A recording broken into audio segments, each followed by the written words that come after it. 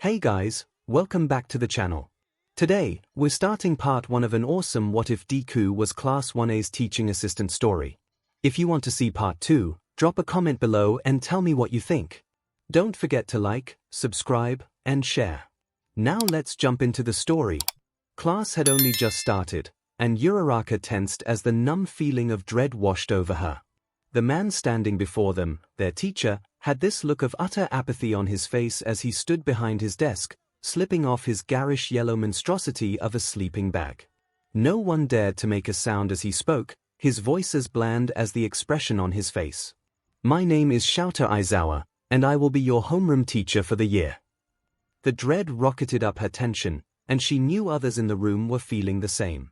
At least, the ones who recognized the name from the whispers traveling around the school as they arrived this morning. Their homeroom teacher had a reputation. And judging by the knowing glint in his eyes as he recognized the clear tension in the room, he was very well aware of it. Good to see that some of you already know what to expect from me. That means I don't have to sugarcoat this, he drawled, looking more amused the more people shifted uncomfortably in their seats. To confirm some of rumors you undoubtedly heard, yes, I do have a reputation for expelling students, and I do have the highest expulsion rate of any other teacher at UA. No, I do not have the patience to deal with any students I determine to have zero potential. And yes, an eerie smirk crossed his face, and Uraraka could barely stop herself from leaning back away from the man. I did, in fact, expel a majority of my homeroom class last year. And no, I will not hesitate to do it again if I see fit. The silence finally broke, with gasps of shock and mutters of disbelief scattering around the room as everyone worked themselves up into a panicked frenzy. One boy, one that Uraraka had noticed eyeing the girls a little too closely and had overheard from taller girl with a ponytail had made inappropriate grabs at her before class, suddenly shot up from his seat, standing on his chair as he cried out, "You can't do that. It's not fair. Sit down." Silence reigned once again, and she swore their teacher's red eyes were glowing as he spoke. Here at UA, you will find that we do not conform to typical school teaching practices and policies. In my class, I have the leeway to teach as I see fit, and anyone I deem to have zero potential is immediately recommended for expulsion. Why? The question slips out before she can stop it, and she jolts when the teacher's gaze snaps to her. She does not cower though, taking a deep breath as she elaborates. Why would you decide someone has zero potential?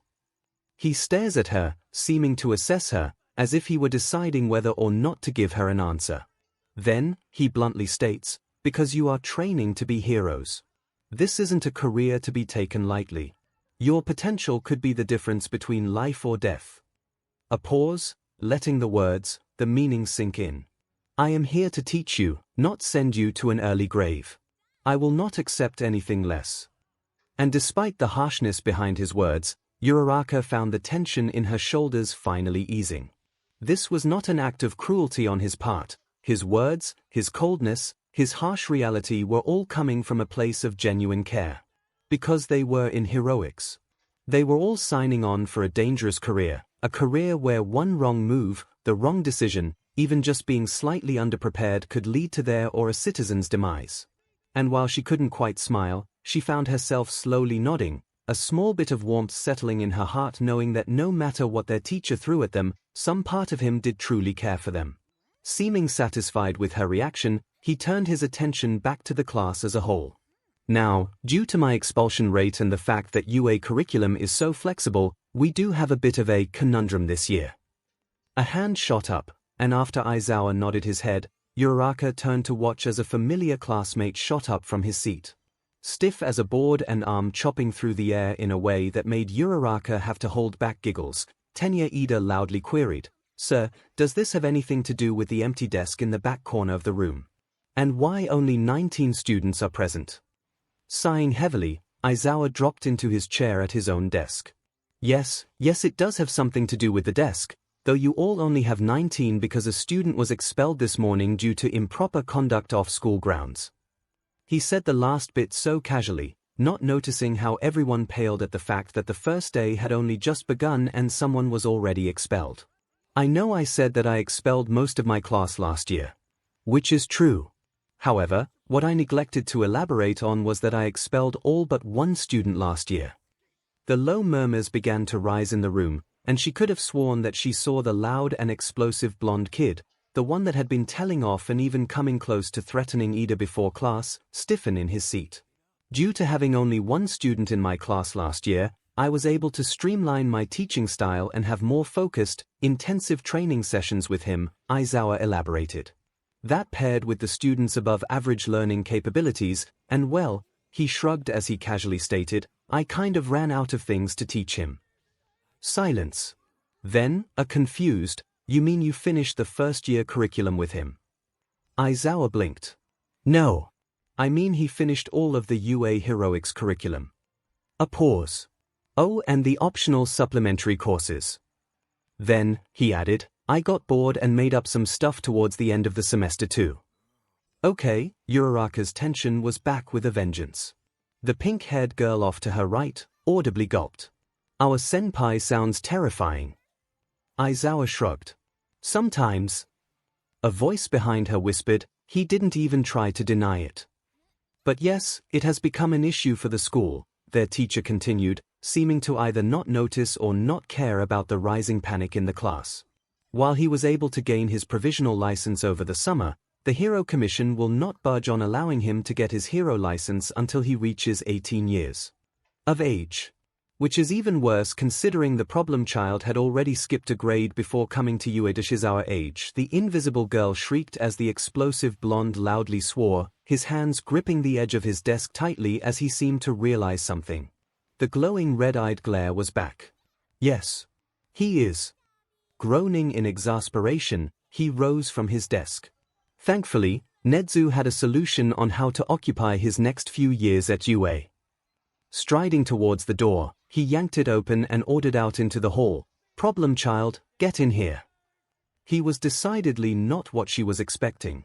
Carrying a well-worn, bright yellow backpack over his shoulder, a hastily and poorly done tie around his neck, and just the slightest bit of a nervous hunch, the boy in question was nothing short of cute.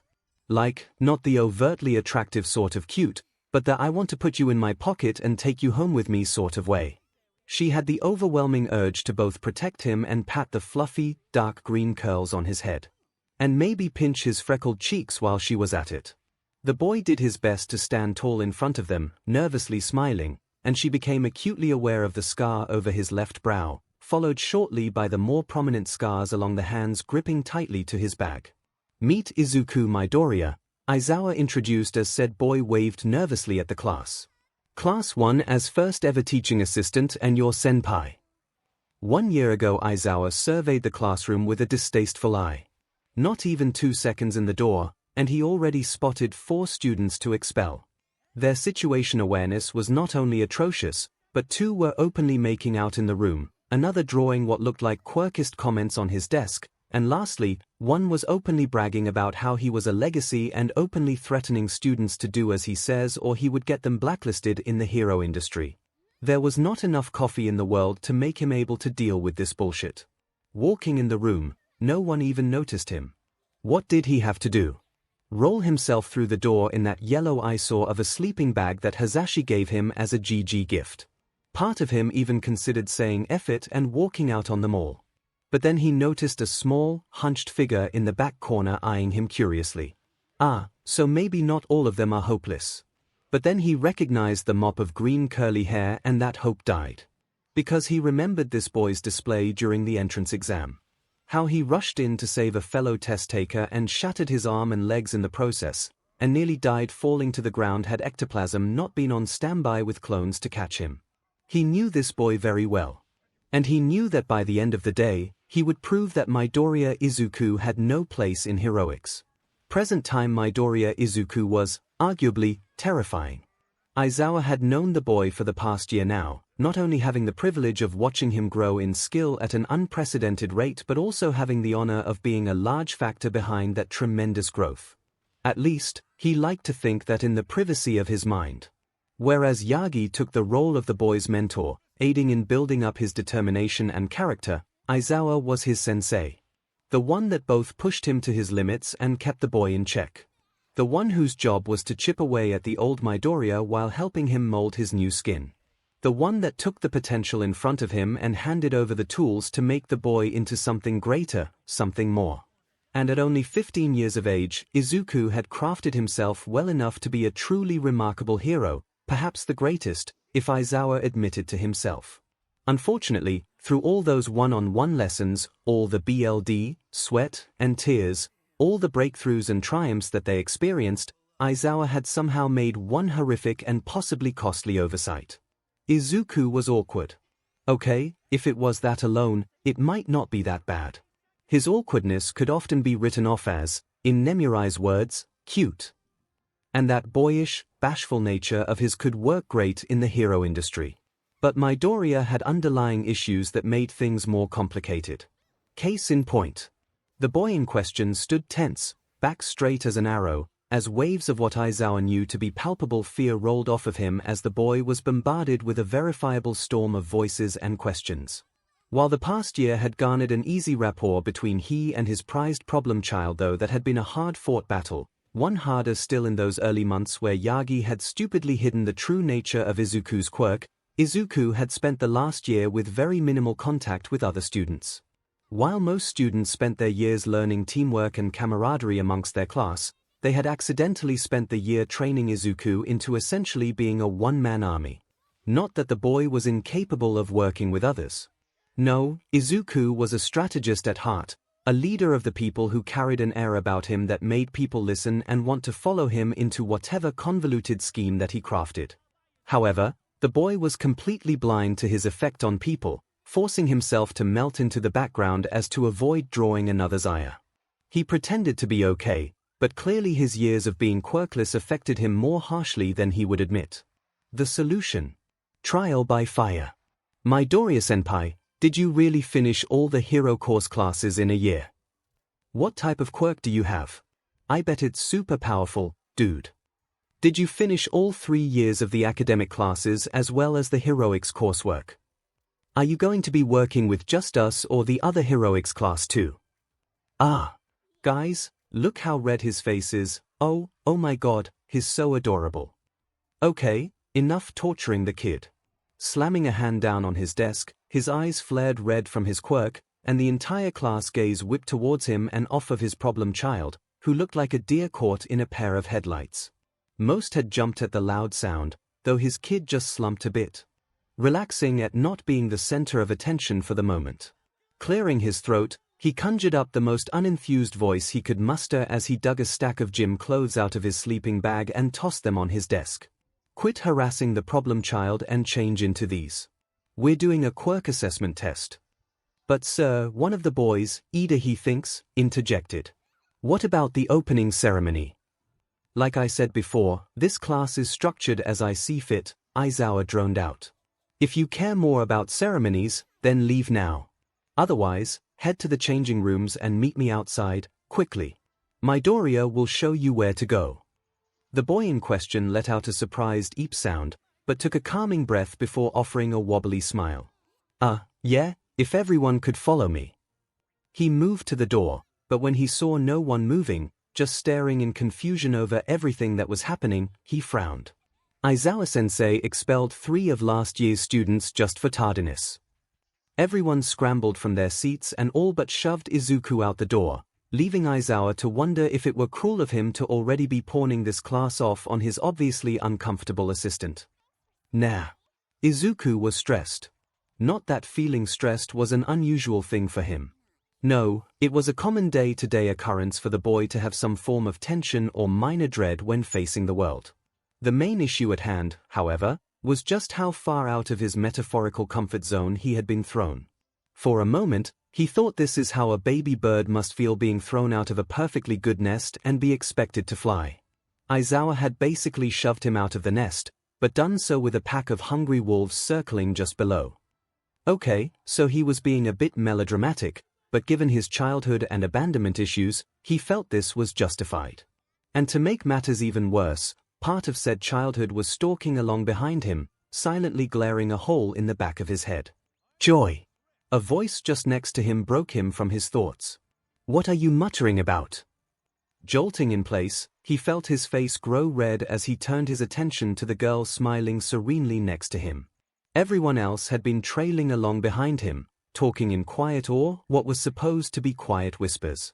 This girl was the first to actually approach him, a cute brown bob haircut and pink-tinged cheeks. Overall, ridiculously cute and far from someone Izuku was used to conversing with. Oh. Well, he let out a nervous laugh as he scratched his head. It's, a bad habit of mine. The muttering. I do it when I'm lost in thought, sorry. You don't have to apologize. I thought it was cute. She chirped, still smiling brightly and having no idea about the inner panic attack Izuku was currently suffering from. My name is Uraraka Okako. He relaxed a bit, settling at the calm but bright presence the girl exuded. It's good to meet you, Uraraka, here we are. Everyone halted as he turned, mustering his best smile though it wavered under the attention. All right, everyone change quickly, and then I will show you to the practice fields. As all the students filed into the changing rooms, he took a calming breath.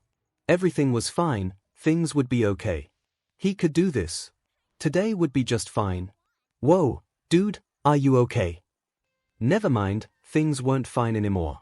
Trying to keep the grimace off his face was hard under the weight of all the stares. He knew that changing with the rest of the boys would mean letting them see, but he had not expected someone to actually say something out loud. To give the poor blonde kid he thinks someone called him Kaminari some credit, he did not seem to really process that he had spoken out loud either until another boy elbowed him in the gut and a boy with bright red hair muttered, "Not a manly question, dude." Plastering on a weak smile, Izuku played it off as if he wasn't standing shirtless in front of dozen-plus peers with scars littered across his arms and torso. I'm fine, really. My quirk was difficult to master, and well, he gave a helpless shrug. Recovery girl can only heal so much. Apparently, that was the wrong thing to say as several sets of eyes seemed to pop out of some of the boys' heads, someone shouting, that was caused by your own quirk. Izuku visibly shrunk. Well, the boy with bulky tape dispensers in his elbows jumped in. Wait, even the one on your chest. And that's the moment when Izuku visibly shut down. He could feel his face go blank, his back stiffen and go ramrod straight as his nails dug into his palms. The room felt tight, and he could practically feel the dull phantom pulse of the jagged scar spreading out from the center of his chest, the pain, the numbness, the fear. You must be my player too.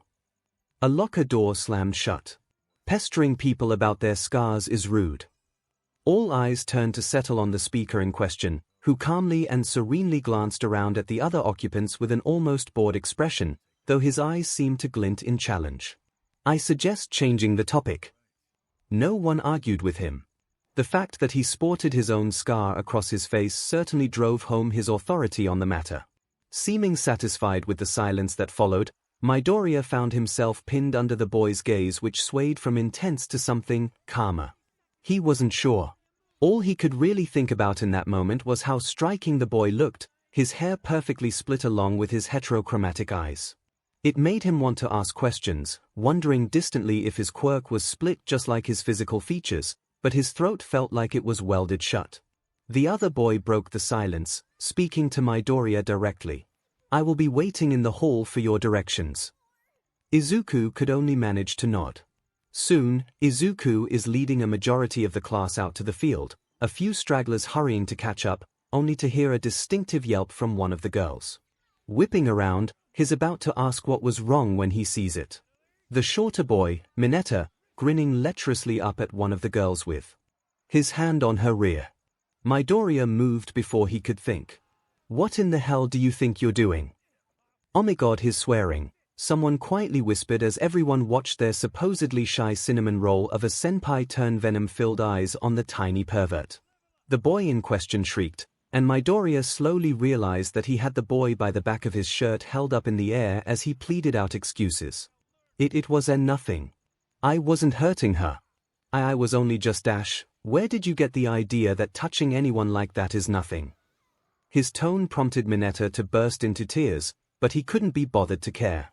Turning his attention to the girl in question, he softly asked, Yozu, right? Are you okay?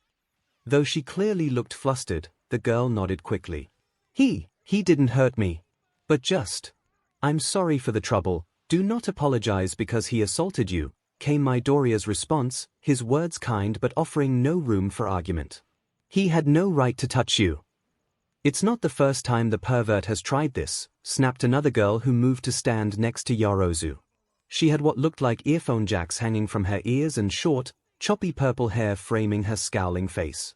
Plus, he tried to look at us when we were changing through a hole in the wall. What? The dark look on his face grew worse, and Mineta's sobbing only intensified.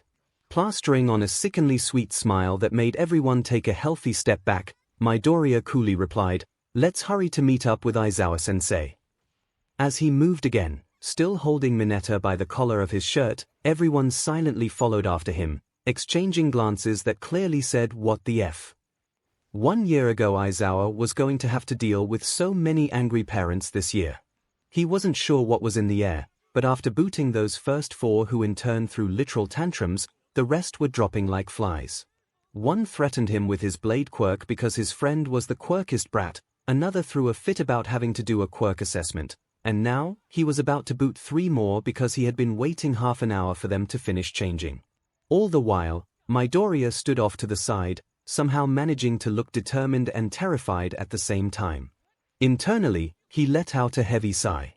He hated the fact that he was essentially waiting for the boy to shatter a limb to expel him, but what else could he do? He reasonably cannot keep a kid that breaks his bones every time he activated his quirk. He would just get himself and others killed. Aizawa refused to have BLD on his hands. A part of him mulled the idea of giving the boy extra training to control his quirk, but did he deserve it? Who has a quirk for 10 years and never bothers to use it at all? Because clearly the boy has no experience with it. That just shows signs of clear laziness. He ignores the determined look on the boy's face, the way he eagerly follows orders, the look of absolute shock and adoration when he stopped that other kid from using his water quirk on him as they left the room. Maybe he will give him a chance. A warning. Let him know that he won't tolerate his self-destructive streak. It's up to him what he makes of it. Present time Aizawa had expected a lot of different scenarios for when his new assistant returned with his class. He expected to see the boy with stressed looks, panicked rambling, perhaps even a rare tired and resigned gaze to match his own. Hell, he even accounted for the scenario where the boy managed to wrap the entire class up with his shy, boyish charm. Never did he expect his problem child to return with that look on his face. The smile was disturbing, to say the least. Paired with the tightness around his eyes, and the boy certainly did nothing to ease the growing dread in his gut. He knew that it had to do with the Mineta boy currently being hauled towards him like a bag of trash while the rest of the class nervously trailed behind, though a few, the girls especially, had looks of righteous vindication on their faces. This is going to involve a lot of paperwork. As Izuku beelined straight to him, Aizawa called out, "What did he do to piss you off, problem child?" His question was answered with a question. "You said that I'm allowed to make recommendations for expulsions, correct?" Several small gasps broke out from the class as Aizawa's eyes narrowed. "Yes. So long as you have a good reason." Multiple counts of SXL harassment. The smile dropped from Midoriya's face, who in turn dropped Mineta to the ground with a disgusted sneer. Both verbal and physical. Aizawa couldn't stop his quirk from flaring to life even if he wanted to. "What?" He could just barely hear the quietly mumbled, "Holy acid, he's scarier than Midoriya-senpai." Everything was currently very awkward. With his anger dissipating after Aizawa led Mineta off to his doom, Principal Nezu, he found himself very flustered and at a loss for words. It was rare that he ever lost his temper like that, and usually it would only be towards actual villains, but he supposed it would not be a stretch to call Mineta a villain at this point. Still, everyone just sat around quietly, sharing hushed whispers and sneaking occasional glances at him. With a defeated groan, he dropped to the ground, drawing his knees up to his chest and burying his face into them. Maybe if he just stayed like this long enough, he'll disappear and everyone will forget he exists. "Excuse me, Midoriya-senpai." His head snapped up, blinking in confusion. "Oh. Yorozu, is everything all right?" She offered him a shy smile. Wanted to thank you." His head tilted in genuine confusion. What for? For having Mineta expelled. He could feel his face heat up as he quickly stuttered, "Oh, no, that's Aizawa-sensei. I don't have that kind of power. You were the one to recommend expulsion to him," interjected the girl with the earphone jacks from before. Jiru? Someone had called her Jiru. You took us seriously. This kind of stuff usually gets excused or brushed aside. Frowning, he replies, "That behavior isn't ever acceptable, and especially not in a heroics department. None of the teachers will tolerate that. And apparently you won't either." Senpai, another girl, the one a brilliant shade of pink and who had called him adorable earlier, cooed. His face felt even warmer as he ducked his head.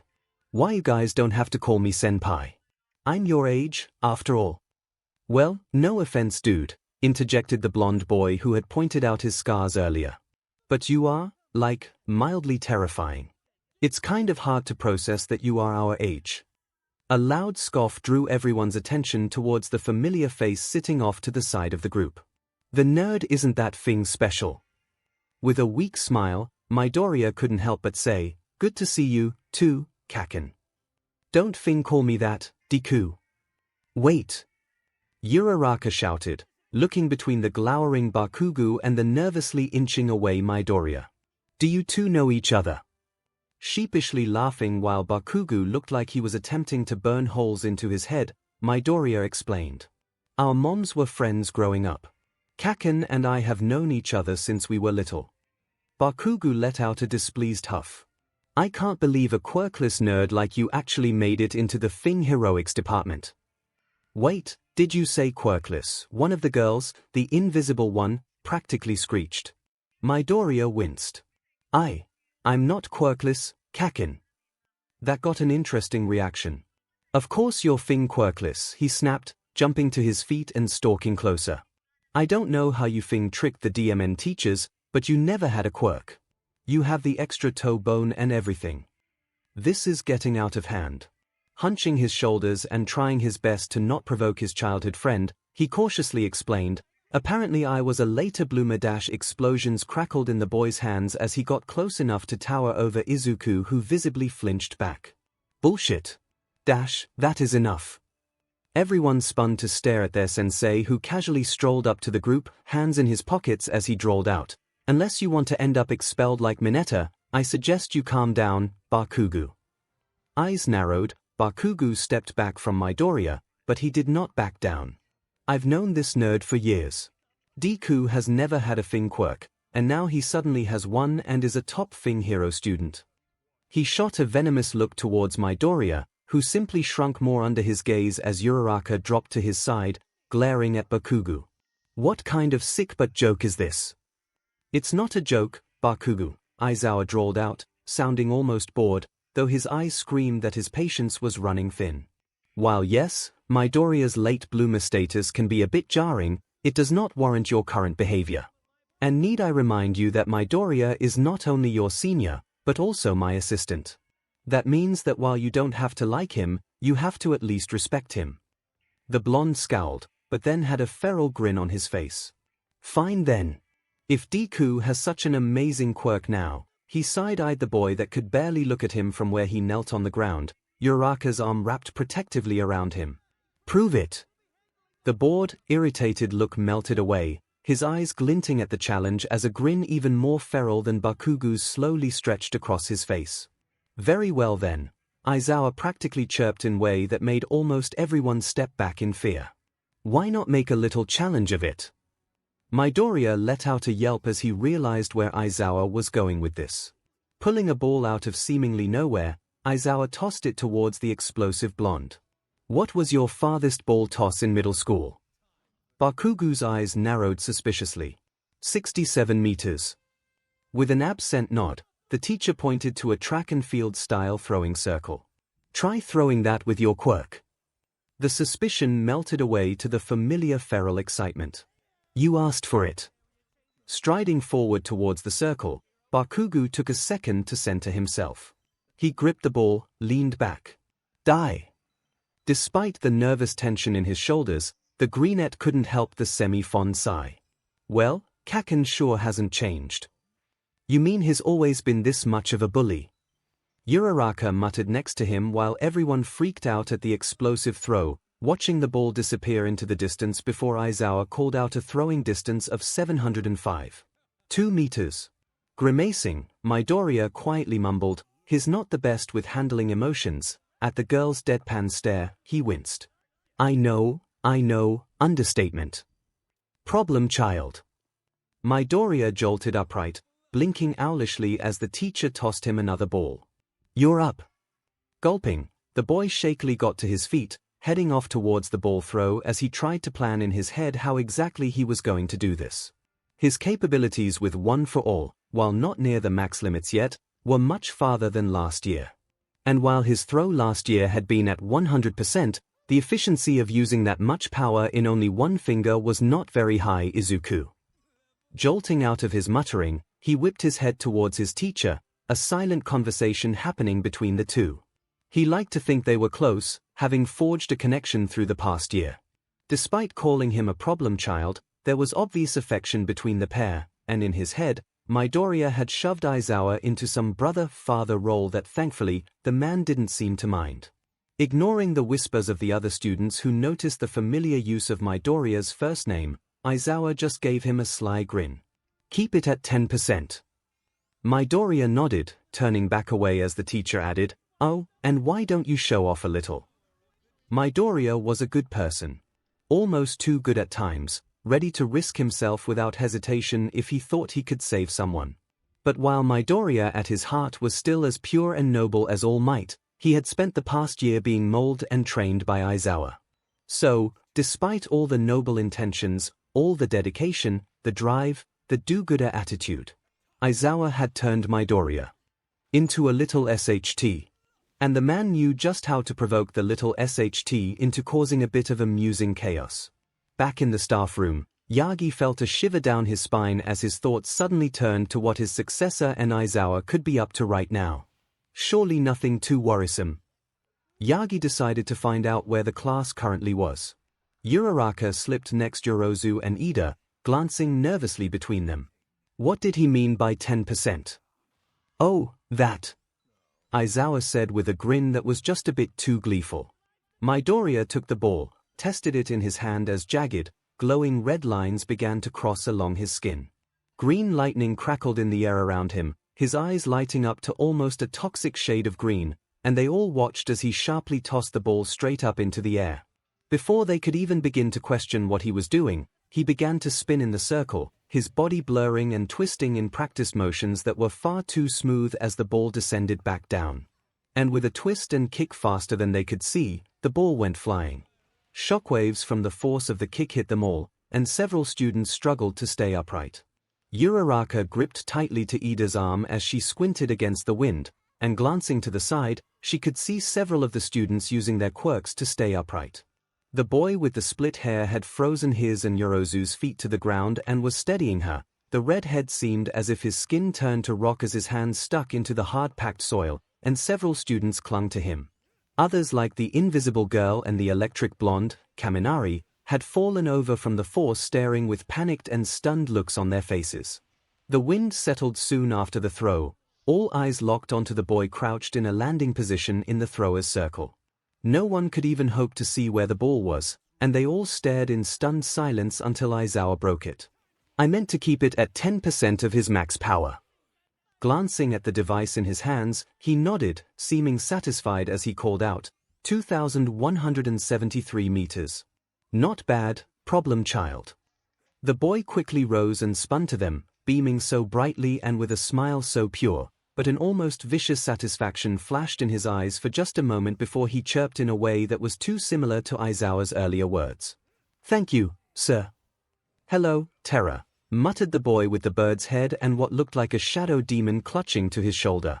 Thy name is Midoriya. Uraraka could only nod as several of her classmates muttered, mood. Thankfully, for Aizawa's sanity, the rest of the tests went rather smoothly. His eyes stayed locked on Bakugo for most of the testing, carefully assessing the boy for any retaliation after Izuku's power display. Thankfully, the boy seemed to have been cowed into SBMSN by Izuku's results, at least for now. The explosive blonde simply hung towards the edges of the group with a sullen look on his face, occasionally throwing glares tinged with disbelief towards the problem child.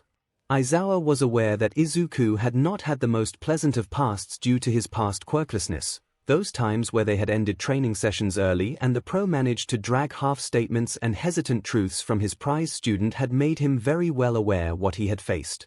While yes, a fifth of the population were quirkless, 90% of the quirkless population were above the age of 50, and the younger population were prone to facing a large range of discrimination. Children could be cruel. And Izuku flinching when others shouted was certainly a learned behavior. Meeting Bakugo and seeing his reaction to Izuku answered just as many questions as it created. They certainly knew each other, and despite Izuku's attempts at being kind, it was clear that Bakugo had not extended the same courtesy in a long while, if ever. He would have to keep a close eye on the pair in the future to ensure that this does not become an issue.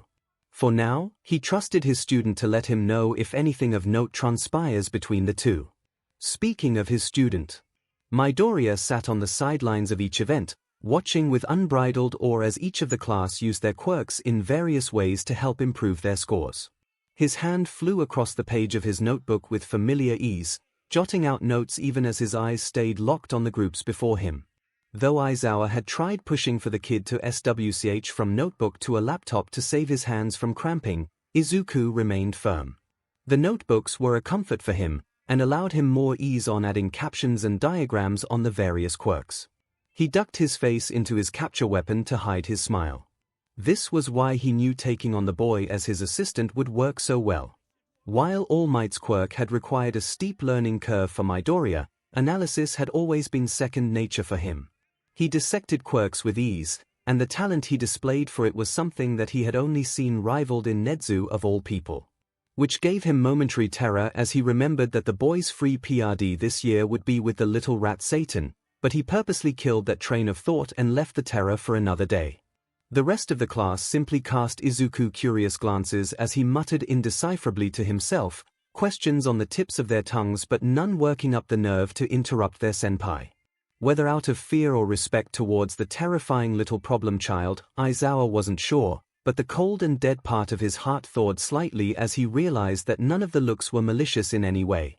They all had varying degrees of acceptance to almost fondness, judging by the way a few hovered near him to try and glance at the notebook. Uraraka even dropped down to sit beside his student in between tests, a soft smile on her face. Yes, he was very happy with his decision to keep the boy close. Adoption jokes from the other teachers BDM'd. Class 1A chat Midoriya, hello, everyone. I received permission from Aizawa-sensei to set up this chat room to keep everyone in the loop in regards to class updates and assignments. If you have any questions or concerns, please feel free to tag me or message me privately if you want. I will try to respond as swiftly as I can. Plus Ultra. Kaminari, you what up my dudes. 𝐒𝐿, AYYYY man. Ashido, HI everybody. Kirishima, hello. Toru, Onaijiru, it's been 30 seconds, and I can already tell that this chat was a mistake. Ida, greetings fellow classmates. Yorozu, hello everyone. Uraraka at Jiru, I'm sure it won't be too bad. Bakugo, F this SHD, I'm out. Bakugo has left the chat. Uraraka, see. Already better. Kaminari, Oigun Ashido, Alida, Uraraka-san. Midoriya has added Bakugo to the chat. Bakugo, what the F Midoriya, sorry, Kaken. The chat is mandatory for class updates. Bakugo, FOFF. Midoriya, also, swearing isn't allowed. Kaminari, yeah, Kaken Bakugo, don't F call me that, Pikachu. Bakugo, it's bad enough that the nerd calls me that none of you better start Midoriya, Kaken, language. Bakugo, Dai, Deku. Yorozu, oh, my. Uraraka, you know, if his face accidentally smacks into my hand and he floats into the sun, it could totally be seen as an accident, right? Ida, Uraraka. Do not stoop to his level of threats. Bakugo, watch yourself, round face. 𝐒𝐿. Should we be concerned? Midoriya, usually, yes, but Kaken is being rather tame if I'm being honest. Midoriya, Also, sorry everyone for not clarifying. The chat is only meant for class discussions and things relating to that. So, non-class related discussions will have to be kept to a minimum. I'm sorry. Kirishima, it's okay, Midobro, Kaminari, or, come on, we won't talk about anything bad. Midoriya, sorry. It's the only compromise I could get with Aizawa-sensei. He doesn't want the chat to blow up his phone. Ashido, wait, he's in the chat. Aizawa, yes. Kaminari, Aida, Aizawa-sensei. I am terribly sorry for our behavior in the chat thus far. Midoriya, you haven't done anything bad. It's fine. Jiru, Midoriya, there have been 3 death threats already. Midoriya. I'm trying my best. The second day was the first official day of classes. Homeroom was rather uneventful, Aizawa simply rattling off necessary announcements before handing off the responsibility of keeping everyone in line to Midoriya before dropping to the floor in his hideous, yellow caterpillar suit. Naturally, seeing as how no one had a chance to corner Izuku after the quirk assessment test the day before, with him having to head off with Aizawa to discuss class details, they took this as an opportunity to pelt him with questions. So, what's your class schedule like? Uraraka asked, pulling her chair closer as she casually leaned on his desk. She seemed to be the most comfortable around him compared to the others in the class. Not that the others were wary of him, but she just seemed to treat him less like her senpai and more like a good friend, a fact that meant more to him than he knew how to put into words. His nerves were still a little frayed over everything that had happened yesterday, and he appreciated the ease in which she approached him. The fact that she also seemed to have appointed herself as an unofficial bodyguard against Kaken certainly wasn't forgotten either. It's a bit of a mess, if I'm being honest, he replied sheepishly. I'm ahead in several academic classes as well as having placed out of a few of them. I'm currently set to start 4 academic classes with the 3rd years this semester as well as taking some private lessons with a couple teachers. Ida began to chop his hand through the air as he chimed in. That is most impressive, Midoriya. It is an honor to have someone as talented as yourself to help lead our class. Flushing bright red, he stammered back, it's nothing. Really? I had one-on-one with the teachers all last year, don't discount your efforts. You still could have simply settled into the standard class pace, Yorozu pointed out with a serene smile. He smiled meekly. Yeah, I guess so, we totally need to work on your confidence, man. Kirishima chimed in as he strolled over with a big smile. Being modest is totally manly, but you deserve to have a little faith in yourself. Before Izuku could respond, Mina jumped in. Are we going to just ignore the fact that Midoriya-senpai is taking 3rd-year classes? Glancing at the boy in awe, she adds, what are you even going to do once you finish those? With a helpless shrug he replies, we honestly don't know at this point.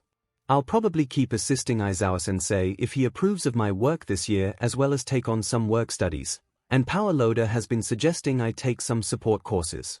Some of the teachers have thrown around the idea of me teaching an elective course after my 3rd year since I will have a gap year before I am old enough to take the hero licensing exam, but nothing is set in stone. We have mentioned you are terrifying, right, senpai? Yes, and I still don't understand why. Midori Protection Squad Ashido. Okay, this chat took way too long to set up. Jiru, what is this? Jiru, why did you make a group chat entirely identical to our class chat? Kaminari, it's not completely the same. Ashido, yeah. We left out Aizawa-sensei and Midoriya-senpai. Yorozu, I understand wanting a chat without our teacher in it, but it feels a little rude to exclude Midoriya.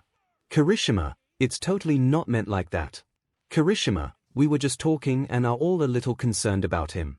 Ashido, like seriously. Ashido, he's so talented Ashido, but he has no confidence.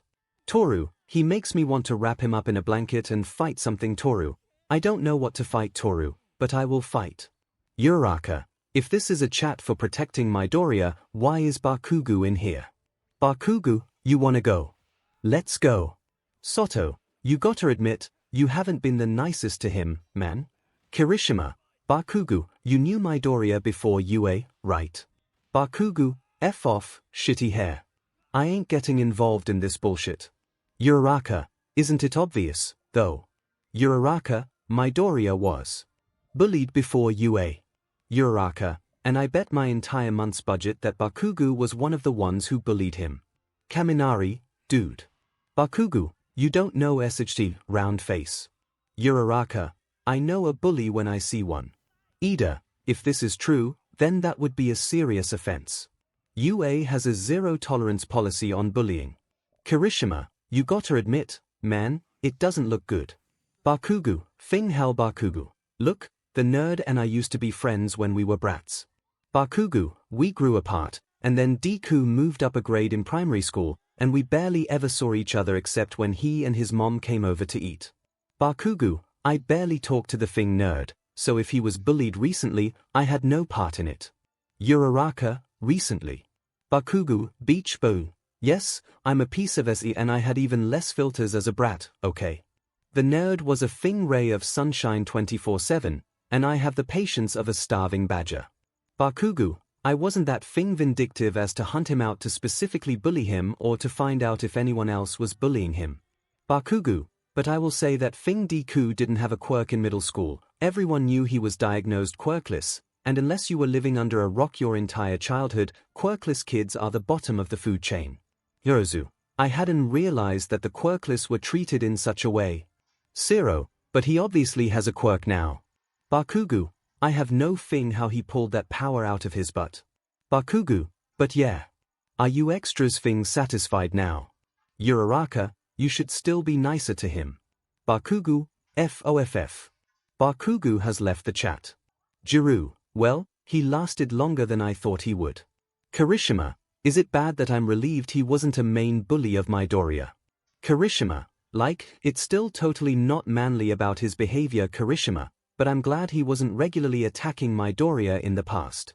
Zero, small victories, I guess. Uraraka, I'm still not completely against the idea of tossing him into the sun. Ida, Uraraka. Todoroki, why am I in this chat? Kirishima, dude, you totally belong here. You protected Midoriya in the locker room yesterday. Todoroki, I what? Uraraka, he what? Ida, yes, it was quite honorable when you stepped in to stop Kaminari and Zero from pestering Midoriya about his scars. Uraraka, they what? Zero. She can't actually yeet us into the sun. Jiru, her score on the ball throw was infinity. You tell me. Kaminari, fear you would think after a year of knowing the man, the little rush of fan worship would wear off by now. I am here. But then, that's just how Izuku is.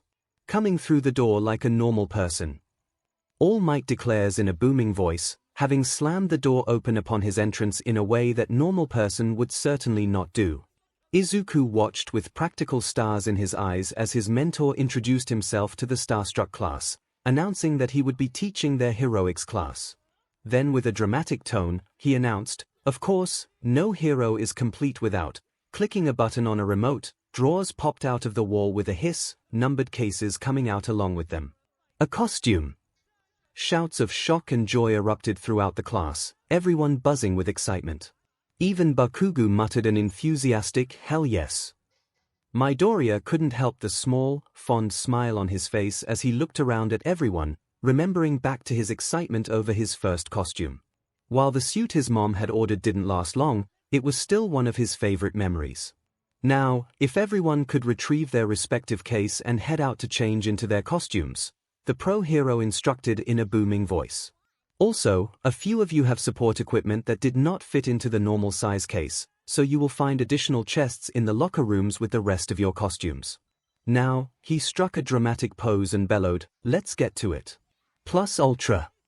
Plus Ultra! Cried out several members of the class as everyone beelined to the cases. As they all chatted excitedly and made their way to the door, All Might's voice casually drifted above the noise. I have your updated suit in the teacher's lounge, Izuku my boy. They all came to a screeching halt. Wait, is Midoriya-senpai on a first-name basis with All Might? Kaminari practically screeched as all eyes whipped towards the pair.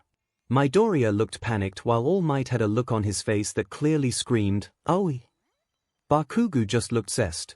When the F did this happen, Deku? Midoriya let out a sheepish laugh as he nervously inched towards the door.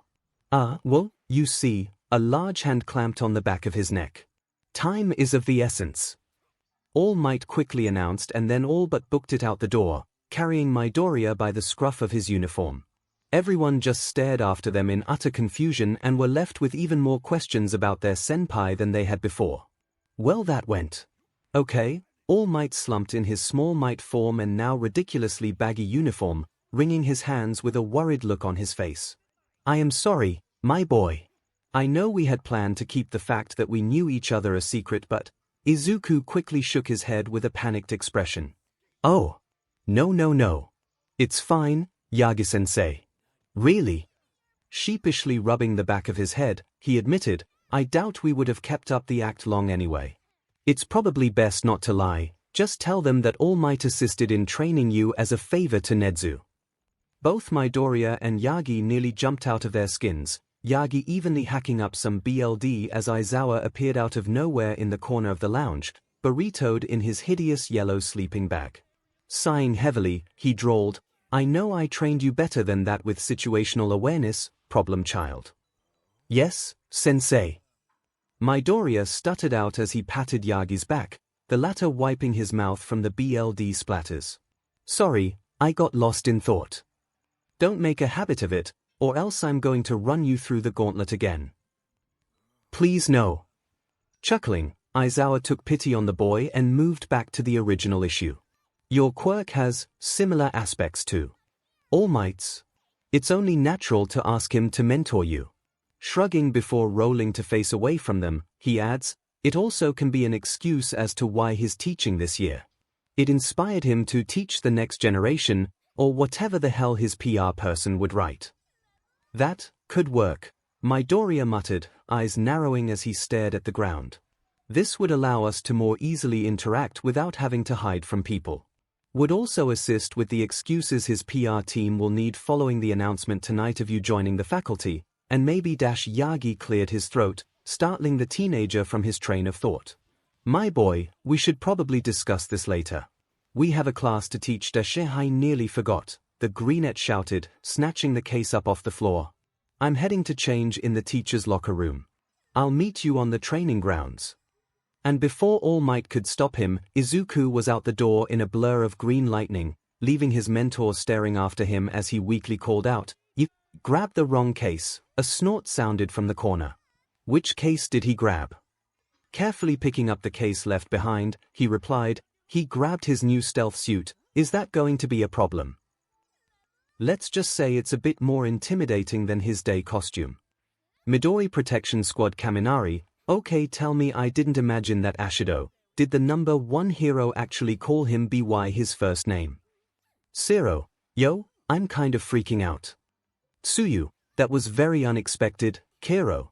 Bakugu, who the F added me back to this SHT hole? Kaminari, wow, someone is testy. Bakugu, you wanna die, Pikachu. Ida, everyone. Please refrain from using your phones during class time. Uraraka, Ida, you are my friend and I respect you.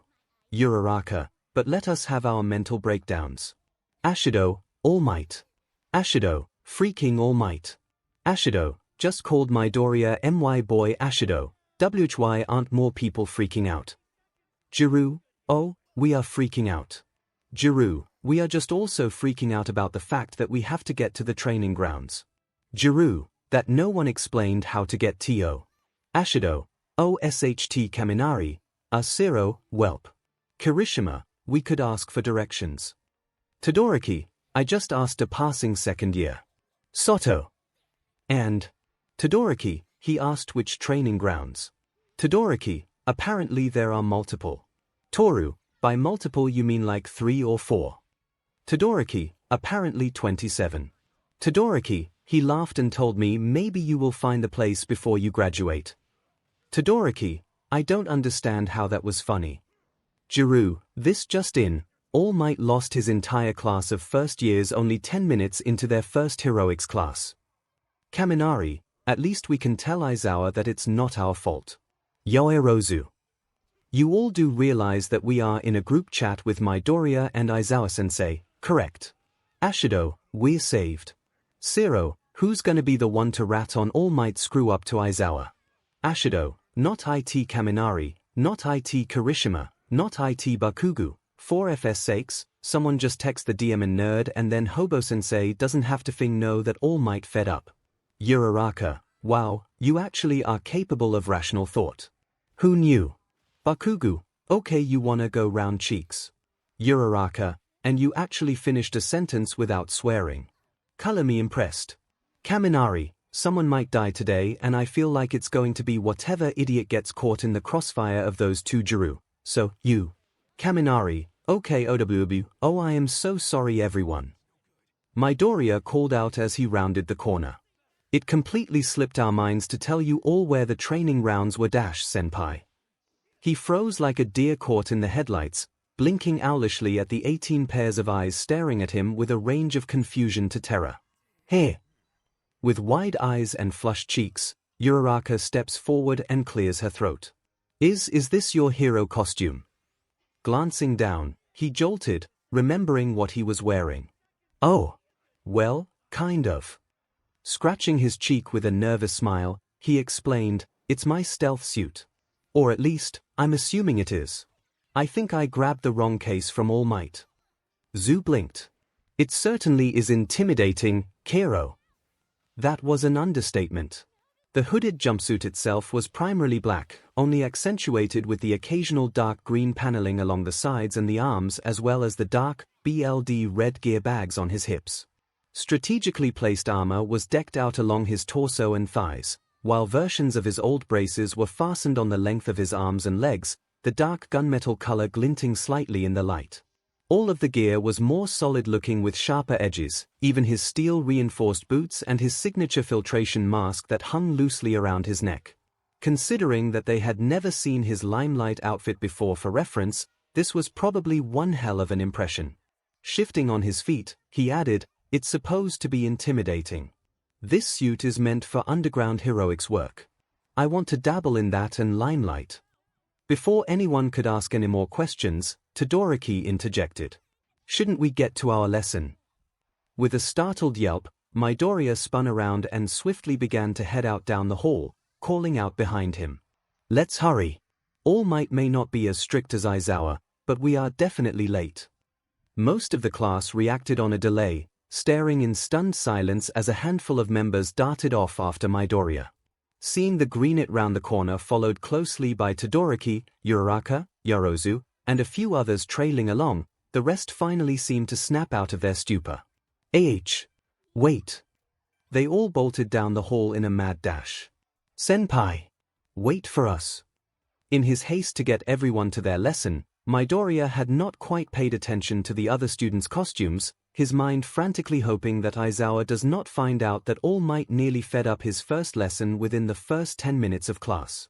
So, safe to say that when Yorozu caught up to him and attempted to make small talk, his brain took a moment to process exactly what he was seeing. Whatever she was saying was not quite computing in his head, with him just nodding and making small comments as she spoke, his brain just screaming at him. It only got worse when Uraraka chimed in for the conversation, and he got to see her costume as well. The words tumbled out before he could stop them. Did you guys design your costumes? Both girls blinked in surprise before becoming sheepish. With a startled laugh, Uraraka tried to put on a cheerful smile. I wasn't really sure what to put down, so I just explained my quirk and wrote that I liked space-themed things. The costume company did the rest. Tugging nervously at her wrist, she mumbled, "It's a little tight." He bit back a growl as his eyes fell to her shoes. "And those heels aren't exactly practical." She grimaced. "Yeah, I nearly rolled my ankle in the locker room earlier." "My costume is a bit different than I expected," Yorozu hesitantly replies with a sigh. "I did the same as Uraraka. I told them my quirk, but instead of space, I just mentioned I liked the color red. I know I need exposed skin for my quirk, but still." Midoriya tried his best to rein in his thoughts to keep the girl from being uncomfortable. Did they offer any alternative options? They should have had the budget for variations on the jumpsuits. With a tinge of bitterness in his tone, he adds, "That includes protective armor." Both girls hesitantly shook their heads no. "Well, it's a good thing you guys get to submit costume change ideas tomorrow," Midoriya chirps in a tone that is a bit too chipper. And we will spend homeroom discussing design options. Yorozu certainly seemed relieved. So, that's going to be our lesson tomorrow. It will be now. Neither girl knew how to respond to his ominous tone. As Aizawa spots the class finally entering the control room for the training exercise, he begins to wonder if seeing that eerie smile on his problem child's face was going to be a common occurrence this year. At least this time he wasn't dragging a student in by the scruff of his neck, but the look paired with his stealth suit design made even himself uncomfortable, not to mention the rest of the class. From beside him, he could literally hear All Might gulp. Before he could think to question it, Izuku met his gaze, his face flashing with a look that said "trust me," before the boy plastered that god-forsaken smile back on his face. Spinning on his heel and clapping his hands together, the class as a whole nearly jumped out of their skin at the sudden announcement from the usually meek boy. "Just an announcement before All Might starts our lesson," the boy chirped. "Today is a trial run for your costumes. Think about the pros and cons, and make a mental list and possibly a physical list once you are done with the exercise of any and all changes you want from your suit, even if you aren't sure it's possible. We will be spending homeroom going over the pros and cons of your suits, while Aizawa and I also make suggestions." Aizawa lifted a brow. "Oh, so is that the lesson plan for tomorrow?" Izuku's head snapped towards him, still that eerie smile planted on his face. "It is now." "Well, all right then. You heard your senpai. Make those lists." Shaking his head, he muttered, "He probably already has like 5 lists himself. I have 7. I'm not awake enough for this." The exercise had not even started yet, and he could feel the headache coming on. He knew the kid meant well, but Aizawa should have known what he was getting himself into. Izuku was incredibly passionate about many things, and he should have known how quickly the boy would grow protective of their class. Though, judging by his first glance at the costume designs in front of him, he could understand why. What the F was the costuming company thinking?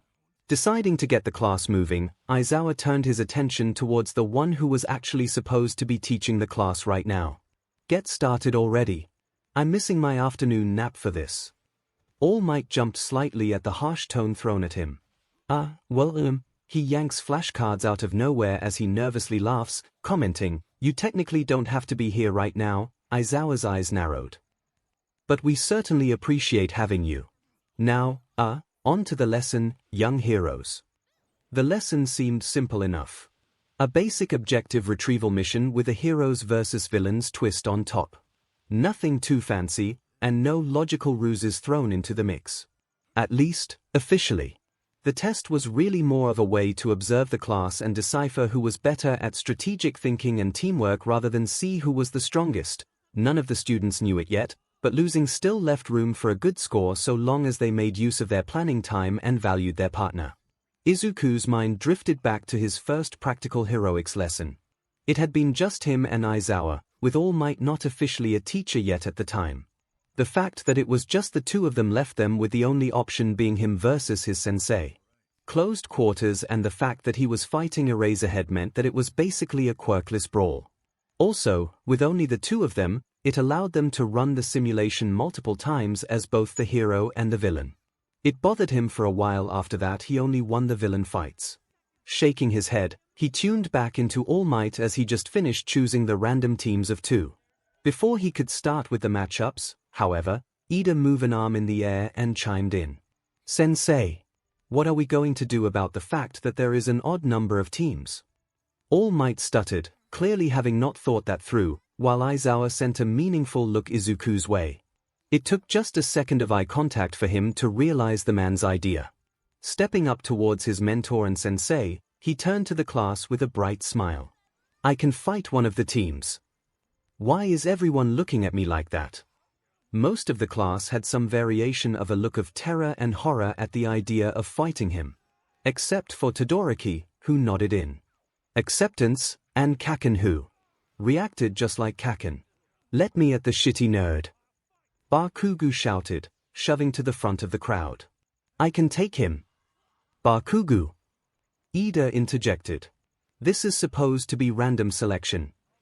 Part of Izuku believed that Ida was saying this out of his love and dedication to rules and order, but Ida had looked very pale when Izuku offered to fight, and the poor soul was Bakugu's partner. Attention turned to All Might, who seemed to be pondering what to do while Bakugu muttered obscenities in the background. It would not be fair to only allow one group to fight against young Izuku. He used his first name again, someone mumbled from the back of the class. Clapping his hands together, All Might shouted, "Aha! I know just the thing." Planting his hands on his hips and proudly grinning towards the class, he announces, "Young Izuku shall simply be the villain facing each team. That way you all get your chance to face him. Why do you all look so pale?" Aizawa let out a snort of amusement. "This isn't exactly a fair fight. I'm sure young Izuku can handle himself just fine." "That is not what I meant." Uraraka, with a nervous smile, stepped forward to speak. All Might Sensei. I think our concern is mostly about the fact that Midoriya-senpai has more combat experience with his quirk than us. And the fact that his quirk in general is freaking mental," Jiru added, several heads nodding in agreement. The hero blinked. "Oh. Yes, well," his mind flashed back to his first lesson, and an idea popped into his head. Taking a breath, Izuku offered them all another bright smile. "So, it's just my quirk that's making you all nervous?" At the flurry of nods, he lets his smile widen. "Well, that's an easy fix." He glanced at Aizawa, watching the feral grin grow on the man's face as he buried it in his capture weapon. "I will just fight quirkless." The room fell silent. No one seemed sure about what to say. While, yes, they did not want to go against their OP senpai with his quirk, fighting him 2 versus 1 without a quirk just seemed unfair. Judging by the glances thrown around the room, Gorozu realized that everyone else seemed to agree with the sentiment. No Fing Wei. Well, most everyone. Storming to the front of the group, Bakugu practically seethed as he jabbed a finger at Midoriya. "I don't need no Fing handicap.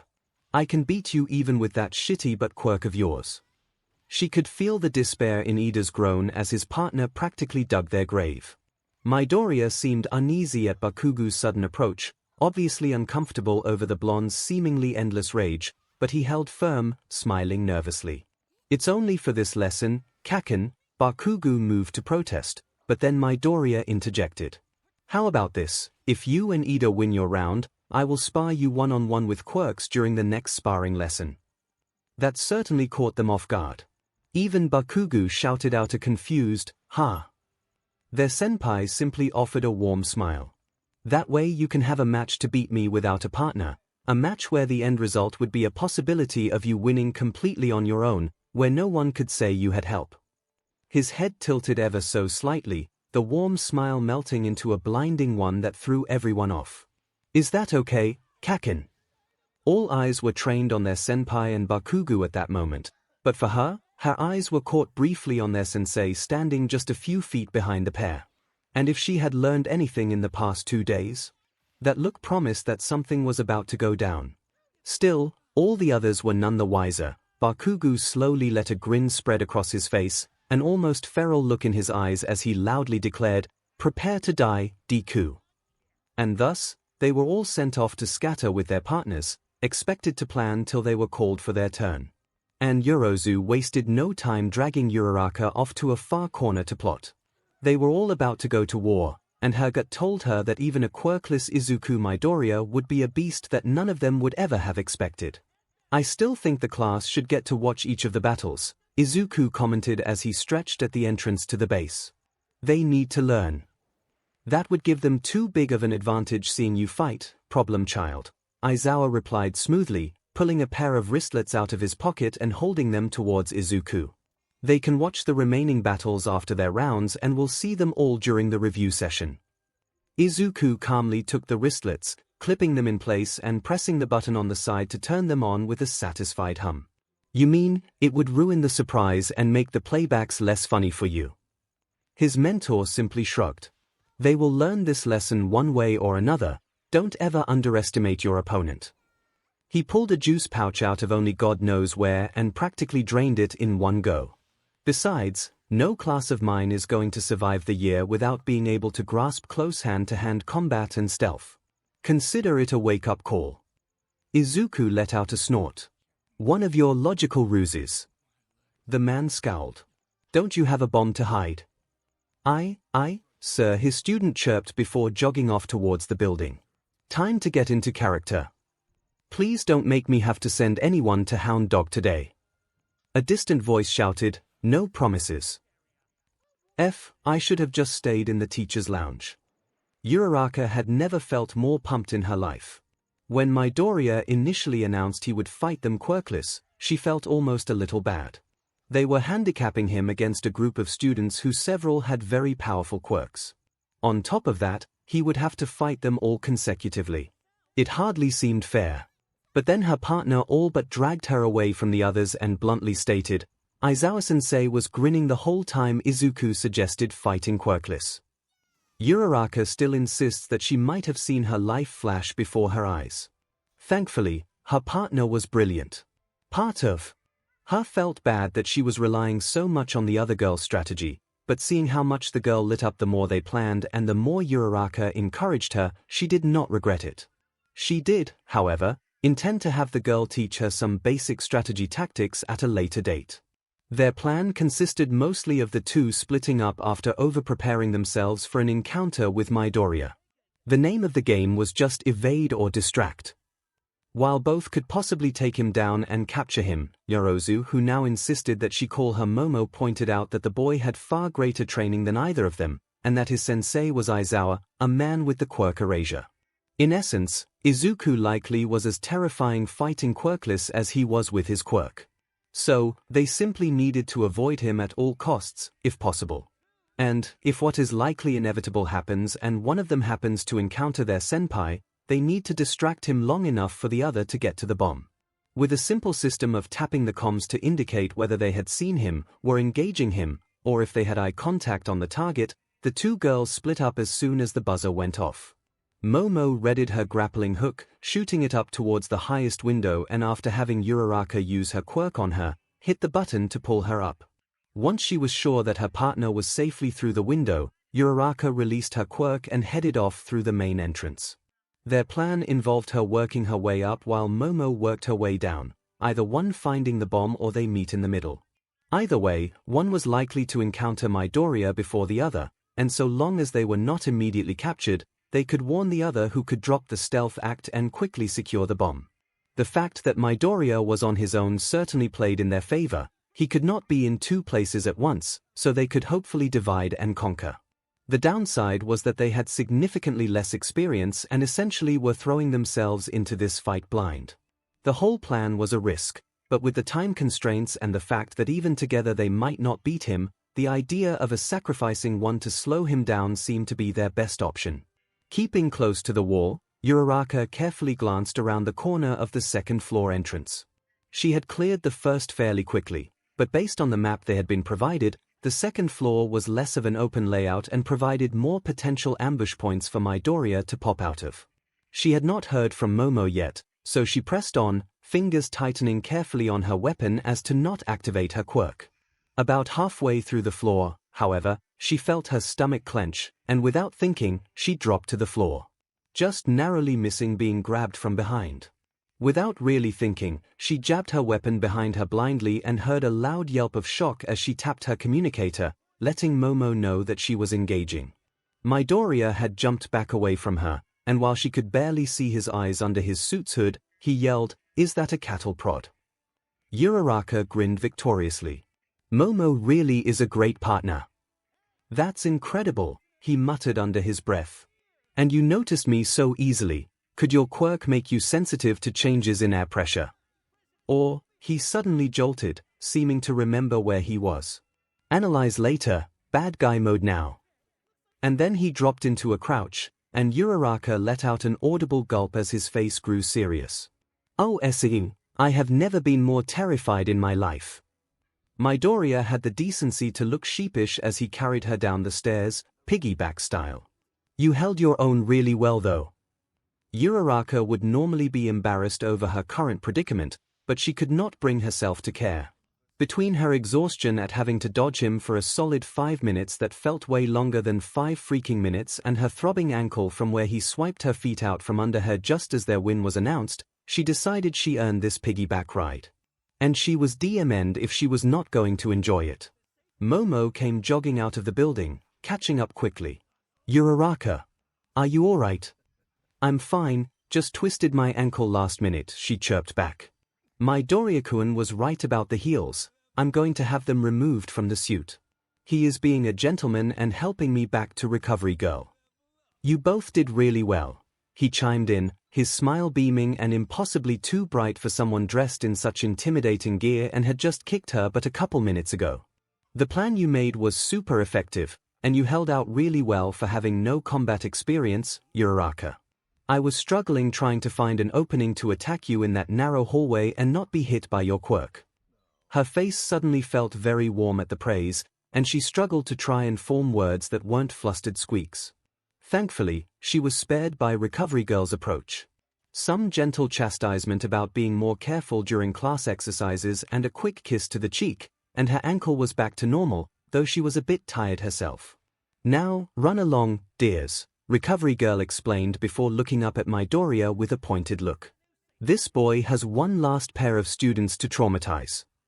With a pout, their senpai replies, "I didn't traumatize them, you clearly need to watch the tapes from the earlier groups," came the snippish comeback, her tone offering no room for arguing. "Now, hurry along, I don't have all day." "Alright, I'm going." Heading to jog off, Midoriya throws them a bright smile over his shoulder. "Talk to you both later." "Oh. We have to talk about your quirks later. They are both so amazing." Neither girl had a chance to reply before he darted off, leaving them both blushing from the praise while Recovery Girl chuckled under her breath. The pair was immediately bombarded by classmates as they entered the waiting room. "Hey, you two. How did your test go?" Kirishima cheerfully asked, jogging across the room towards them. "Dang, you guys look in better shape than the rest of us coming back," 𝐂𝐿 adds. "Midoriya really doesn't hold back." Uraraka chuckled at that. "Yeah, fighting him was mildly terrifying. He's super intimidating when he focuses. Swept my feet right out from under me with a super cool kick." Kaminari laughed at that. "He did the same to me. Wrapped capture tape around my wrists before I could even fully use my quirk. Though the mild shocks I did manage didn't seem to affect him, apparently, his suit is mildly shock resistant. And the metal is apparently some weird alloy that resists corrosion," Mina chimed in, a mixture of glum but intrigued. "He certainly has thought his suit through," Momo chimed in thoughtfully. "He had designed it before even meeting us, yet it still gave him an advantage against several quirks. I'm interested as to what insights he'll have for us tomorrow during costume discussions. He seems prepared for any type of quirk." "Maybe not any," Uraraka says with a rueful smile. "Mine would have been great to use against him, but I couldn't even land a touch on him with my quirk. I'm lucky Momo found the bomb when she did." Everyone in the room went quiet and just stared at her. Kaminari broke the silence. "Wait, you found your bomb? You guys actually won?" That made her frown. "Is it that hard to believe that we won?" "He didn't mean it like that," Jiru supplied, breaking away from her conversation with Shuji and Tokoyami. "He means, you two are the only ones so far that have actually won." "What?" Momo looked just as shocked as she did. "He beat all of you." Tokoyami nodded, with Dark Shadow looking like she was pouting behind him. "He deduced most of our weaknesses, and made short work of our groups. It is rather commendable how well you two did." Uraraka was at a loss, trying to process. She just assumed that the others had won as well. The fact that everyone else lost made her conflicted. Part of her was elated at the idea of doing so well compared to her classmates, but another part of her was concerned. He didn't hold back on us. Right. Shaken from her thoughts, Ojiro chimed in. Depending on how the last group does, you two might be the only ones to win today. Momo's brows scrunched together. Who is in the last group again? Before anyone could answer, a distant boom shook the complex violently, jarring all of them into defensive stances before they all seemed to simultaneously realize what happened. Bakugu. Hell chat, Cat Dad, the problem child has earned 3 days of shaming effective immediately. Problem child, that is excessive. Cat Dad, then maybe you should have been more careful during the lesson. Problem child, but Zoa, it was 𝐿𝐴𝐴. Problem child, he doesn't do careful. All Dad, I do not think today was that bad. Loud Dad, that is a bit much, show. 𝐵𝐴𝐴𝐵, yeah, the kid's been so good lately, what on earth did he do to earn 3 whole days? Why not? Has my favorite nephew been naughty today? Cat Dad, earlier, 𝐒𝐿𝐴𝐴 broke his arm, 3 ribs, and dislocated both of his opponent's arms during class today. Loud Dad at problem child shame. Why not at problem child shame? 𝐵LD bag at problem child shame. Rootin' tooting, sorry kid. Rootin' tooting at problem child shame. Spook at problem child shame. Brick at problem child shame. Diglet at problem child shame. All Dad, I am deeply sorry, young 𝐒𝐿𝐴𝐴. All Dad at problem child. Shame. Problem child, 𝐸𝐴𝐴, Brutus. All Dad, 𝐒𝐿𝐴𝐴. Problem child, betrayal. Rat Satan at problem child shame. Problem child, new. Problem child, 𝐻𝐻𝐿𝐴 not you too. Rat Satan, as much as I applaud your efforts today with 1A, I must abide by the rules of shaming. Problem child, but the dislocations were a valid strategy against 𝐿𝐴𝐴's quirk. Granny, we are more concerned about you breaking your bones. Granny, again. Problem child, I plead the 5th. Diglet, we are in Japan. Problem child, I plead the 5th. Cat Dad, stop complaining. This is your own fault. Problem child, I'm revoking your dad privileges. Cat Dad, fine then, I'm returning the signed 𝐒𝐿𝐴𝐴 merch I got you. Problem child, wait Loud Dad. Gasp Diglet, wait, seriously. He actually knows swear words. Why not? Perhaps he needs more than 3 days of shaming. Problem child, I'm being bullied. All Dad, young Midoriya. Swearing is unbecoming of a young hero. Rootin' tooting, says the man who swears in English regularly. All Dad, All Dad, I plead the 5th. Class 1A chat. Midoriya at everyone. Hello class. Great job during the heroics class today. We will go over everyone's performance tomorrow during homeroom, as well as have everyone sign up for time slots to come discuss costume changes and improvements with me throughout the day. Midoriya, make sure to have notes on your costumes, because I will as well. Midoriya, and I have notes that are not optional. Tokoyami, ominous. Uraraka, why is a smiley face so intimidating? Midoriya, don't worry. I just plan to speak to 𝐻𝐻𝐿𝐴 about our outsourced costume contracts. Midoriya, and about how to fast-track a lawsuit. Midoriya, everything will be fine. Kaminari, fear Midoriya. In other news, I need to make some changes to the group chat. Soto, what kind of changes? Izuku Midoriya has changed the chat name to Hellspawn Chat. Soto. Oh. Kaminari, P50 Ashido. Oh wow, wasn't expecting that from Senpai. Yorozu, oh my. Zero, kind of accurate. Ida, Midoriya. That is highly inappropriate. Aizawa, problem child. Midoriya, yes. Aizawa, what are you doing? Midoriya, nothing. Izuku Midoriya has revoked Shouta Aizawa's admin privileges. Kirishima, RO. Izuku Midoriya has changed nickname privileges to admin only. Kaminari, RO. Aizawa, problem child. Aizawa, don't you dare. Midoriya. Izuku Midoriya changed his nickname to problem child. Toru, okay, that's not too bad. Izuku Midoriya changed Shouta Aizawa's nickname to Buttface. Zero at Toru, you just had to jinx it. Bakugu, ha ha ha. Ashido, oh my god, I'm wheezing. Zero, Demon Senpai Tokoyami, what a mad banquet of darkness. Buttface. Buttface, Izuku Midoriya. Problem child, I don't think I thought this through. Buttface, run. Problem child, help Kirishima, should. Should we be concerned? Bakugu, nah. Zero, dude, that's cold. Uraraka, is anyone still at school that can check on him? Todoroki, I am still here. Todoroki, I can hear screaming down the hall. Should I alert the teachers? Ashido, yes. Todoroki, I informed Vlad King. Todoroki, he stared down the hallway towards the screaming and muttered, "It's too early for this, before turning around and walking in the opposite direction. Todoroki, I do not understand. It is past 4 in the afternoon. Is he nocturnal? Kaminari, someone have Cemento-sensei make senpai a gravestone cause I am disappointed in you. Sir, please, it was a mistake. The only mistake was the expectations I had for you. Sensei, I promise, it won't happen again. I trusted you. Aizawa shouted, shoving himself up out of his chair and slamming his hands on his desk, causing everyone in the room to shrink. I trusted in you, and you broke that trust. Izuku shrunk, visible tears in his eyes as he pleaded with the man. Please, I swear I will do better.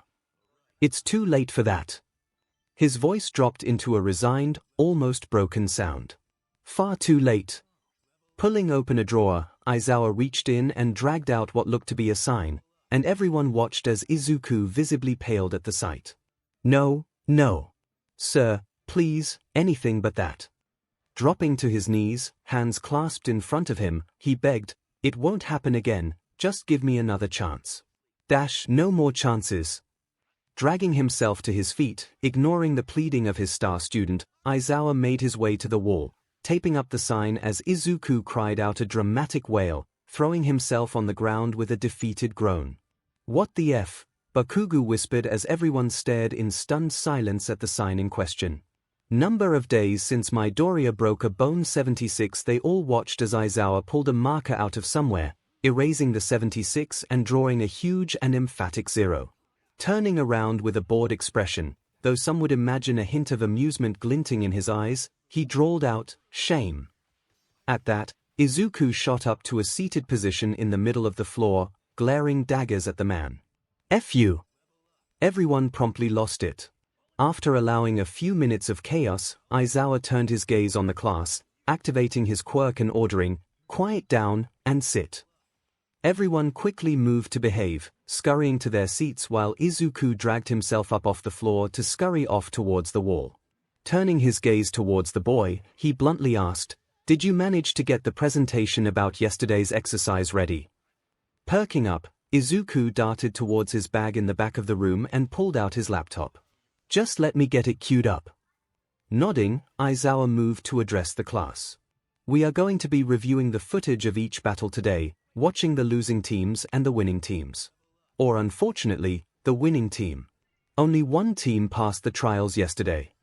He gave both Yorozu and Uraraka a pointed nod, noticing Baku huffing in the corner, arms crossed as he stared out the window. "We will all be looking for what was done well and what could be improved on. Izuku, are you ready?" He noticed that Izuku was giving his laptop a few panicked looks as he glanced up at the teacher. Maybe we should get new files from Nezu. I don't think I edited these properly, can they still play?" Aizawa asked as he grabbed a remote from his desk and pressed a button, allowing the projector and screen to lower from the ceiling. "Well, yes, but I'm sure they will be fine, problem child." Hesitantly moving to hook up the projector and speakers to his device while Aizawa flipped off the room lights, Izuku tried again. "I don't think this is a good idea. Midoriya." His eyes narrowed as his brow twitched. "Just play the clips." The projector came to life, showing an empty hallway and a blur could be seen appearing on the screen, only to watch the figure trip over some unseen obstacle, fly forward with a strangled yelp, and slam into a wall.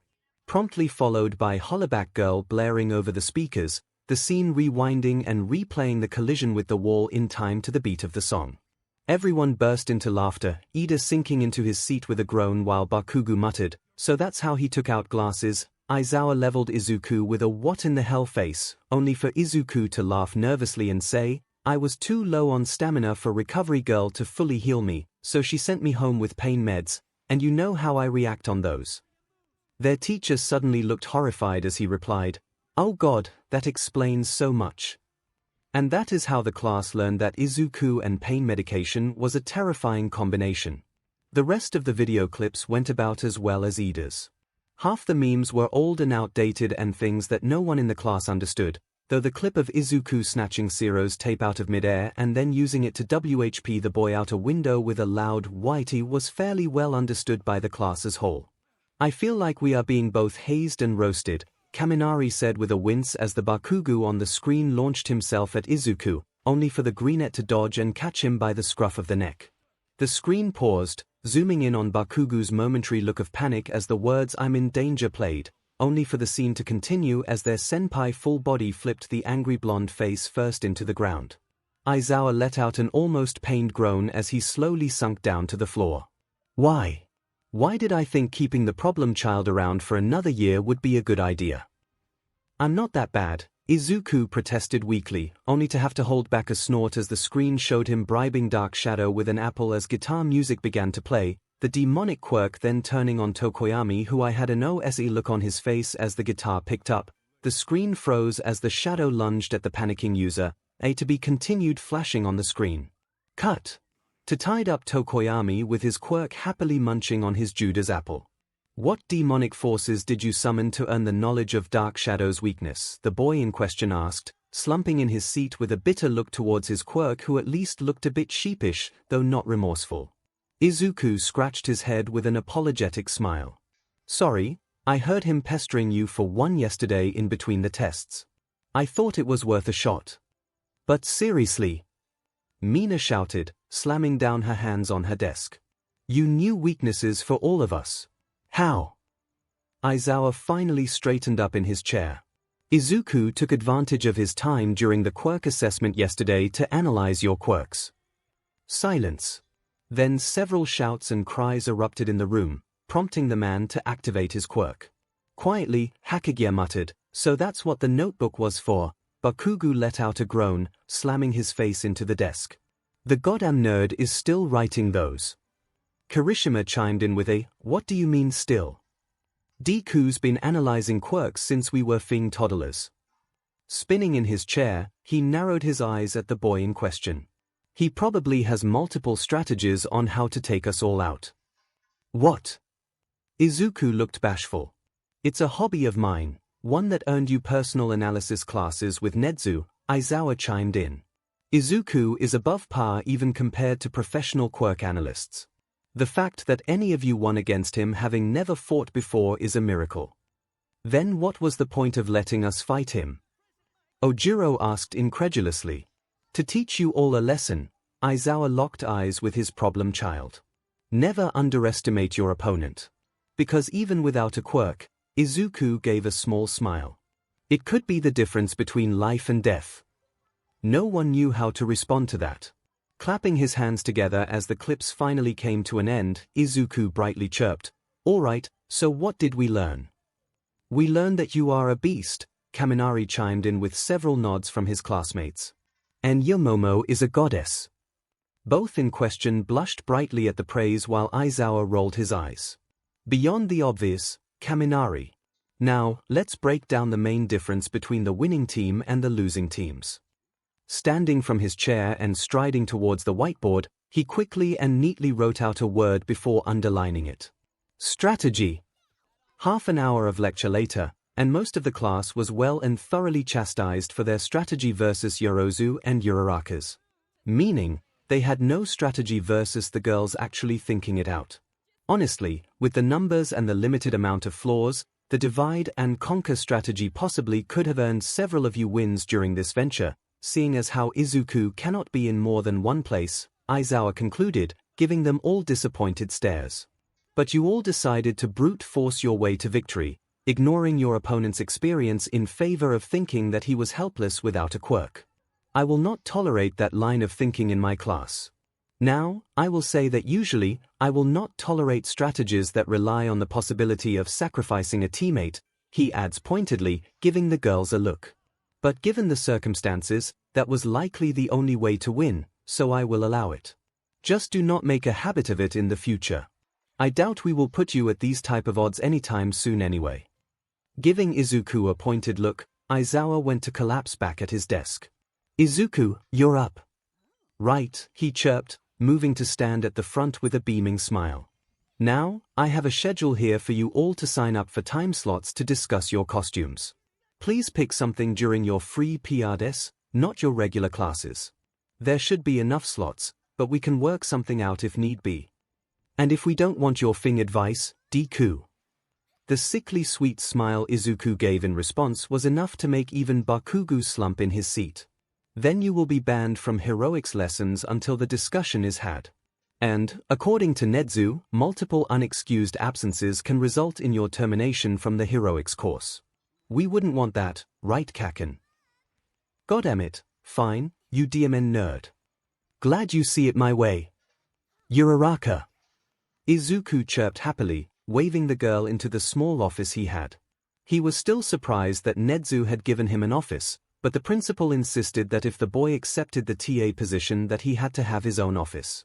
Not that he was complaining, the space was cozy, and he often found himself here when he needed to do homework or paperwork. Watching the girl glance around at the various hero merch he had scattered around the space, primarily the All Might merch, he could not help but blush at the amused smirk on her face. You know, it's kind of calming knowing that under all that training, you're just a fanboy at heart. Ducking his head, he let out a soft sigh. Yeah. It's still a bit surreal for me that I get to work among my idols. 2 years ago, I was just a quirkless fanboy with dreams of being a hero. And now I'm still a fanboy, and All Might and the other teachers tease from time to time about it, but they are also the ones who sneak their new merch into my office and backpack to surprise me. It's a lot.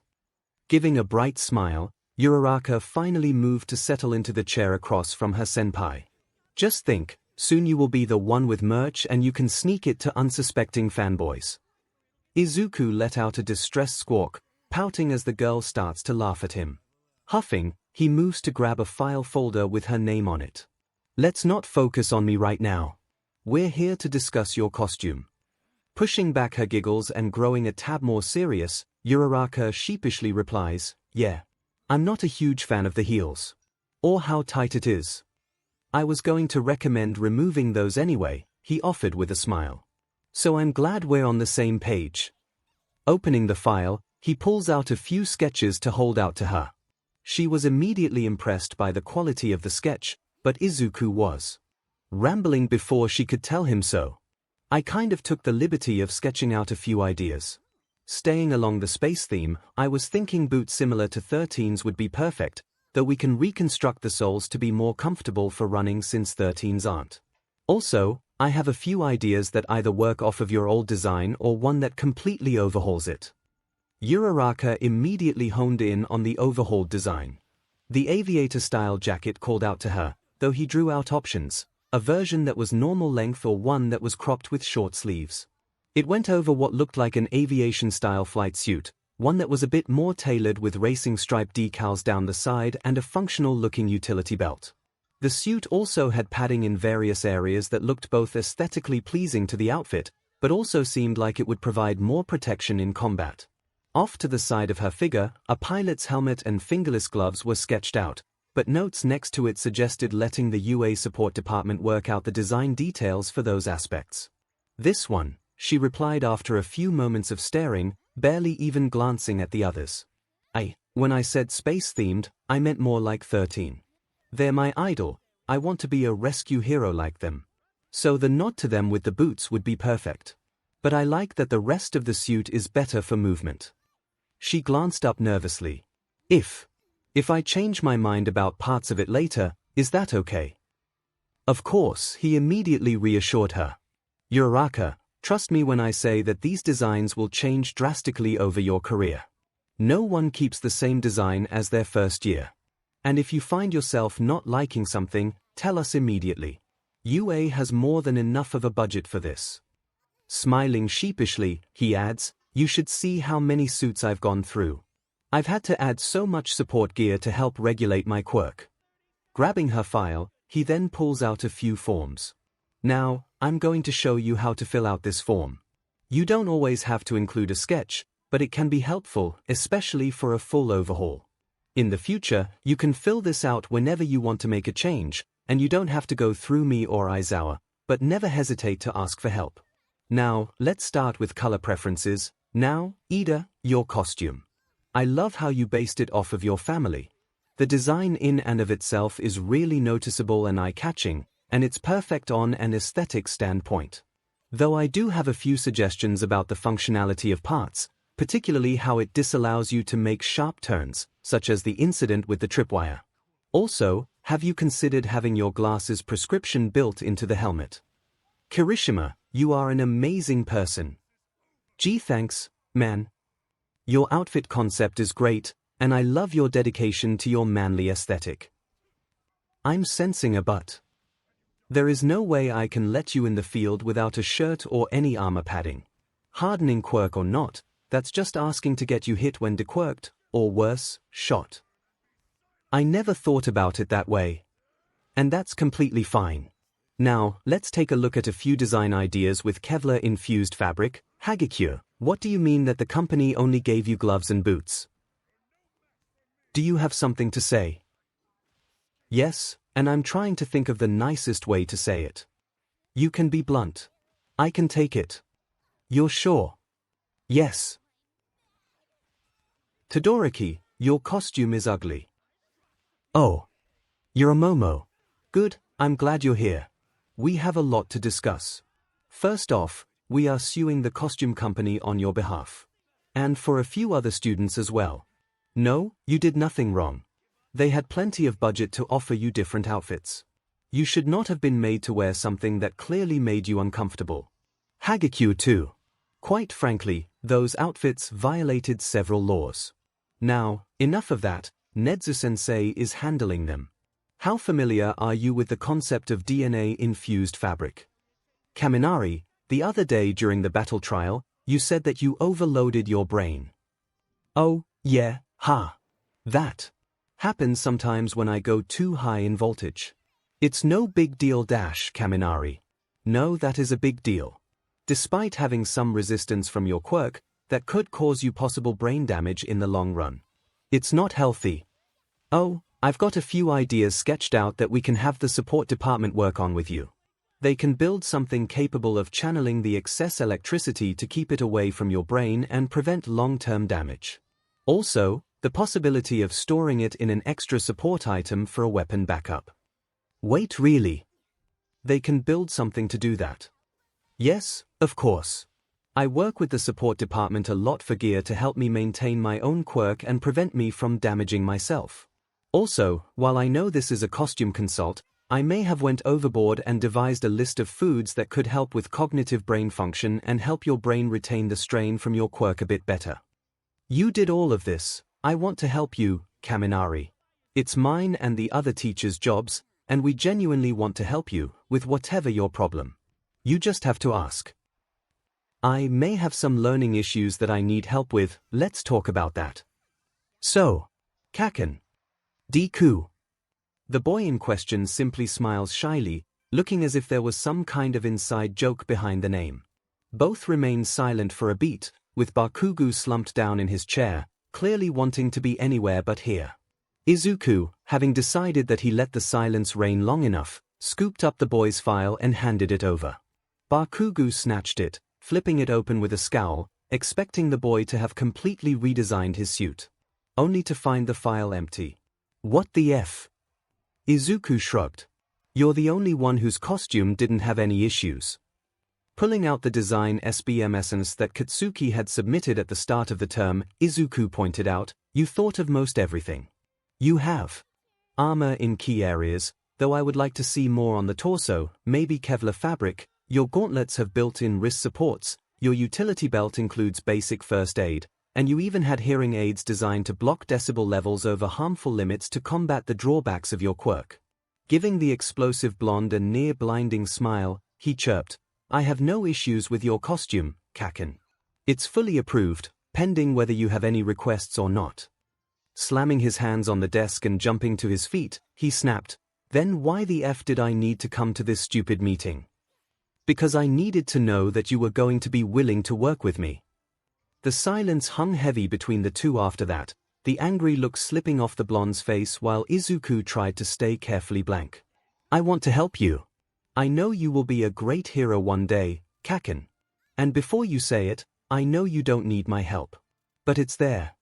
Why the F are you offering it? Bakugu snapped, though there was not much bite behind it. You're leaps and bounds ahead of me now, shouldn't you be reveling in your victory? Because this isn't a competition, the smaller boy snapped back, slamming his own hands down on the desk and rising in challenge to the other boy. Because once upon a time, we talked about being heroes, together, and I don't know if that meant anything to you, but it did to me.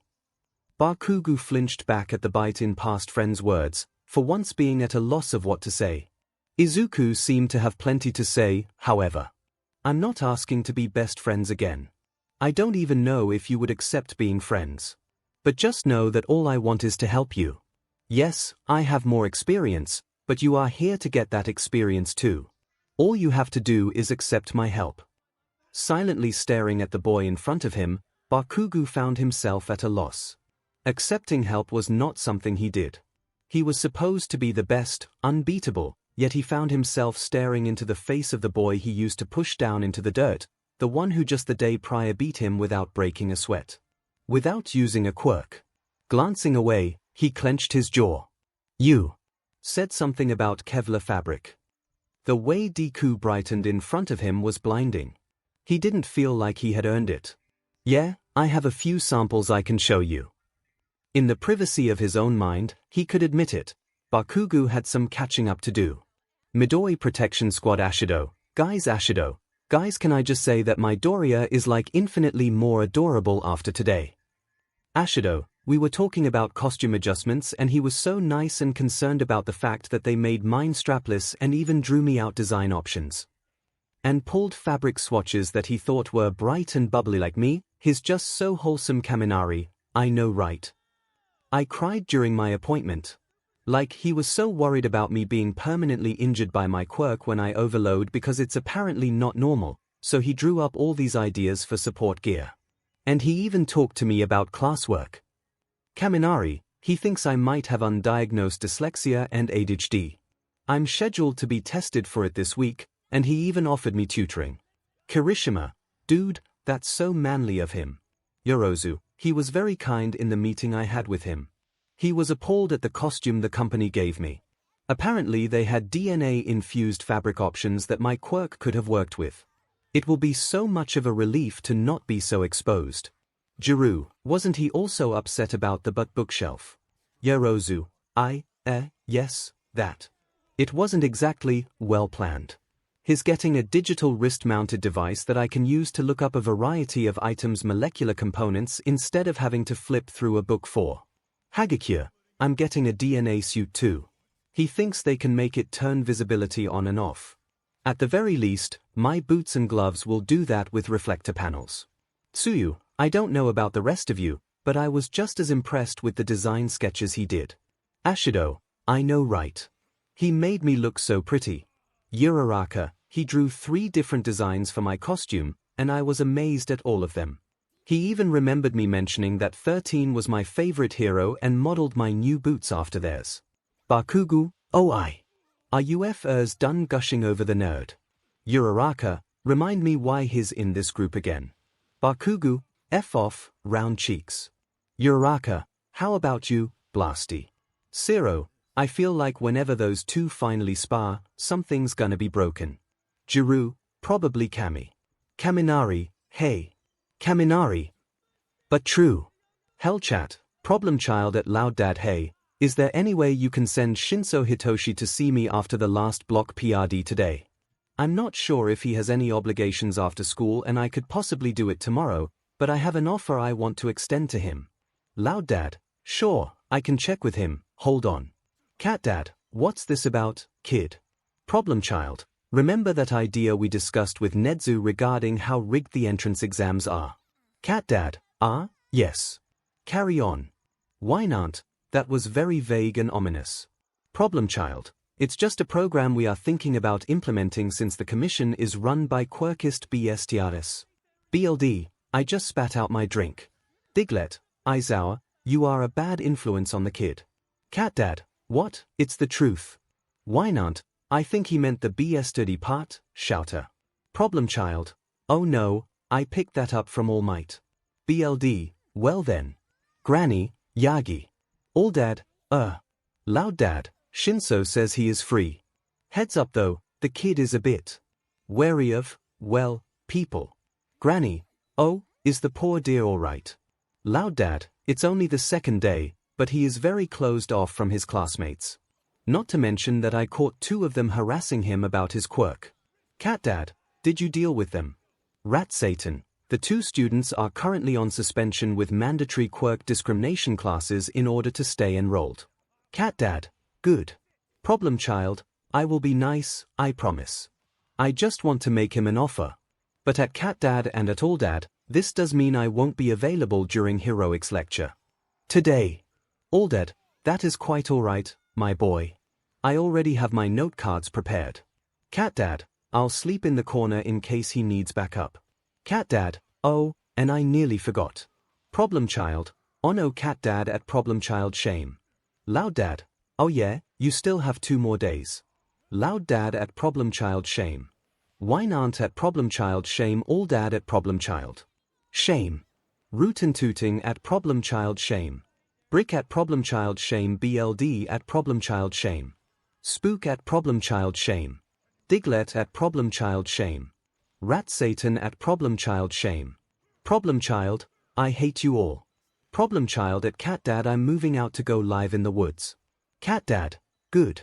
All Dad, Izuku, Aizawa, please class 1A chat. Problem Child, hello at everyone.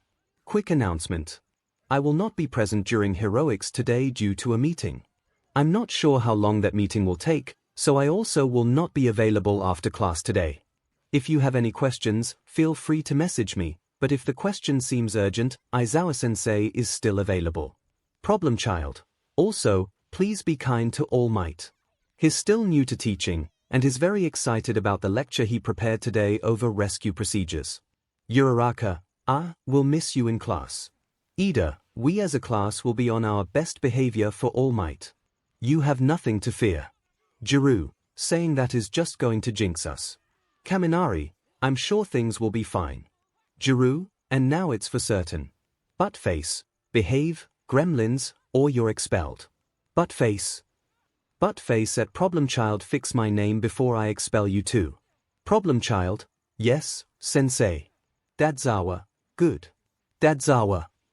Dadzawa, god damn it, Izuku. Zero, you know, he does give off dad vibes. Ida, that is inappropriate language, Aizawa-sensei. Ashido, Bakugu has said things that are much more inappropriate. Uraraka, Bakugu's face is inappropriate. But you are dead, round cheeks. Kaminari, I am so calling him Dadzawa next time I see him. Dadzawa, don't. 30 minutes later, class 1A chat. Seitu, I heard a muffled cut-off yelp and saw Kaminari being dragged off by a capture weapon. Aizawa-sensei won't hurt him. Right. Problem Child, Sai probably not. Hagakure, that doesn't help, senpai. Jiru, I told you guys that you were going to jinx us. Problem Child, all I wanted was a calm, happy group chat with no threats of murder or bodily harm. Is that too much to ask? Tsuyu, yes. Problem Child, okay. Hell chat, Problem Child at Cat Dad, are you willing to adopt another child? Problem Child at Rat Satan, how can I legally murder someone? Buildy, what the F? Cat Dad, what happened? Problem Child, I am so angry. Problem Child, I kept a straight face during the meeting, but I am currently in the teacher's lounge trying to calm down while Shinso is waiting for me in my office. Problem Child, Zor, I can't let him go back tonight. No way. No. You have to keep him. I will fight whoever I need to, but he's not going back to those monsters, just no. Cat Dad, deep breaths, Izuku, I'm almost to the teacher's lounge, everything will be alright. Diglett, why is Aizawa sprinting through the halls like a madman? BLD, scroll up. Diglett, OSHT, why not? What happened? Loud Dad, show, I'm on my way too. Rat Satan, as am I. Rat Satan, murder cannot be done legally, but I do have some legal alternatives if this is what I believe it to be. Alded, oh my boy, is everything alright? Diglett, it's been 10 minutes, what's happening? Cat Dad, so, I am going to be using my emergency foster license to take legal custody of Shinso. I won't go into detail, but he revealed several issues with his current foster parents to Izuku that are not okay. I need to go talk to the boy about this, but Izuku will be unavailable for a bit due to a minor panic attack. Why not? Oe, do you need me to come to the lounge or do you all need space? Loud Dad, space is preferable right now. We don't want to overload either of them. I'm sitting with Izuku and Sho is talking to Shinso. Shinso is taking the news as well as can be expected but is very confused as to why we are so concerned. Cat Dad, can you come and borrow Izuku for a few hours? I need to take Shinso to get his things from his foster parents' home and make a few calls to the detective. I don't think the kid should meet the foster parents.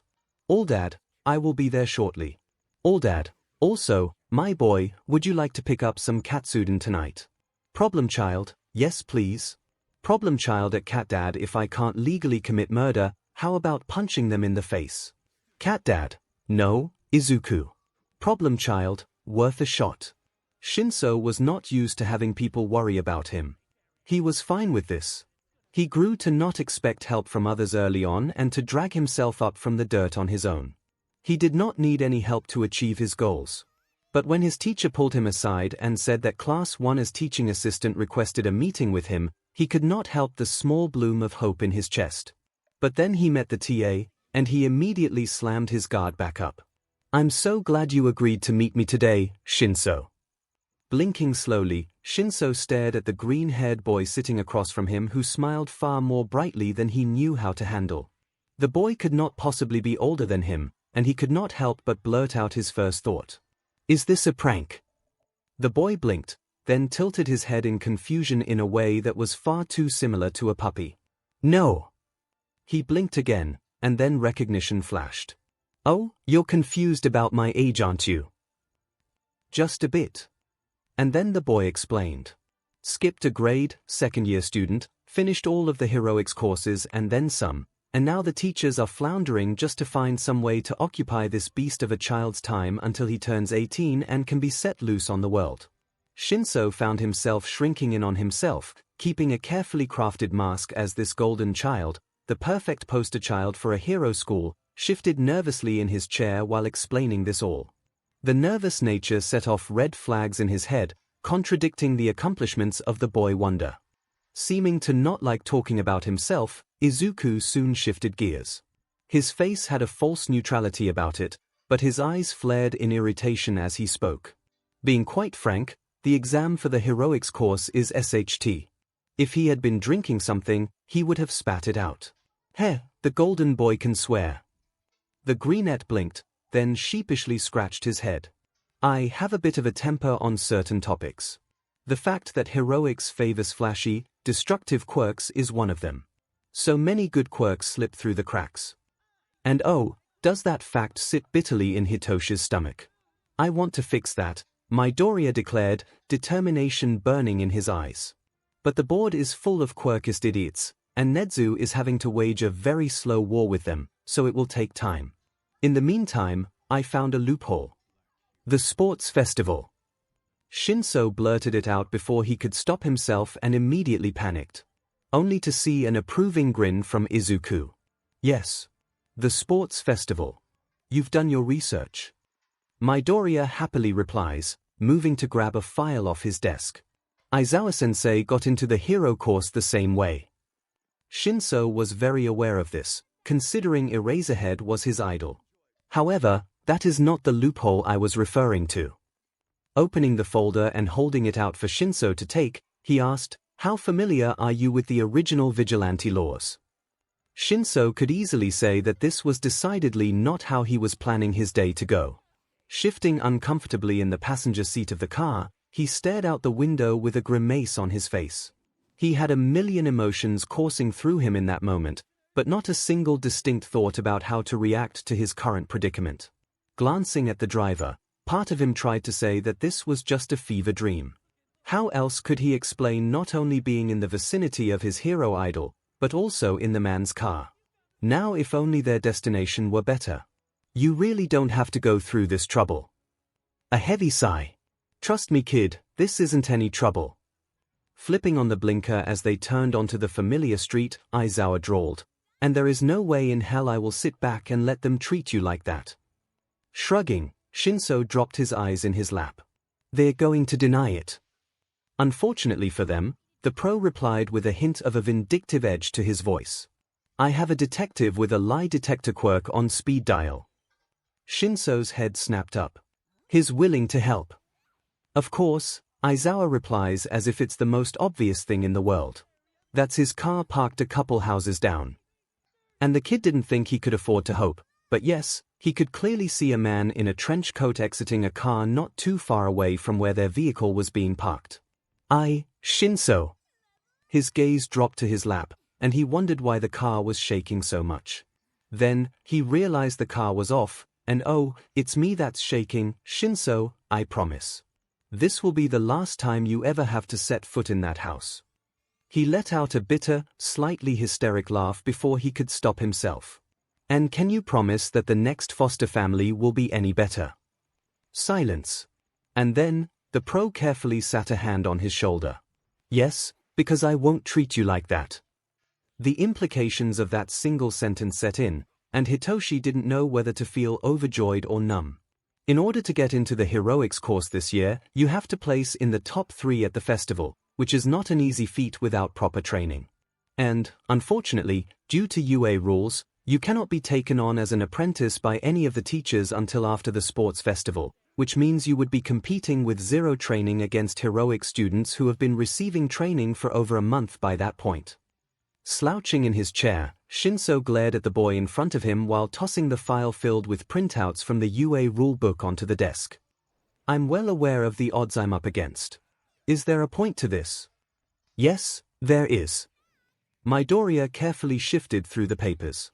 You know, it's funny how many laws are made and then never adjusted as time goes on and circumstances change.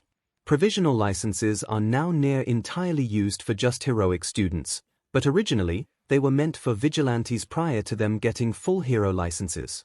One big issue that occurred were vigilantes stuck in this in-between state with apprentices of their own that were not quite ready for a provisional license. So, the solution.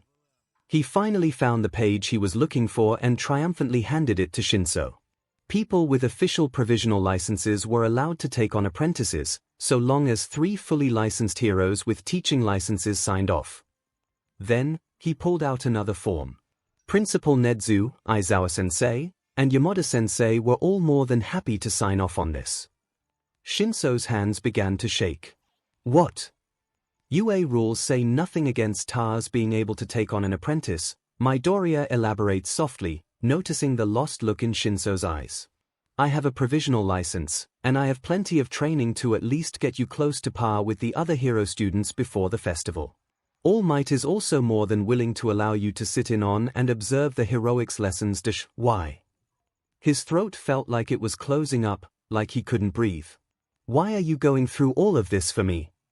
Midoriya sat quietly for a minute, seeming to think over his words. Then, cautiously, he explained. I've had this plan since last year. Nezu approved, and after the entrance exams were done, he let me go over all the files of those who tried the heroics exam and did not make it in the course to pick my apprentice. You stuck out for a lot of reasons. Slowly, as if not to startle the boy, Izuku opened a drawer on his desk and pulled out a file with ― Hitoshi scribbled across the front. Your exam scores were good, and your entrance essays had some good takes on heroics as a whole, a perspective without the sugar coating fed to the public that is desperately needed in the industry. Of course, the practical exam. ― shut his eyes tightly, hands shaking while Midoriya hesitated.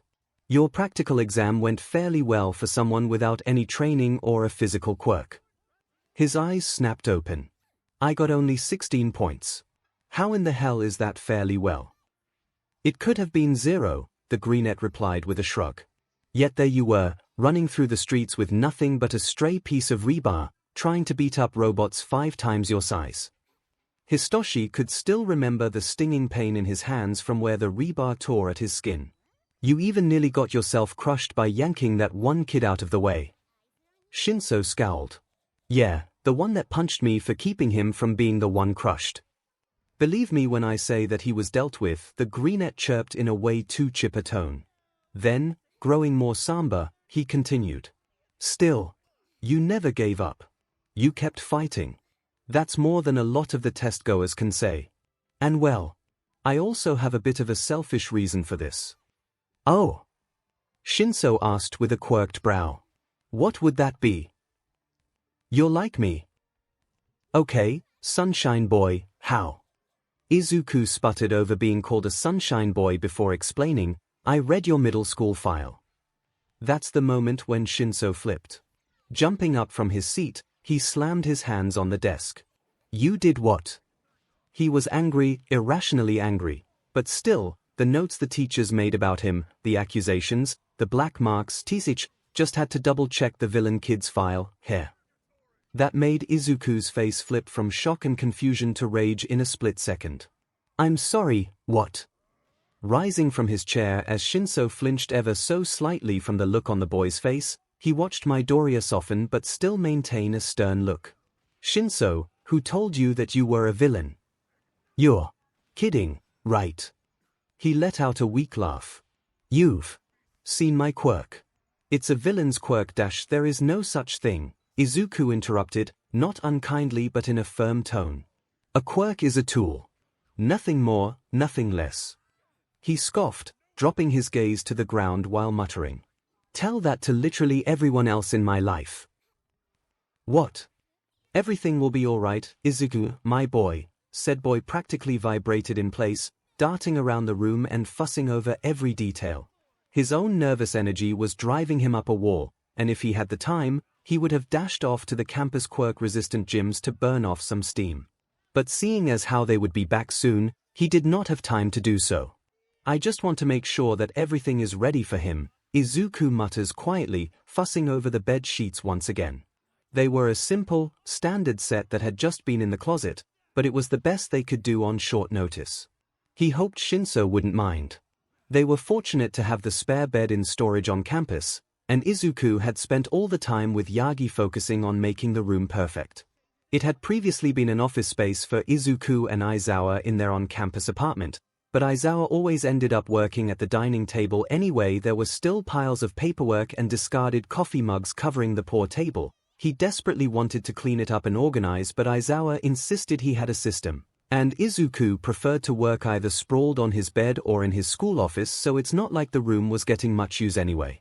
So, Aizawa's untouched desk was shoved into the corner for ♀♀ to use if he desired, whereas Izuku's was dragged into his own room. Bookshelves were rearranged, two removed to help keep the room from feeling overcrowded. Aizawa's room was now very overcrowded, but the man wouldn't mind. He crashed on the couch more often than not. Lastly, the bed was assembled easily enough, and not knowing where else to put it in the apartment since they already had one in every room, the cat tower was left in the corner for now. Oh God, did ♀♀ even like cats? A large, bony hand settled heavily on his shoulder, making him nearly jump out of his skin. Yagi chose to not acknowledge the boy's jitteriness, knowing that it would only make things worse. If he still requires anything else, we can take him shopping over the weekend. A small, shaky smile grew on the brunette's face, thankful for his mentor's steady presence. While Izuku had not allowed his mentor to help move furniture, having the man around to help him keep his head on straight was appreciated. Before Izuku could even think to say anything else, he could distantly hear the front door swing open and he let out a distressed eep. Darting out into the hall and skidding to a halt, he offered the pair a nervous smile. Aizawa simply quirked a brow, an amused look on his face over how nervous the boy was, whereas ♀♀ just stared in shock before blurting out, "What are you doing here?" Laughing nervously, Izuku sheepishly scratched his head. I sort of live here." Aizawa snorted. "He's like a stray cat, you feed him, and he won't go away. More like you showed me basic human affection, and I decided I would die for you," Izuku quipped back before his brain caught up to his mouth, and he began to stutter out apologies. Strolling further into the apartment, the older man simply ruffled the brunette's hair, fondly muttering, "Problem child." Looking back towards ♀♀, who was staring at the two warily, Aizawa gestured for him to follow. "Come on, problem child number 2, knowing Izuku, he's already started setting up your room." More like he already finished the room, Yagi called out as he stepped out of said room. "We were limited in what we had, but it's certainly a good start. You know young Izuku tends to go plus ultra in everything. 𝐿𝐴 eyed the green-haired boy, watching him go red in the face before burying said face in his hands, letting out quiet, overwhelmed screams. With a small smirk, 𝐿𝐴 turned his attention back towards the newcomer. He looked familiar, but 𝐿𝐴 felt like he would have recognized the blonde skeleton more easily if he had met him before. Do you live here? Too? Oh heavens no, the man replied with a dry laugh. I was just staying with Izuku till you two returned. But I will leave you three to it. Fondly ruffling Izuku's hair, which 𝐿𝐴 was beginning to realize was a trend, the man warmly stated, if any of you need anything, please let me know. We can take young 𝐿𝐴 shopping for everything else he needs this weekend. The boy in question was startled.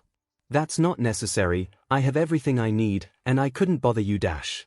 I'm sure you will think of some things by the weekend, the skeleton replied, waving his protests off. And I have more money than I know what to do with, so it's certainly not a bother. Izuku chuckled. Trust me, 𝐿𝐴, it's not worth the argument. Once 𝐵𝐶𝐿𝐴 gets his mind set on something, you can either go along with it or let him go unattended. Unattended is much, much worse. I'm not that bad. 𝐵𝐶𝐿𝐴. But dash 𝐵𝐶𝐿𝐴. The blonde huffed. Alright, 𝐂𝐬𝐵. Ruffling the kid's hair again a bit more playfully, spurring cries of protest from the boy, he grinned and teased, and I told you to drop the honorific. If you two are done. Both yelped, sending sheepish looks to Aizawa like two kids caught doing something they shouldn't, but Aizawa only smiled softly. Come on, 𝐿𝐴 has had a long day.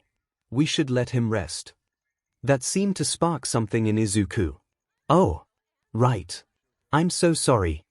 Darting forward, he swiftly grabbed 𝐿𝐴's bag before he could protest and began to head back towards the room, calling out for 𝐿𝐴 to follow him. We'll get you settled, and then we can discuss arson. 𝐿𝐴 blinked. Discuss what? Midoriya began to reply, but Aizawa cut him off. Problem child, you are not setting fire to his previous foster parents' house. But dash. Repeat after me, hero students do not commit arson. But what about dash? Hero students do not commit arson. Silence. So help me, I will extend your shaming in the chat dash fine. Hero students don't commit arson. Izuku quickly shouted, waving his arms in the air. Aizawa simply smirked. Glad you understand. 𝐿𝐴 just stared, before quietly muttering, what the F? 𝐿𝐴 woke to the smell of bacon. Blinking dazedly up at the ceiling, his brow furrowed as he tried to shake off the remnants of sleep and process where in the hell he was. Usually, his foster home was so much louder first thing in the morning, and he could not recall the last time he woke up this comfortable, but then everything that happened yesterday came crashing back down on him as he jolted up in the bed. The sun trickled in slightly through the windows, illuminating the room as he tried his best to get his bearings. Last night had been a bit of a cluster, with Izuku rambling nervously the whole time, helping 𝐿𝐴 unpack his meager belongings in the sparse room before offering him leftover katsudon. He vaguely remembers scarfing down the food in some zombie mode before shuffling off to the room. His room to pass out on his bed. Now, hair disheveled and still clad in his ratty, oversized pajamas, he shuffled out into the main room, hesitantly approaching the kitchen where he could faint humming. Following the sound and smell, he came upon a familiar head of curly green hair. The boy was dressed in loose workout clothes with tight compression sleeves underneath the shirt, cheeks flush from having just finished said workout, hair a little limp from sweat. In front of him, he was carefully using tongs to remove the last of the bacon from the frying pan with a satisfied sound in the back of his throat. The humming slowly morphed into near silent muttering, a low buzz of words that felt almost comforting to 𝐿𝐴. While he still was not sure what to make of the boy, he begrudgingly admitted to himself that he was likely harmless. Mostly. The threat of arson was still fresh in his mind, but the tiny boy could not have been serious, right? Clearing his throat, he could not help but snicker as Midoriya jumped about a foot in the air, yelping in surprise. 𝐿𝐴, you scared me. Midoriya shouted, but not unkindly, a smile beginning to bloom on the short boy's face. I was just finishing up some breakfast after my morning run. Hungry. The loud growl of 𝐭𝐸𝐲's stomach was all the response either needed, Midoriya snickering while 𝐭𝐸𝐲 could feel his face growing hot. Soon, they both found themselves settled on the couch, seeing as how the dining room table seemed to be overrun with piles of papers and coffee mugs. Speaking of coffee, 𝐭𝐸𝐲 practically inhaled his cup the moment they sat down. Last night might have been his best sleep in years, but that still did not make up for the backlog of insomnia he had been dealing with. As Midoriya plowed through a worrying amount of food, which was explained away as being his high-calorie diet for his intense workout routine, Aizawa finally made his presence known, stumbling out into the main area, looking half dead.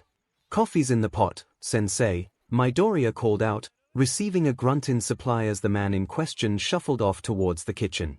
Then, along came a loud yowling sound, followed by the pattering of feet. "Oh boy, they're awake," Midoriya quipped with an amused tone. "Who?" 𝐭𝐸𝐲 asked in confusion, only to soon after receive his answer in the form of a large, furry creature plopping in his lap. He blinked at the giant fluffy mankin cat who slowly blinked in return, only to then let out the loudest, most broken yowl he had ever had the displeasure of hearing. "That's Purris Intimacy," Midoriya answers with a fond smile. "She is very vocal." 𝐭𝐸𝐲 scoops the cat up under the arms and holds her in the air. She quietly stares before slowly extending her paw and gently booting him on the nose. "I would die for her." She lets out another tone-deaf screech. Midoriya nods as if 𝐭𝐸𝐲's reaction was rational. "She's a little deaf, so we think that's why she yells so loudly. The others are less vocal." 𝐭𝐸𝐲's eyes grew wide. "There's more." And thus began the series of Midoriya darting around the apartment, reappearing ever so often to dump another cat in his lap. First is an older white cat with pale blue eyes that Izuku sits down almost reverently. This is BSTRD. She is the queen. Aizawa has had her since she was a kitten that he found during high school. She spends 90% of her days sleeping in Aizawa's room, 5% eating, and the rest beating up the twins when they annoy her. 𝐭𝐸𝐲 gently pet the purring cat. "She's perfect." Next was the twins in question. A pair of solid black cats with bright green eyes. This is Nekanori and Cat. The names are interchangeable, no one can really tell them apart and neither really leave the other's side. They are constantly fighting and trying to get the others to join in, hence why BSTRD has to beat them up on the regular. Midoriya began to look around the room warily. And lastly, oh, hello. 𝐭𝐸𝐲 was staring down at a very, very fat calico at his feet. The cat looked as if she had seen better days, both ears nicked, one eye missing, and her tail bent at a weird angle. She was currently purring like a truck engine, rubbing against 𝐭𝐸𝐲's legs before flopping down on his bare feet. Midoriya looked nervous. "That's Toe. Toe. She earned that name." "What do you mean dash?" "OW, the hell." Midoriya watched the cat in question trot off into the depths of the apartment, likely to find a new hiding spot to launch herself out of. She earned the name because she likes to bite toes. Laying on the ground, clutching his now throbbing toe, he glared up at the greenette. "Gee, thanks for the warning." "Consider it initiation to the apartment," Aizawa drawled, wandering back into the room holding a steaming mug and the fresh pot of coffee. "I found her after a villain fight where I lost my shoe and sock. Came darting out of nowhere from behind a dumpster just to bite my toe while I was talking to the police." "So you just brought her home?" Aizawa took a long drink from his mug. "She earned it." "Well, okay then." Dropping down on the couch, Aizawa set the coffee pot on the end table while BSTU crawled over to sprawl on his lap. "So, today I'm going to be heading into school while you both stay here." Before 𝐭𝐸𝐲 could interject, Aizawa cut him off. "Your teachers have already been informed, and you've been excused from classes and assignments for today. None of them were going over anything too intense today anyways." Eyeing the kid until he settled and accepted his fate, Aizawa then nodded before continuing. "We need to finish up the paperwork to get you officially transferred over into my care. And besides," he turned his attention back towards Midoriya. "You and Izuku need to work on your new apprenticeship program anyway." Said boy immediately perked up. "Oh, that would be perfect. I have some basic training schedules and meal plans drawn up already." "Meal plans?" The older man's eyes narrowed. I hope you aren't planning to put him on the same routine as you. Oh, of course not. Izuku vehemently denied. That would be mean. Why would it be mean? Shinso asked cautiously. I think I can handle a more intense workout dash. Problem child, how much can you bench now? Midoriya tapped his chin in thought. Around 625 pounds for representatives. I free lifted 720 pounds last week through. Holy SAT language. Then, the pro chuckled. Still think you can handle Izuku's training regime? Shinso stared in fear at the tiny but apparently jacked boy next to him. Why in the hell do you need to lift that much? Is that with your quirk? Blinking, Midoriya sheepishly began to scratch his head. Well no, that's not with my quirk, but I have to maintain this level of muscle mass to utilize my quirk, otherwise I risk fracturing bones. Again, holy SH language. About 20 minutes later, Aizawa left the apartment to go meet up with the teachers and coordinate lesson plans for the day. Since the apartment was on campus, Midoriya was able to assure Aizawa that everything would be fine and that if he needed the man, he would call. Then, Midoriya began to tease the man about mother-hennering them, earning a light smack to the back of the head before their caretaker finally headed out. And thus, the two were now sprawled on the ground, working out the finer details of Shinso's new apprenticeship. Nezu-sensei promised to handle any of the legal paperwork and such, so we do not have to worry about that for now, Midoriya explained with a bright smile as he pulled out a large folder. Now, all we have to worry about is making sure you have a proper training plan. You mentioned that I could join some of the heroics classes, Shinso interjected carefully, as if worried the offer would be rescinded. Midoriya, thankfully, did not comment on the nervous tone. Yeah, but unfortunately, you cannot actually participate in them. You can watch from the sidelines with me, and then later during our personal training sessions if you have anything you wanted to discuss or work on, we can actually practice.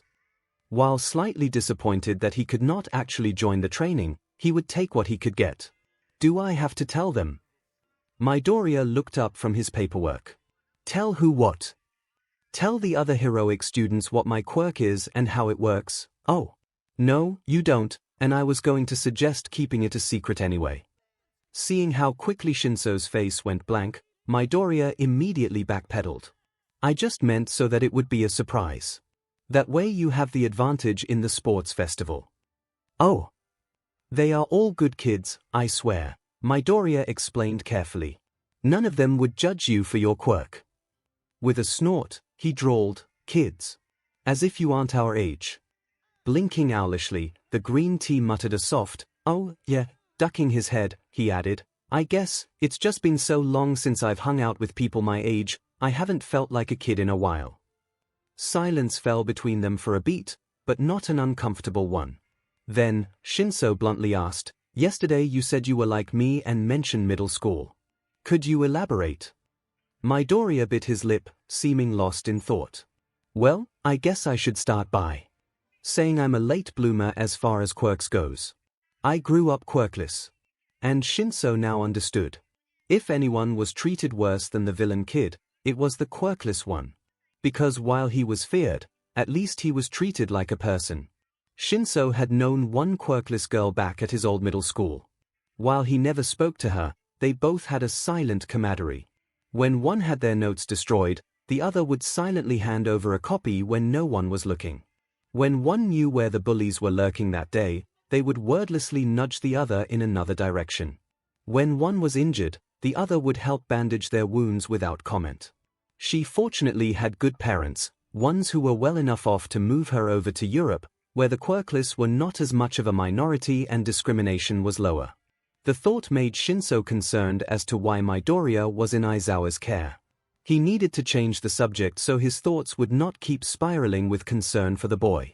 When did your quirk come in? During the UA entrance exam what? So much for stopping the concern. Midoriya held his hands up and rapidly began to explain. Apparently I needed specific requirements in order for my quirk to appear, and between working out and training for the exam and the actual stress of the exam my quirk finally manifested. Then, he nervously pulled off the compression sleeve on his arm to show off a myriad of scars. Doctors think my body was holding off till I could handle it without killing myself, like a fail-safe, but I still can't quite handle it at 100%.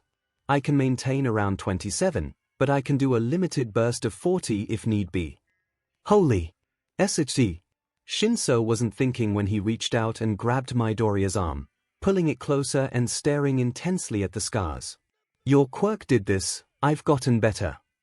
The shorter boy defended in a slightly panicked tone.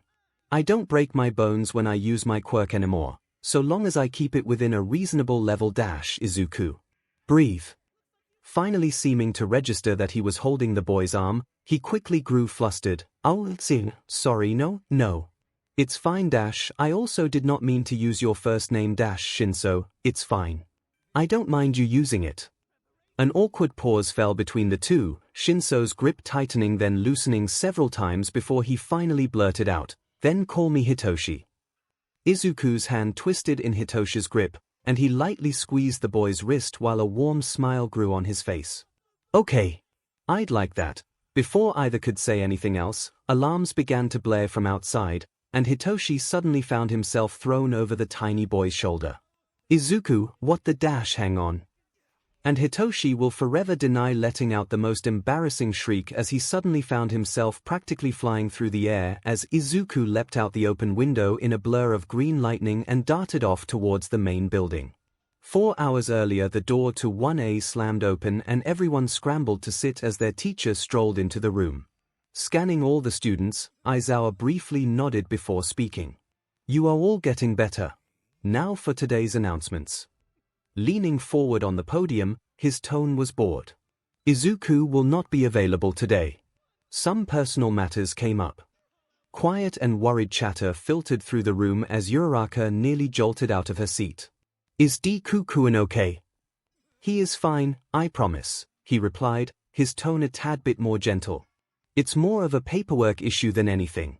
He will be in class tomorrow. Hesitantly, she nodded, though she clearly still looked a bit concerned for her senpai, as did several others in the class. Staying on topic, Aizawa continued. And now, for today's assignment, something that will drastically affect your careers here at UA. Pausing for a dramatic beat, seeing shoulders tense in worry, he finally puts them out of their misery. It's time to pick class representatives. Several hands shot up in the air. No, you cannot nominate Izuku. All the hands went back down. 20 minutes later, Yorozu is president and Ida is vice. Ida attempts to give a dramatic and heartfelt speech about the results, but conversation is very quickly turned elsewhere. I hope Midobro is okay, Kirishima comments as he turns his chair around to face others, a frown marring his face. Eyeing the garfish yellow sleeping bag, Uraraka huffs quietly. I know Sensei said that is fine, but I still feel worried. Midoriya-kun doesn't seem like the type to miss classes unless it's serious. I'm sure he is fine, Yorozu chimes in with a smile, though the concern is clear in her eyes. But we could message him in the class chat to see if he is alright. Some of us already did that, Zero chimed in with a frown. He hasn't said anything. And he hasn't been active since yesterday afternoon, Ribbit, Asui added. Mina suddenly perks up before darting over to Bakugu's desk and slamming her hands on the surface. Hey Blasty, said Blasty, jolted in his seat with a snarl. The F did you call me? Language. Shut it, 4 eyes. Mina ignored her classmate's obvious ire. Your mom is friends with Mido's mom, right? Can you get her to ask if he's okay? Bakugu's eyes narrowed. Why the F should I? Do I look like I care about the little SU? Lang, learn to spot a lost cause, Ida, Uraraka interrupted before turning her attention back on Bakugu. Because clearly this guy has the emotional capabilities of a rabid chihuahua, his hands slammed on the desk and explosions crackled under his palms as he spat out, the F did you say to me? No destruction of property, Bakugu, their teacher calls out from his hideous cocoon. TCH. Come on, Mina begged, practically jumping in place. Can you please try? Please. F, fine, goddammit. Digging into his pocket while Mina and a few others whooped in success, Bakugu pulled out his phone and angrily tapped out a message. But no thing promises. The old hag and auntie don't hang out as much as when Deku and I were brats. Still, Yorozu began with a warm smile. The attempt is appreciated, Bakugu. Just to ease our minds, whatever. His phone buzzed, and he scooped it up to read his mom's response, only for his eyes to nearly pop out of his head. The F.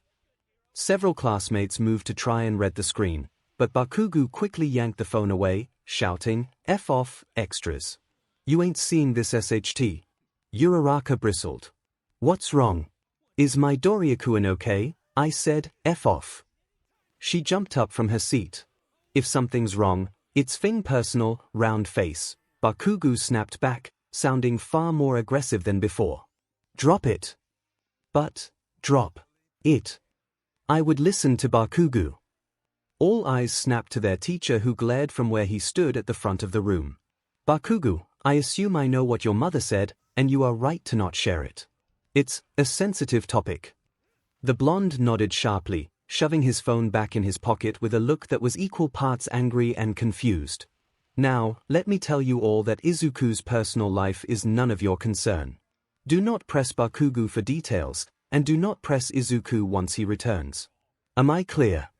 A chorus of "yes, sensei" spread throughout the room, causing the man to sharply nod in approval of the appropriately chastised looks.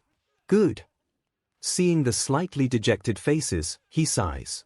"I swear, Izuku is fine. I'll try to have him message you all in the chat later today, however." That seemed to perk up the class as a whole, and with Aizawa muttering something about problem children and crawling back into his sleeping bag. Chatter slowly began to filter through the room once more, though a bit more hesitant than before. Everyone, however, was vaguely aware of the usually bombastic blonde glaring silently at his desk. The rest of the day was rather uneventful up until lunch at the very least. The stampede in the hallway was rather unfortunate, though Ida's quick thinking mixed with Uraraka's quirk and the megaphone Yorozu shoved in his hands helped to calm that down. Though none of them were prepared to see a familiar green blur dash into view outside the window.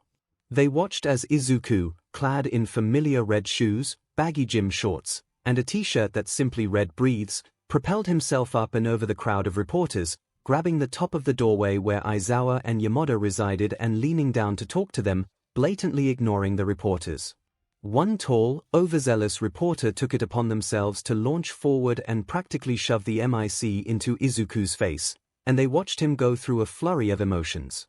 Shocked, nervous, irritated, irate, and then a familiar, eerie smile. While most could not know what he said, they knew the body language, could see the intimidating way he leaned down from his hanging perch, could practically hear the dangerous chirp in his tone. They watched the reporter's irritation quickly melt into fear, and soon after, all the reporters were scrambling. Later, a snickering Juru and Shuji would elaborate on how Izuku had brought up a combination of laws regarding interviewing minors without guardian consent and musings about how easily Nezu could get her entire news station blacklisted from interviewing licensed heroes with charges of breaking into a hero school. Needless to say, the reporters finally realized what they had done, and promptly packed up and left before any arrests could be made. Oh, and throughout this all, they noted that Izuku had a very, very tired-looking purple-haired boy on his back that looked equal parts frustrated with and terrified of the feral cinnamon roll.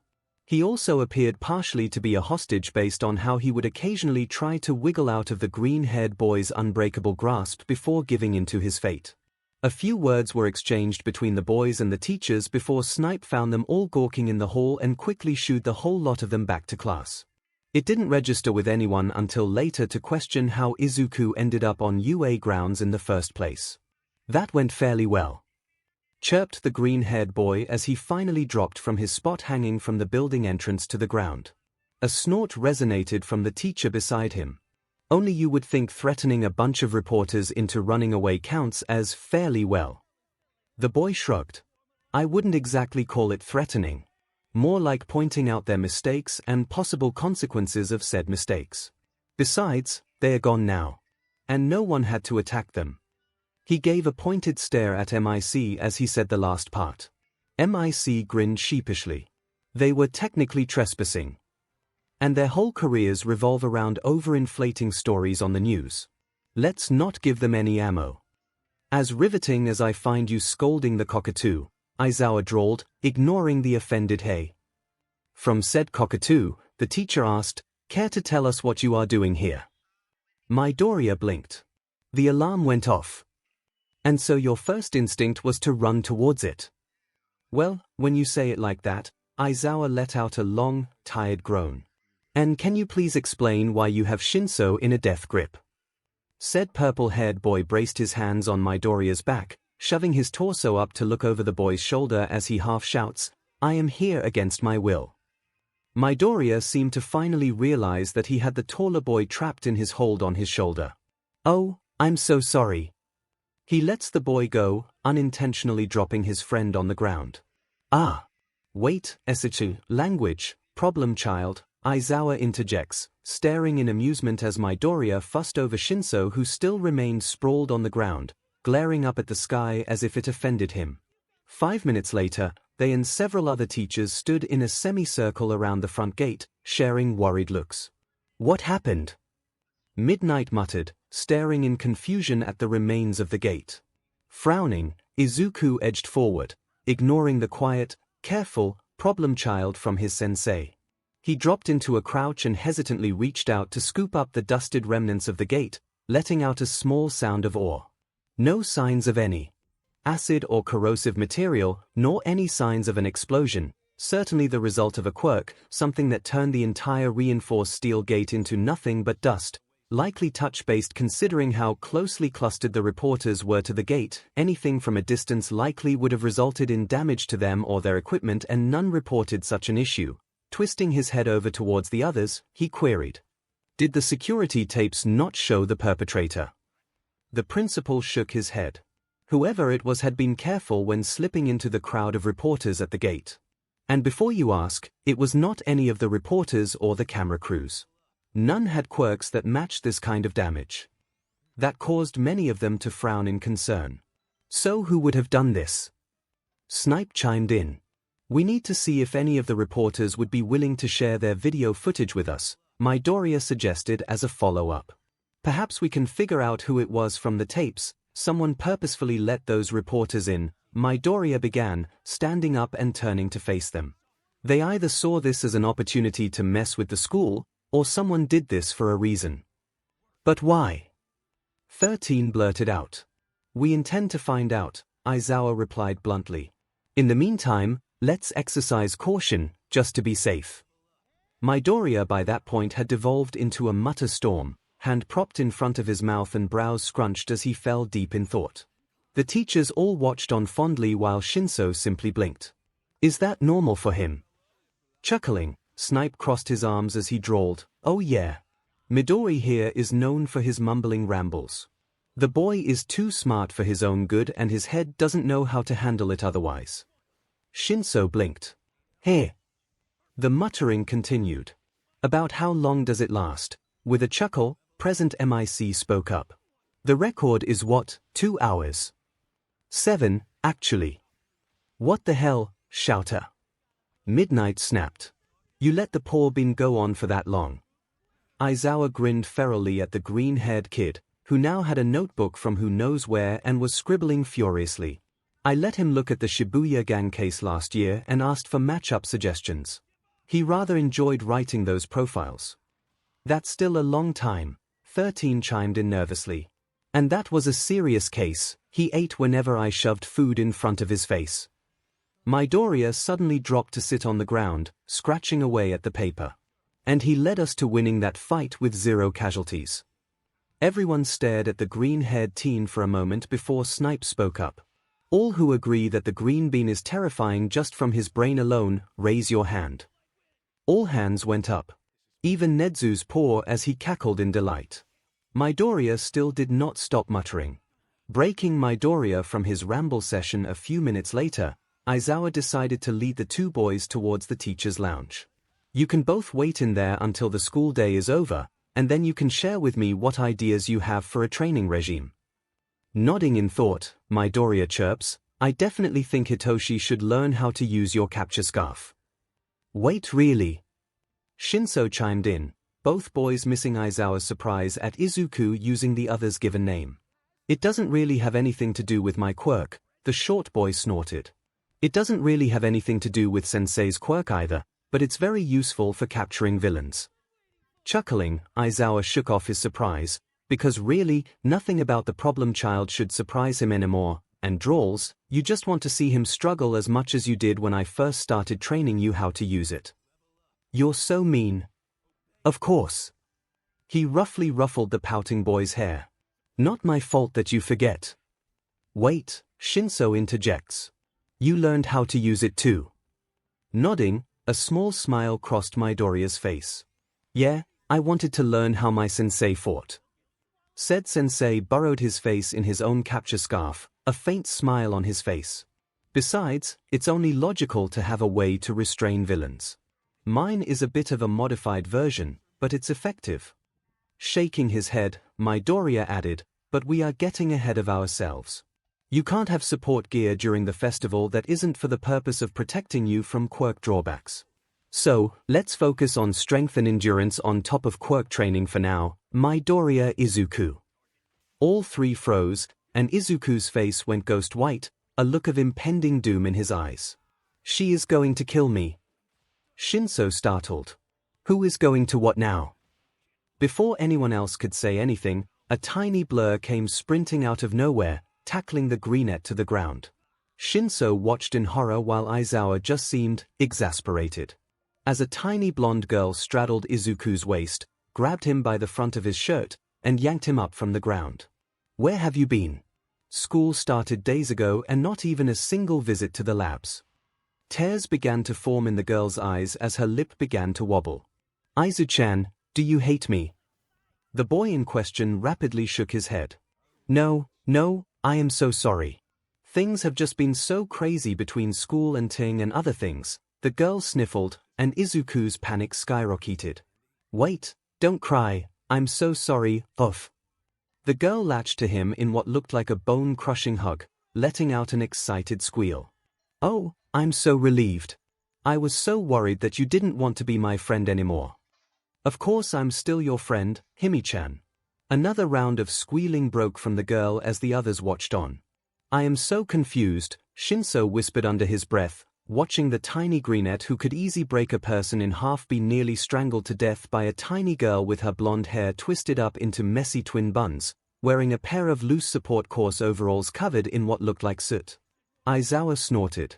Those two have an interesting relationship. Yeah, well, I guess they are just really good friends. Before he could think of anything else, Himi-chan asked, can you share? Pretty please. It's been so long. Midoriya laughed, shaking his head with a fond look on his face. Okay, I owe you for being radio silent for the past few days. But just a little. I still have training later this afternoon. And suddenly, the girl is squealing again, moving to kneel next to Izuku rather than straddle him. She grabs his arm that doesn't have the compression sleeve on, and promptly, much to ♀'s horror, chomps on his arm. ♀ thinks the strangled yelp he let out in response was fully justified. 7 months ago Toga Himiko was a lot of things. Weirdo. Freak. Monster. Villain. She had been told this for most of her life. Sure, she sort of had friends sometimes, but they all quickly left her anytime she let her mask slip.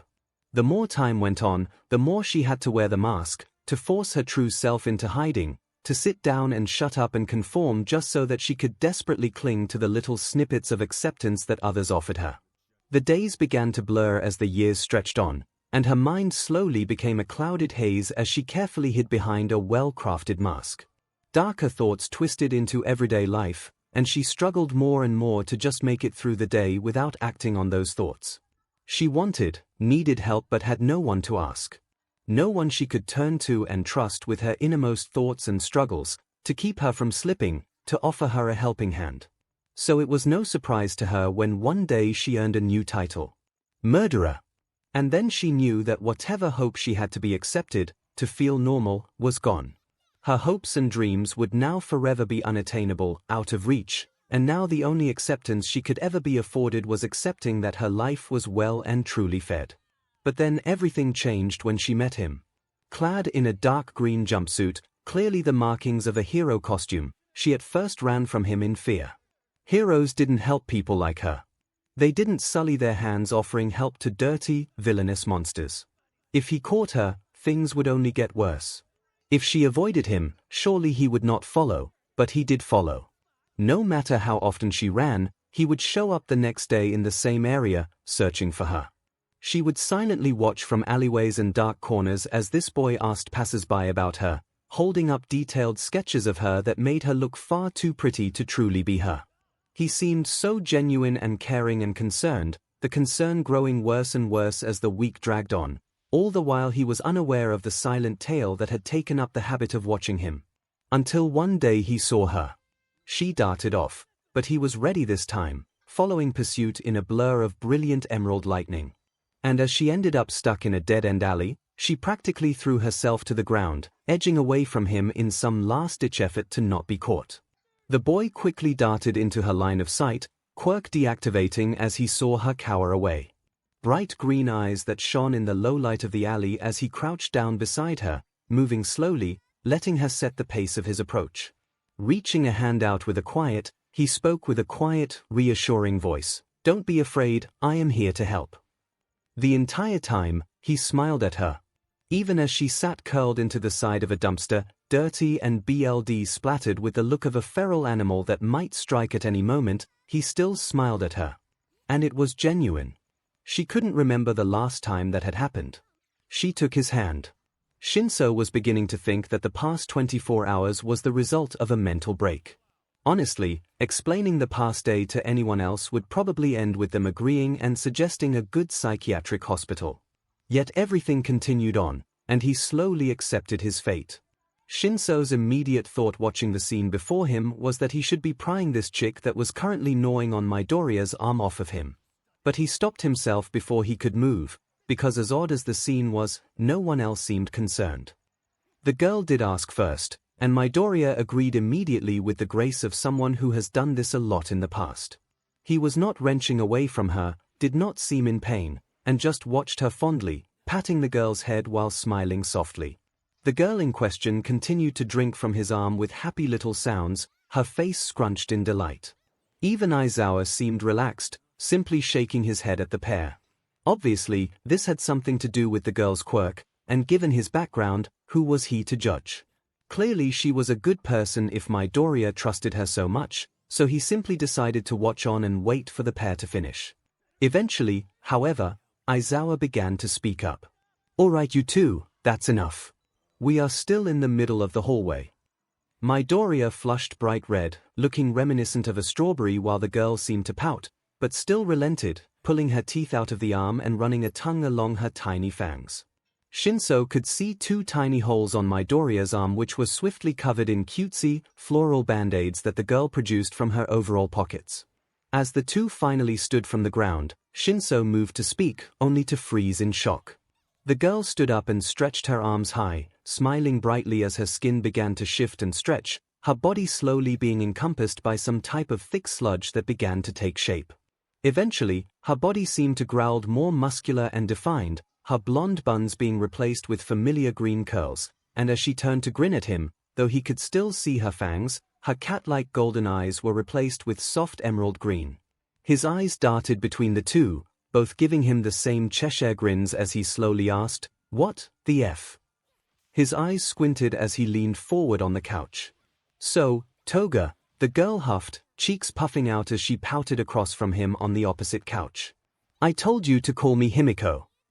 She practically stomped her foot with the demand, which was both cute and hilarious considering the fact that she was still in the form of Izuku, who sat at her side eating a rather large plate of food. Fine then, so Himiko, and he could not help but chuckle at how the girl visibly brightened when he used her given name. "Your quirk allows you to take the form of anyone you drink the blood of, correct?" "Yep." The girl chirped brightly, practically vibrating in place. "Recently, Aizu-chan and I have been working on it to see if I could possibly mimic the quirks of anyone I transform into. Results are varied." Izuku chimed in around a mouthful of food that he quickly swallowed before emphatically waving his chopsticks around as he spoke. "As of right now, she can definitely mimic physical mutation quirks like muscle enhancements or sensory enhancements, but emitters are mixed results. Any that need something extra like stored energy don't tend to work very well until time passes in that form, which we are limited to due to her time limit, but stamina-based emitters work fairly well. Cutting off mid-ramble to shove another bite of rice in his mouth, he brightly chirped, "Her quirk is fascinating." The girl in question lit up red like a stop sign, though she watched her friend with a definite fondness, as if she could not quite understand the praise pouring out of him. As if she did not understand how he could be real. Hitoshi found himself agreeing with her sentiment after the past 24 hours. She glanced at him, and he tried his best to convey his understanding of her feelings, and she gave him a warm smile, shoulders lightening slightly. Swallowing his food and still oblivious to the moment shared between the two, Izuku continued. But Himi-chan's quirk with her brain makes her an unrivaled threat in the support department. One vial of BLD, and she can understand a person's body and quirk as well as them, if not better since she knows what to look into as far as gear and costumes go. She has top marks in the class on top of having the least amount of gear sent back for adjustments. The girl finally dropped her red face in her hands, quietly screaming about Izuku being too cute. ♀♀ could only snort in amusement as Izuku glanced to his friend, head tilted in confusion. Leaning forward with his own chopsticks, ♀♀ snagged a dumpling off Izuku's plate, ignoring the boy's shouts of protest about how ♀♀ had his own lunch bento. "Well then," the lavender-haired boy drawled, grinning mischievously as he shoved the dumpling in his mouth. "Now I know who to go to for my costume when I transfer to the hero course." Now that got Himiko's attention, her head snapping up. "You're transferring." "That's the goal," Izuku interjected, holding his bento close and giving ♀♀ a wary look as he continued to tuck into the food. "Currently, I'm training him for the sports festival, and should that go well, he will be moved into the empty seat in 1A. Waving his chopsticks in the air with a roll of his eyes, he added, "If I had my way, he would be in 1A right now, but the board is stupid and Nezu needs more time to find places to hide the bodies." ♀♀ startled. "Bodies?" Izuku froze, bite halfway to his mouth. Metaphorically speaking. ♀♀'s eyes narrowed suspiciously. Izuku shoved more food in his mouth. Hellspawn chat earlier that morning. Kaminari at Problem Child. "Hey, my buddy, my pal, you good?" Zero, "Yeah, is everything okay?" Aizawa said it wasn't serious but we just wanted to make sure. Hagakure, "Yeah. Let us know if you need anything." Uraraka, "I hope everything is okay. We're here for you, Deku-kun." Ida, "Everyone please stay off your phones during class. Aizawa-sensei has assured us that Midoriya is perfectly safe and will message us later in the day. Now please, pay attention." Ashido, "Fine." Ida, "But at Problem Child, Aizawa did inform us that you were dealing with a paperwork issue. If you require any assistance, please feel free to message us to request aid. At Yorozu was just elected class president and I am serving as vice president, and we would be more than happy to assist. Kaminari, Vice Pres over here volunteering your Momo for paperwork. Leader, I did not mean to do so. At Yorozu, I deeply apologize for volunteering you without asking first. Yorozu, it's fine, Ida, I would have volunteered regardless. Asui, Ida, didn't you just lecture us to stay off our phones? Ida, yes. Yes I did. Ida, I humbly apologize for setting such a poor example for the class. Zero, dude, chill, it's all cool. Kirishima, guys. Sensei is glaring at us. Kaminari, I know you guys need to get better at hiding when you text. Dadzawa, and you need to get better at remembering that I am in this chat. Ashido, RIP Kami 4 hours later. Kaminari at Problem Child. Kaminari at Problem Child. Kaminari at Problem Child. Kaminari at Problem Child. Kaminari at Problem Child. Jiru, dude, stop spamming the poor guy. Kirishima, Kamibro, chill, Midobro seemed busy. Kaminari at Problem Child. Bakugu, oi. Stop being a DMN nuisance, Pikachu. Uraraka, wow, Bakugu actually trying to help Deku-kun. Bakugu, F, Ida, language. Ida, and Kaminari. Spamming your classmates is rude. Kaminari at Problem Child. I need answers. Kaminari, don't tell me that you guys weren't curious too. Zero, kind of. Hagakure, maybe. Ashido, just a smidge. Seitu, Did something happen? Uraraka, during the stampede, a lot of us noticed Deku-kun show up outside with the teachers who were trying to get the reporters to leave. Jiru, Shoji and I could hear him give the most sickly sweet threats that had them practically sprinting off campus. Jiru, it was pretty cool. Shoji, and a little terrifying. Shoji, but still cool. Kaminari, this. Happy smiley carrot Kaminari, so this means whatever is going on, Midori is still on campus. Yorozu, so you decided that it was appropriate to spam him. Kaminari, just a little. Asui, 7 times in 5 minutes is a bit more than just a little. Kaminari, well, apparently it's not enough to get him to respond. Kaminari, so. Dadzawa, ping the problem child one more time and you will have detention until you graduate. Kaminari. Okay, I'm done. Hagakure, sorry, sensei. Ashido, we just wanted to make sure everything was okay. Dadzawa, sigh. Dadzawa at problem child Dadzawa, please tell the Hellspawn that you are alright. Problem child, hi everyone. I'm okay, I promise. The paperwork issue is mainly being handled by Principal Nedzu, and I'm just helping finalize the details. But thank you for the offers of help. I will be back in class tomorrow, promise. I appreciate all the concern. Hagakure, senpai. Zero, so Aizawa could have gotten his attention in 2 seconds this whole time. Ashido, yay. Senpai's still alive. Uraraka, hi Deku-kun. I'm glad you're okay. Jiru at Ashido, we just saw him go feral on the reporters, of course he's still alive. Ida, it is wonderful to hear you are being so dedicated towards your work. Just let us know if things change and we can assist in any way. Ashido, we couldn't have known that. It could have been his evil twin. Zero, who's to say that this isn't his evil twin texting right now? Ashido, oh Kirishima, bro, Kaminari, big brain thoughts Asui at Zero, look at what you started. Zero, I have realized my mistake and ask humbly for your forgiveness. Jiru, back on topic from whatever shenanigans are going to brewing from that. Jiru at problem child, who was the purple-haired kid you were holding hostage? Problem child, oh, Hitoshi-kun wasn't being held hostage. Jiru, was he allowed to leave of his own free will? Problem child, Hitoshi-kun wasn't being held hostage. Tokoyami, what a mad banquet of darkness. Ashido, I'm sorry, can we focus on the Hitoshi-kun part? Who is this mysterious boy that you are on a first-name basis with? Details, spill. Problem child, you will find out. Eventually. Ashido, I am now afraid of the details. Problem child, no, don't be afraid. Everything will be fine. Kaminari, fear, problem child. Yorozu, oh my. Kirishima, how can a smiley face be so ominous? Problem child, don't worry. Everything is fine. Uraraka, Deku-kun. Zero, you good, dude. Hagakure, I am a little concerned now. Yorozu, Midoriya-senpai, are you alright? Problem child, BRB, putting out a fire. Kaminari, putting out a what now? Bakugu, Deku, what the F did you do? Uraraka, be careful Deku-kun. Ida, Midoriya. Be careful. Have you notified a teacher? There are no fire alarms going off currently. Yorozu at Dadzawa, problem child, we just had a conversation about this last night. Kirishima, a conversation about fire.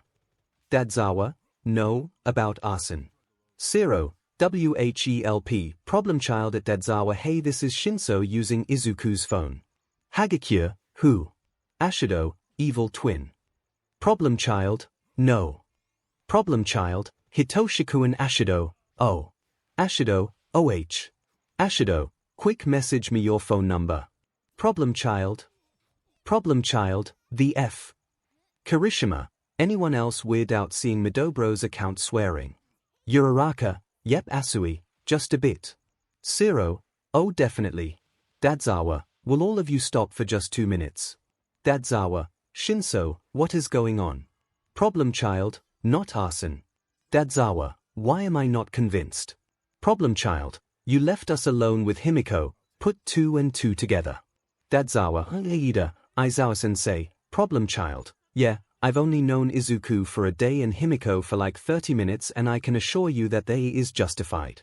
Problem child. As in, they started a debate on whether water is wet problem child. And now the lab is on fire. Problem child. Wait no, Izuku found a fire extinguisher. Yorozu. Oh good, is everyone okay? Problem child. Physically. Yes. Problem child. Mentally. Nope, but I'm fairly certain all three of us came like that. Dadzawa. I'm not paid enough for this. Midori Protection Squad Ashido, we have a new recruit. Laughing face. Ashido has added Catcryptid to the chat. Catcryptid, I feel like I've made a mistake. Hell chat cat dad at Diglett, where the hell are you? Why not? Oh someone's in trouble Diglett. I'm fixing a med bot in the nurse's office, why? Cat dad, you left the support labs unattended. Diglett, I locked the door. Cat dad, correction. Cat dad, you left the support labs unattended. Cat dad, while not assuring the location of both Toga and Izuku. Diglett. Diglett, SHT, problem child, everything is fine. Cat dad, Shinso. Problem child, Izuku assures me that everything is fine. Diglett, and that's feral child speech for something is on fire. Problem child, problem child, at least I know this is a recurring thing. Cat dad, say I'm on my way. When Aizawa walked into the support labs, he was met with utter chaos. Shinso was standing far away from the main chaos, giving him an exhausted look that just spoke to Aizawa's equally tired soul.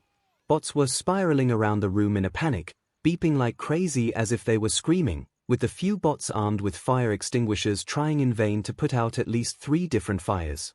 Toga was cackling like a mad woman off to the side next to the main fire, gleefully clapping at the sight. Izuku was stuck in a mutter storm, trying to figure out an alternative to put out the fire since clearly the fire extinguishers were not working. And the biggest issue. The main fire was on top of a tub of water. How the actual F, problem child. The green-haired boy finally snapped out of his muttering. He looked at Aizawa, then the fire. Aizawa again, then the fire again. A brief panicked glance at Toga, who simply cackled louder, and finally, he looked at Aizawa and meekly replied, "In our defense, you left us unsupervised. 3 more days of shaming. But, okay yeah, fair." 10 minutes and a properly smothered fire later, Aizawa was glaring at the trio. "Shinso, you are fine and did nothing wrong." To emphasize this, he patted the boy on the head, just like the parenting book Nem gave him instructed to do as positive reinforcement. It worked wonders for problem child in reining in his worse feral tendencies, and now the threat of rescinding head pats was the last-ditch effort to get him to behave. It worked every time. Though, it often resulted in tears when threatened, so it was only used sparingly. Tears were almost worse than the actual feral energy sometimes. Clearing his throat, he continued to speak to the confused purple-haired boy.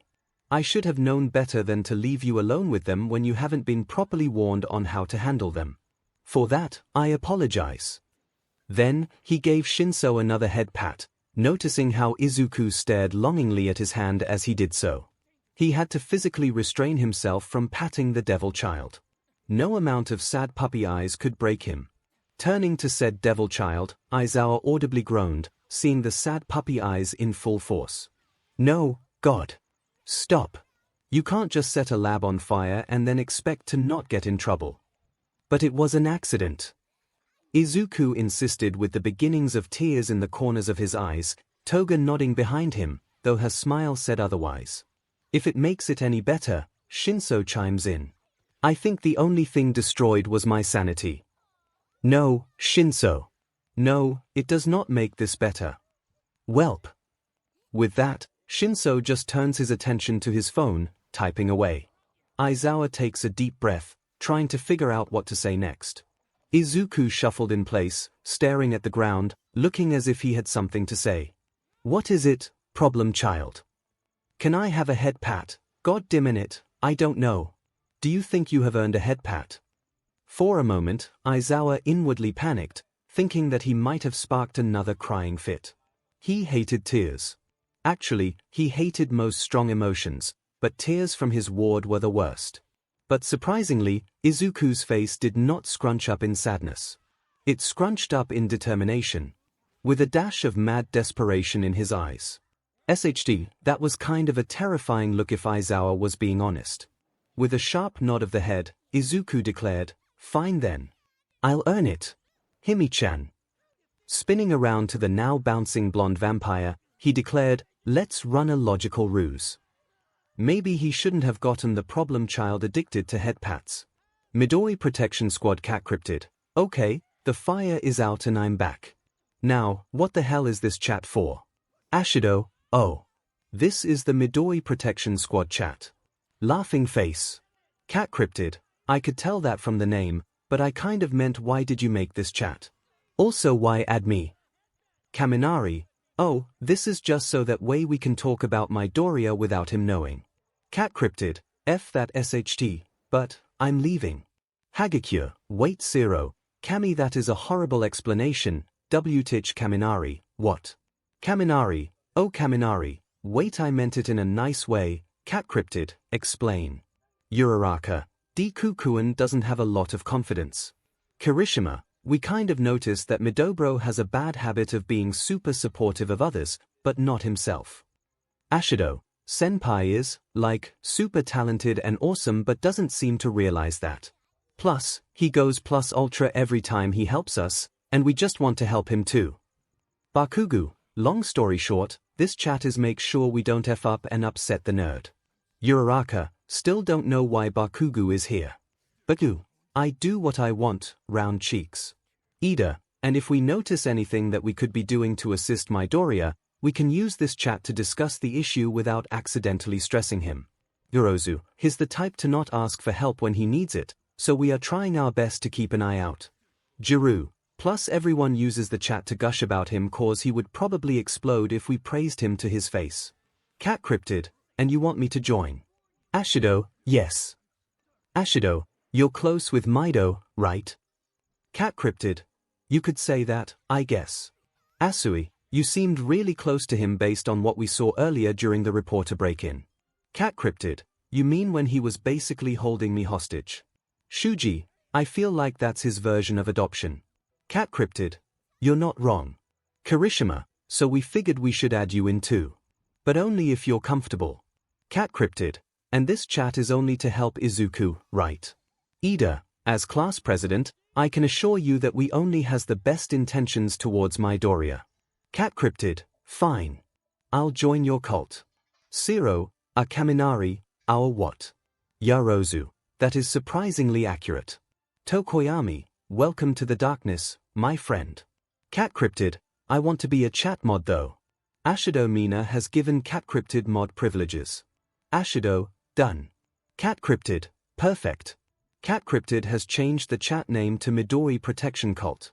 Cat cryptid, I'll work on changing everyone's nicknames later after I meet you all. Ojiro, meet us when? Cat cryptid, when the time is right. Hagakure, well, that sounded ominous.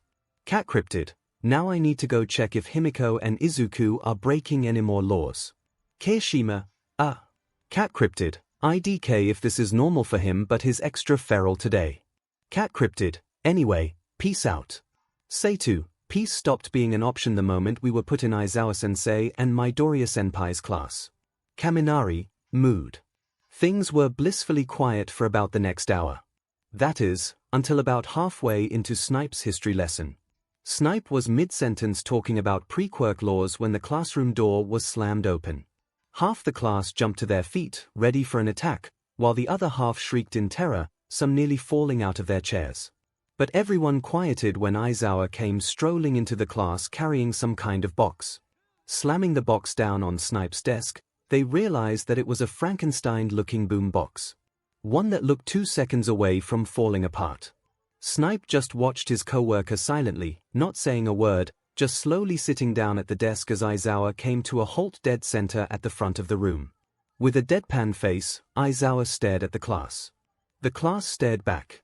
Then, without breaking eye contact, he slowly reached over to the piece of junk he had carried in and pressed the play button. Suddenly, Caramel Dancin' began blaring through the speakers. Aizawa grinned with a crazed look in his eyes. before proceeding to dance along with the song.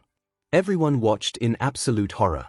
Hell chat rootin' tooting, I thought we all agreed to never spike Aizawa's coffee again. Clifford, I'll clear my schedule for the therapy sessions. Loud Dad, what happened and has he been arrested yet? All Dad, arrested. And who on earth spiked in his coffee in the past? Loud Dad, we don't speak of the last time it happened. Loud Dad, but take a wild guess who? All Dad, Kiyoma. Why not, rude. Why not, but I didn't do anything this time. Rootin' tooting, well then YTF is Aizawa currently traumatizing his class by dancing to caramel dancin' with that look on his face. Loud Dad, what Clifford, what why not, what All Dad, what spook, what space aunt, what rat god, who? Rat god, and by who, I mean that Aizawa is currently in the support labs with Majima. Rootin' tooting, how the, rootin' tooting, Rootin' tooting, okay now I get it. All Dad. Rootin' tooting, 𝐒𝐭𝐚𝐲 𝐔𝐻𝐿 just screamed bloody murder and threw a book at him. Aizawa barely dodged the book, letting out a high-pitched shriek as he did so. Rude. He shouted at the electricity user who seemed 2 seconds away from a mental breakdown.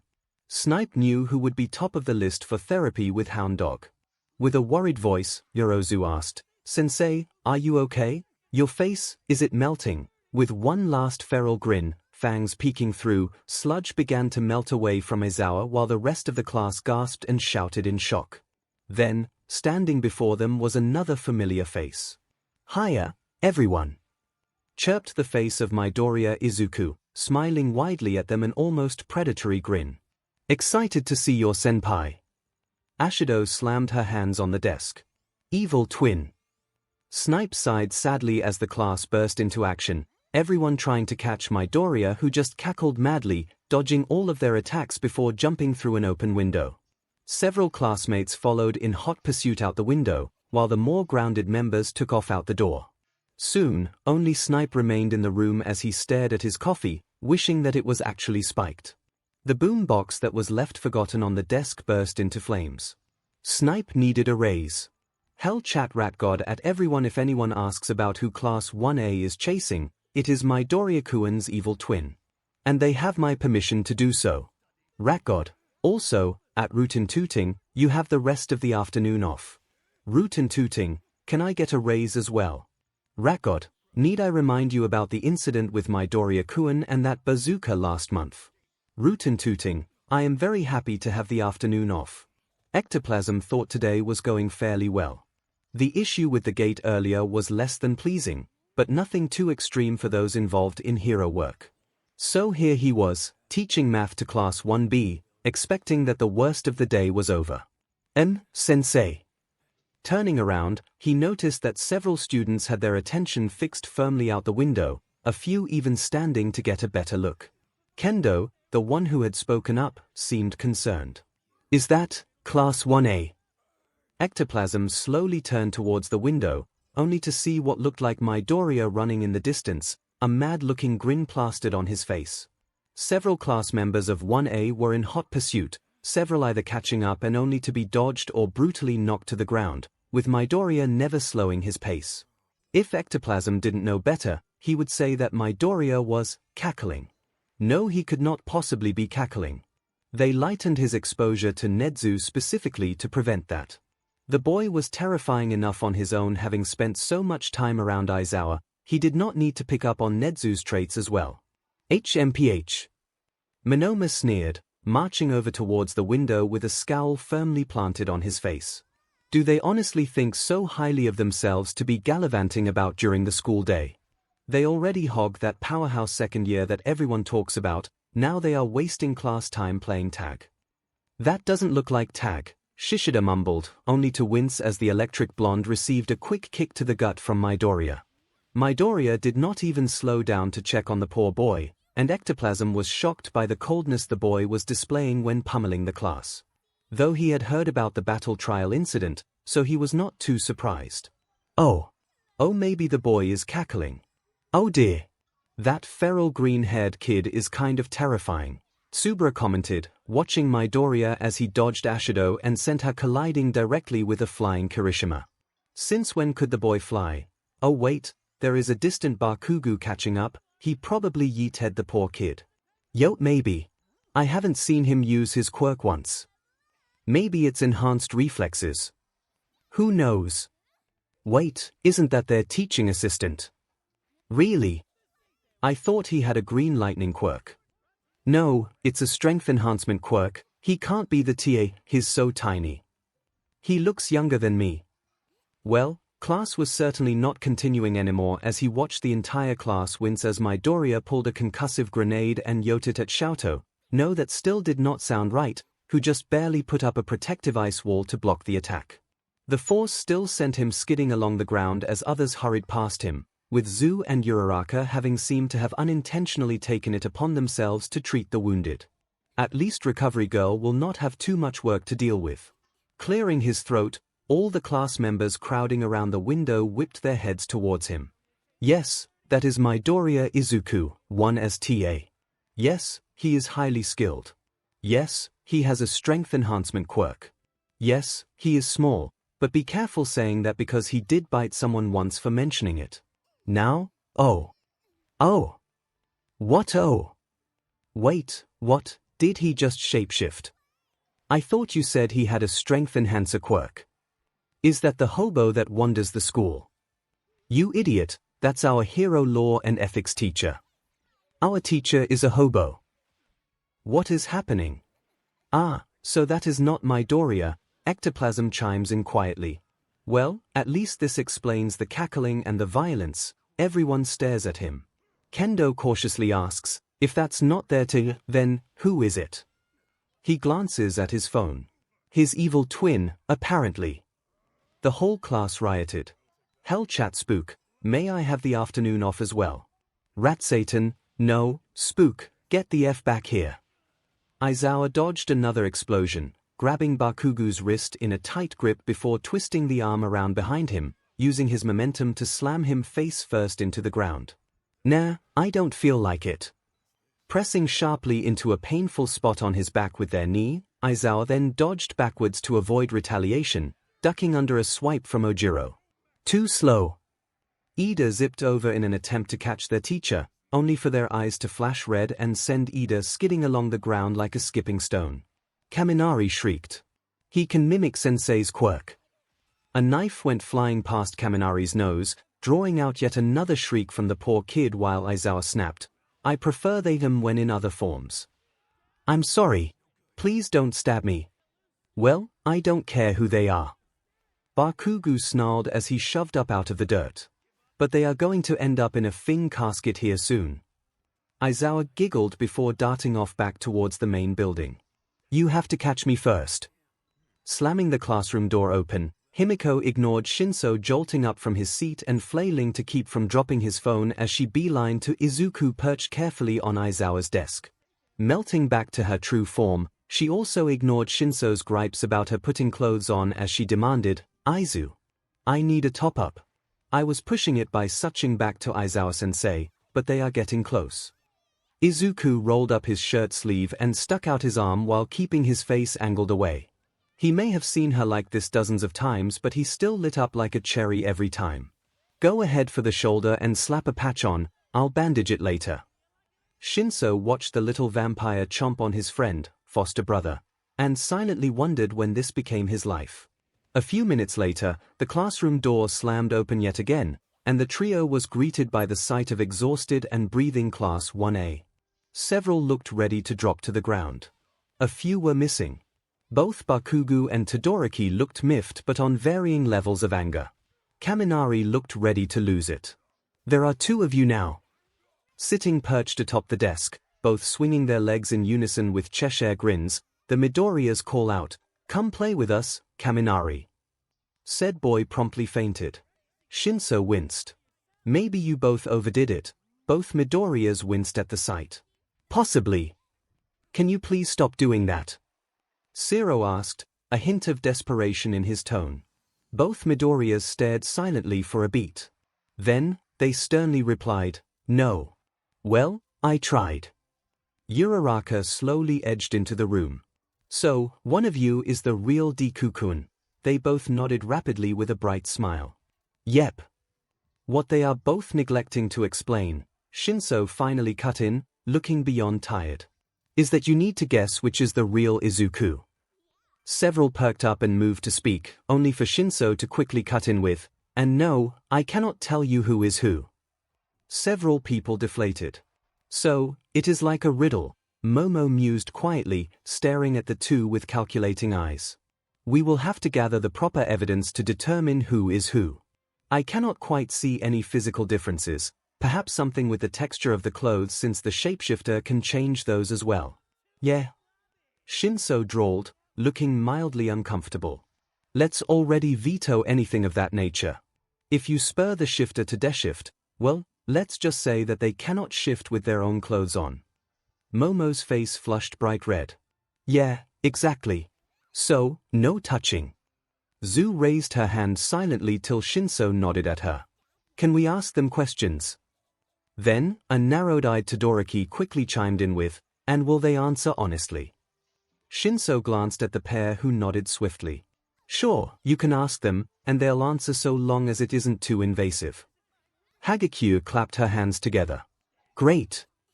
Nothing was said for a beat. Any ideas? Soto scratched his head. Can you tell us your names? Midoriya Izuku. He slumped. Worth a shot. I thought you said you would answer honestly, Ojiro mumbled under his breath. 𝐶 rolled his eyes. The shifter considers themselves to be the person they shift into given the nature of the shifting, so technically they are not lying. It's like fusing yourself with another person. He glanced over his shoulder. I think that's how it was explained. Two heads nodded rapidly. Okay, yeah, like that. Oh, I know. Mina lunged forward towards the Midoriyas while jabbing a finger in 𝐶's face. What do you call him? Hitoshi-kun. Stomping her foot, she puffed up her cheeks in irritation and shouted, Dang it. For FS sake. Bakugo barreled forward, shoving people out of the way and ignoring protests from the other classmates. Let me through, assholes. Bakugo. Ida shouted, chopping his arm through the air. There is no need for violence. I'm not gonna hit them. The explosive blonde snapped, having finally gotten through the crowd only to stop a few feet from the pair. Turning his full attention towards the two, he crossed his arms and stared them down with a deep scowl, not saying a word. A full minute goes by silently, both the Midoriyas beginning to fidget under his gaze. He jabbed his finger to the one on the right. That's the fake. Silence. Then, Kirishima, who carefully helped a now awake Kaminari, tentatively asked, you sure dude? I would like to add, 𝐶 chimed in with a lazy grin, that this is a test for a class grade. Pick wrong, and you all fail the exercise. So, he dropped to sit in a seat, propping his elbow on the desktop and plopping his chin onto his palm. You sure about that answer? Everyone began shouting at once. Momo tried to calm everyone down, while Ida shouted for order, arms chopping through the air. Finally, Bakugo snarled, everyone, shut the F up. Silence. Then, taking a deep, grounding breath while pinching the bridge of his nose, he spat out, Fine, don't believe me. I'll prove it. Bakugo, I said I wasn't gonna hit them. All protests died, and Bakugo's eyes narrowed in on the Midoriyas once again. Then, he calmly asked, What's my name? Kaken/Bakugo. Record scratch. Both Midoriyas froze, wide-eyed. Kaminari quietly whispered, Holy he was right. Then the room was in motion again. The real Midoriya lit up green while the fake hopped atop the desk and jumped up into an open vent. Bakugo tried to jump after them only to be tackled by a quirked-up Midoriya, launching both of them into the crowd of 1A as the vent slammed shut, followed by feminine laughter disappearing into the depths of the vents. 𝐶 stood and took 2 very large steps back from the chaos. You sure you want to join this disaster? A voice drawled from behind him. Spinning around, he watched Aizawa lean back against the window frame as he finished draining a jelly packet. Turning his attention back towards the class that slowly morphed from a riot to just happy cheering around their senpai sans Bakugo, who was still pinned to the floor pitching a fit, 𝐶 felt a genuine smile tug at the corner of his lips. Yeah, I do. Eyes on the class, he missed the smile Aizawa threw him before quickly hiding it within the confines of his scarf.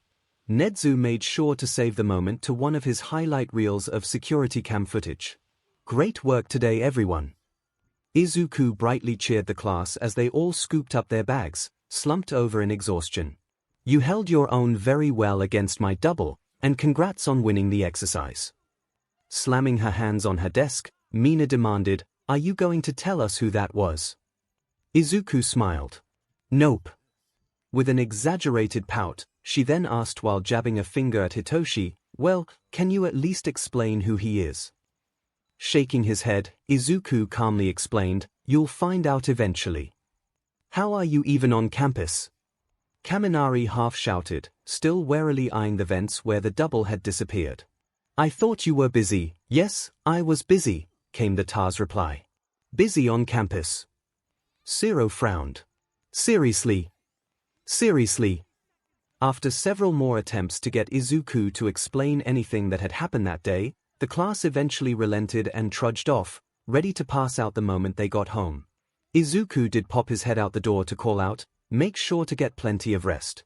We have a specialty training event tomorrow. All he was met with was exhausted groans. Shutting the door with a soft laugh, he turned back around expecting to only see Hitoshi and Aizawa, but instead he found the pair staring a familiar scowling boy. Kaken? Izuku asked hesitantly, brows scrunched in confusion. What are you still doing here? I need to talk to you, Deku, the boy snapped, glaring at Hitoshi who glared right back. Preferably without the troll doll here. Sighing heavily as he ran his hands along his face, Izuku tersely replied, Kaken, maybe this can wait till tomorrow. It's been a long day for everyone, I texted the old hag. Izuku froze, locking eyes with Bakugo, slightly panicked.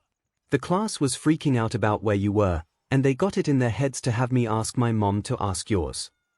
Crossing his arms over his chest as he stared Izuku down, he jerked his chin at Hitoshi as he snapped, do you still want Troll Doll here to listen to this? 'Cause I have questions. With his own scowl to match Bakugo's, Hitoshi chimed in, you know, this sounds like it's none of your business. It's fine, Hitoshi. Izuku's voice is weary and tired, shoulders slumped in resignation. Snapping his gaze to Izuku, he grumbled, you don't have to explain anything to anyone. I've known Kaken since before I could talk, Izuku replied with a shrug. If anyone deserves an answer, it's him. Seeing that Hitoshi still didn't look convinced, Izuku softly smiled and said, I promise I'll explain later. If you two don't mind letting me talk to him for a bit. Finally, Aizawa spoke up. Just make it quick, problem child. Then, his capture weapon shot out, wrapping around Hitoshi's mouth before he could speak. We'll wait for you at the entrance. And then he was half leading, half dragging Hitoshi out the door, ignoring the boy's muffled protests. Izuku glanced at Katsuki, seeing his bewildered look, commented, I would be concerned, but I'm just happy it's not me this time. Huffing to himself, Katsuki asked in an unusually calm manner, you and the hobo really are close, aren't you? I mean, I guess you could say that. Absently scratching his head, Izuku added, I'm fairly certain that the explanation has to do with what you want to ask, however. Deciding to stop beating around the bush, Bakugo finally turned to fully face Izuku, staring him down silently, as if trying to get a proper read on the boy. Then, slowly and carefully he asked his question. Why the hell did the old hag say that Auntie moved to America without you? Bakugo had no idea how he ended up here. What the F are you cooking? Aizawa glanced at the blonde from the corner of his eye, scowling. Burgers. Staring at the ground meat patties sizzling away in the skillet, Bakugo scoffed. I know what a burger is. Glaring at the teacher, he snapped, you didn't season them.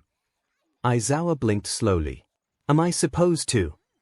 With a half yell, half shriek, he practically shoved the teacher out of the way while digging through the cabinets. How the F can you keep a kid alive if you can't cook? The same way you've managed to get through life with that attitude, Aizawa drawled, watching the bombastic boy rummage through his kitchen. Spite and dumb luck. Bakugo picked up a spatula and pointed it sharply at the door. Out. I need to fix this SHT. Aizawa did not budge. Glancing towards the green-haired boy in the doorway, he dryly asked, "Has he always been like this?" Shrugging, Midoriya quipped, "He was nicer as a kid. You know, back before he knew how to speak actual words." He deftly dodged the ladle chucked at his head. Though Auntie Mitsuki said that even his toddler meltdowns were legendary. "Shut your goddamn trap, Deku." Bakugo growled out as he seasoned the meat, grumbling under his breath about how this should have been done before cooking. "But Kaken, look at us bonding over childhood memories." The shorter boy crowed cheerfully, grinning like a cat that got the cream. "For FS sake, as riveting as this conversation is," Hitoshi interjected, having been watching the events thus far like a tennis match. "Why exactly is he here again?" Shrugging, Izuku began to absently fiddle with his pencil, flipping through one of his numerous notebooks. "I tried explaining back in the room, but I realized that I owe you an explanation just as much as him, and figured it would be easier to explain to both of you at the same time."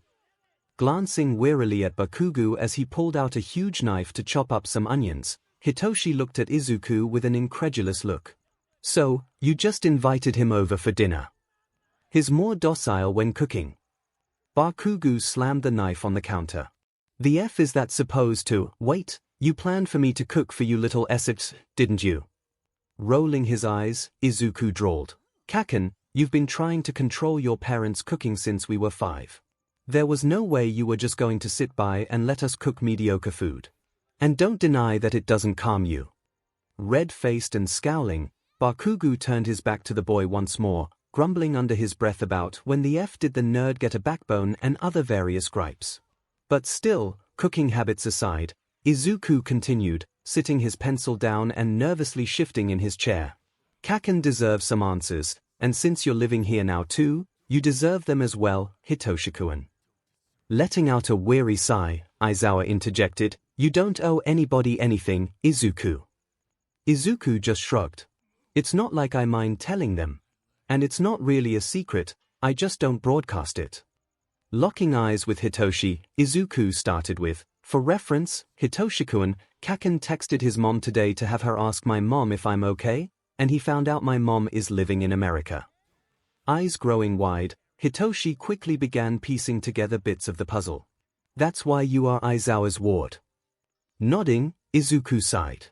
"My mom is a wonderful mother. She's kind and thoughtful and has always loved me. And my dad as well, despite having to live overseas to support me. The issue is just, my mom worries. A lot. And the stress only got worse when I started at UA." Bakugo had discreetly taken the food off the stove burners and turned the stovetop off, shifting to stare intently at Izuku as he explained.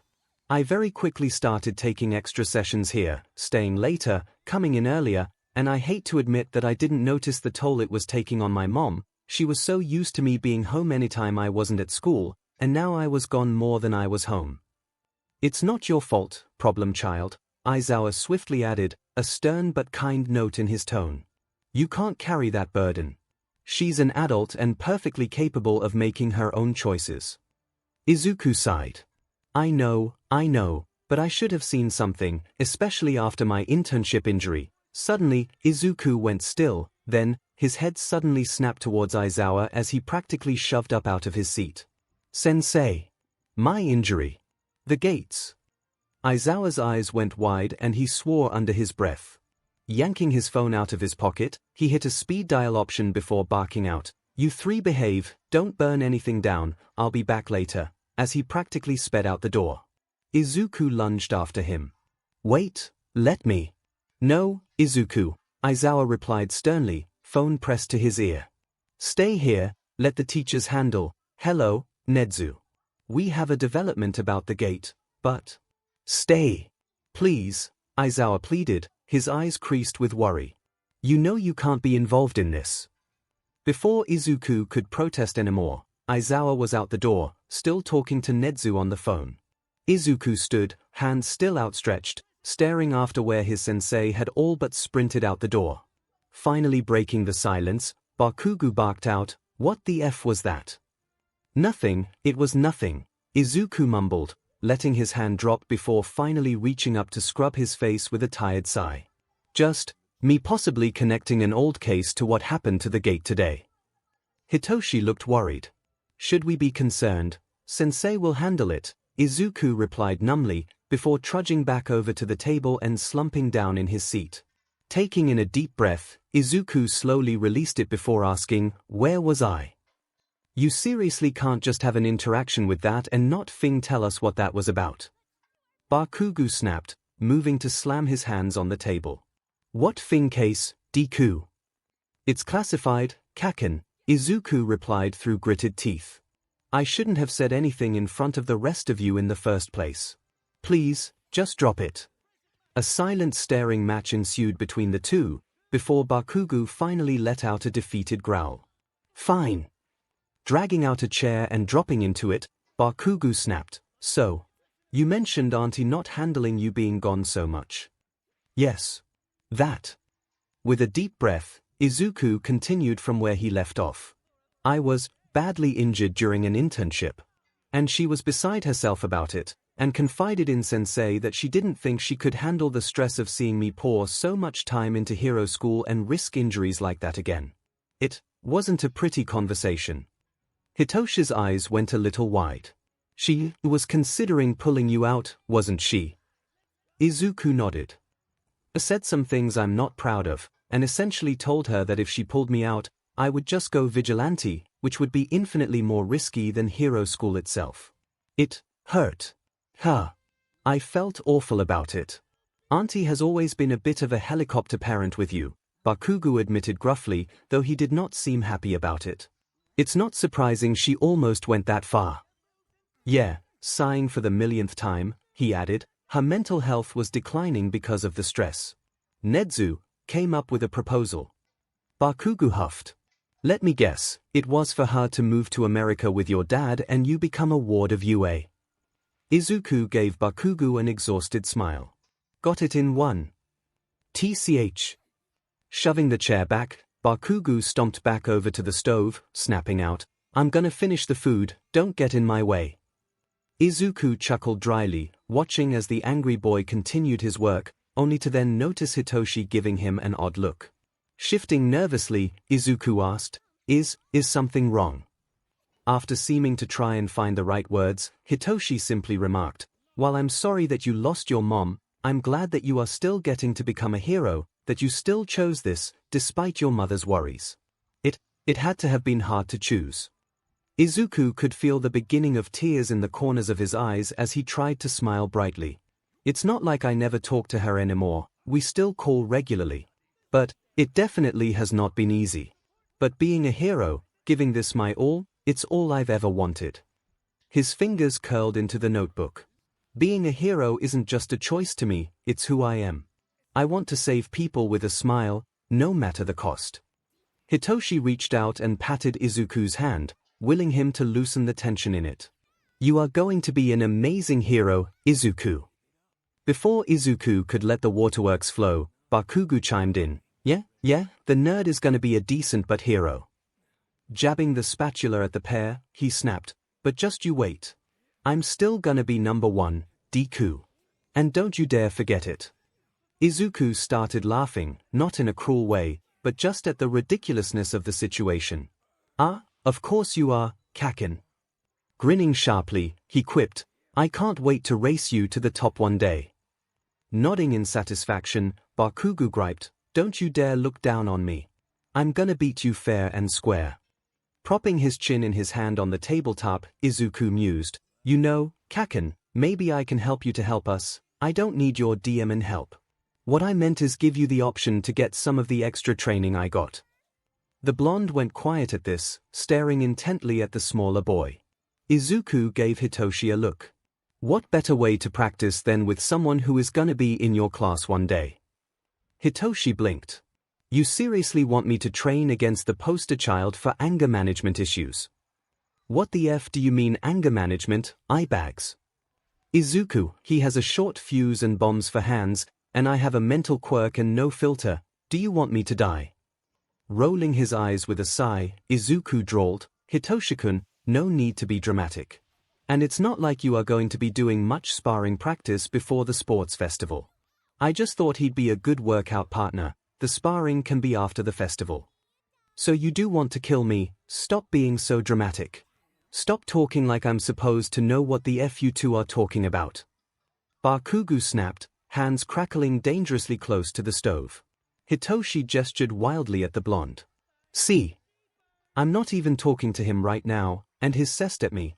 I am going to die. Izuku pinched the bridge of his nose. For the love of All Might, I am here. The door burst open, and All Might came flying through carrying bags of snacks and movies, only to be startled by the sight of 2 more teenage boys than he was used to. Coughing and hacking in surprise, he accidentally dropped his buff form with a surprised "Ichi" and a spew of "Biu, what the F? So that's why the skeleton man looked so familiar. Izuku looked ready to crawl into a hole as he made eye contact with Yagi in his small might form. Aizawa is going to murder you one day, and I am going to have to help hide your body. I am aware, and I apologize. You sure you're okay, Kohai? Izuku looked up from where he had been shoving books into his backpack and beamed up at the taller boy. Of course, senpai. Zipping the bag shut, he quickly tossed it up over his shoulder. I swear, it was just a paperwork issue. Hado practically shoved Mirio aside as she got up really close to Izuku's face. When he first met the girl, Izuku would nearly faint every time she did this. Now, it was just a normal math class. Oh, I heard that you were running around campus with a bunch of first-years attacking you. It was just a logical ruse, Izuku interjected, adjusting his backpack straps. And technically, I wasn't the one being chased. All 3 nodded in understanding. Himiko Kohai, Mirio stated. Yes, but if anyone asks, Izuku stressed as if telling a serious secret. It was my evil twin. Hado practically cackled with laughter as Tamaki seemed to sink further in his seat. Must you cause chaos everywhere you go? Izuku sputtered. It wasn't like I told them that. They just assumed an easy, Kohai, Mirio chirped, grinning broadly and looking ready to laugh himself, Hado still cackling and floating away while Tamaki bit back a shy smile. We get that. But you have to admit, you do tend to have a lot of chaos around you. Sulking slightly, Izuku muttered, it's not like seek it out. Izuku, I have watched you bolt no hesitation into a burning building to fight a villain and save hostages, Mirio replied dryly. You nearly gave me a heart attack. And I know Nedzu has attached a liability waiver to your internship requests. So thought I was pulling a prank on him when I brought it in yesterday. Okay, I get it. Izuku interjected, waving his hands in the air. I have a quick react button. I swear I think things through though. Yugo, are my actions going to have consequences? Yes. I'm going to do it anyway.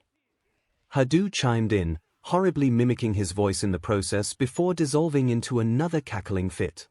Sighing heavily as Hado floated back towards the ceiling, Tamaki added, we just worry about you.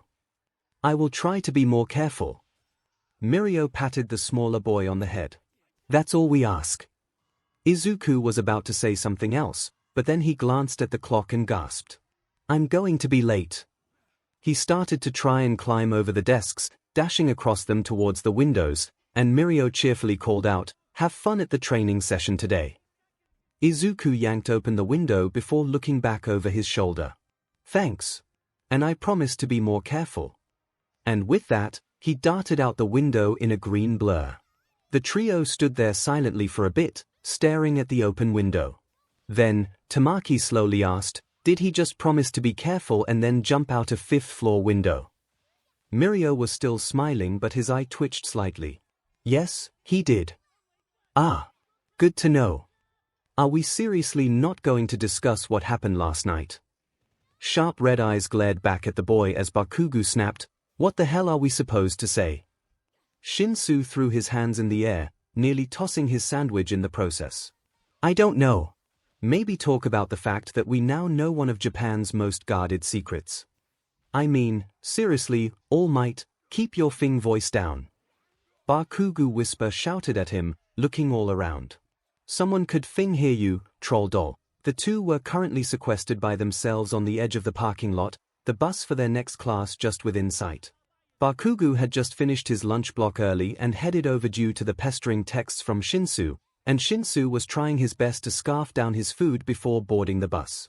He had left class a few minutes early to tag along for today's trip to wherever in the hell Aizawa was kidnapping them to, and the trip started when his lunch block was supposed to begin.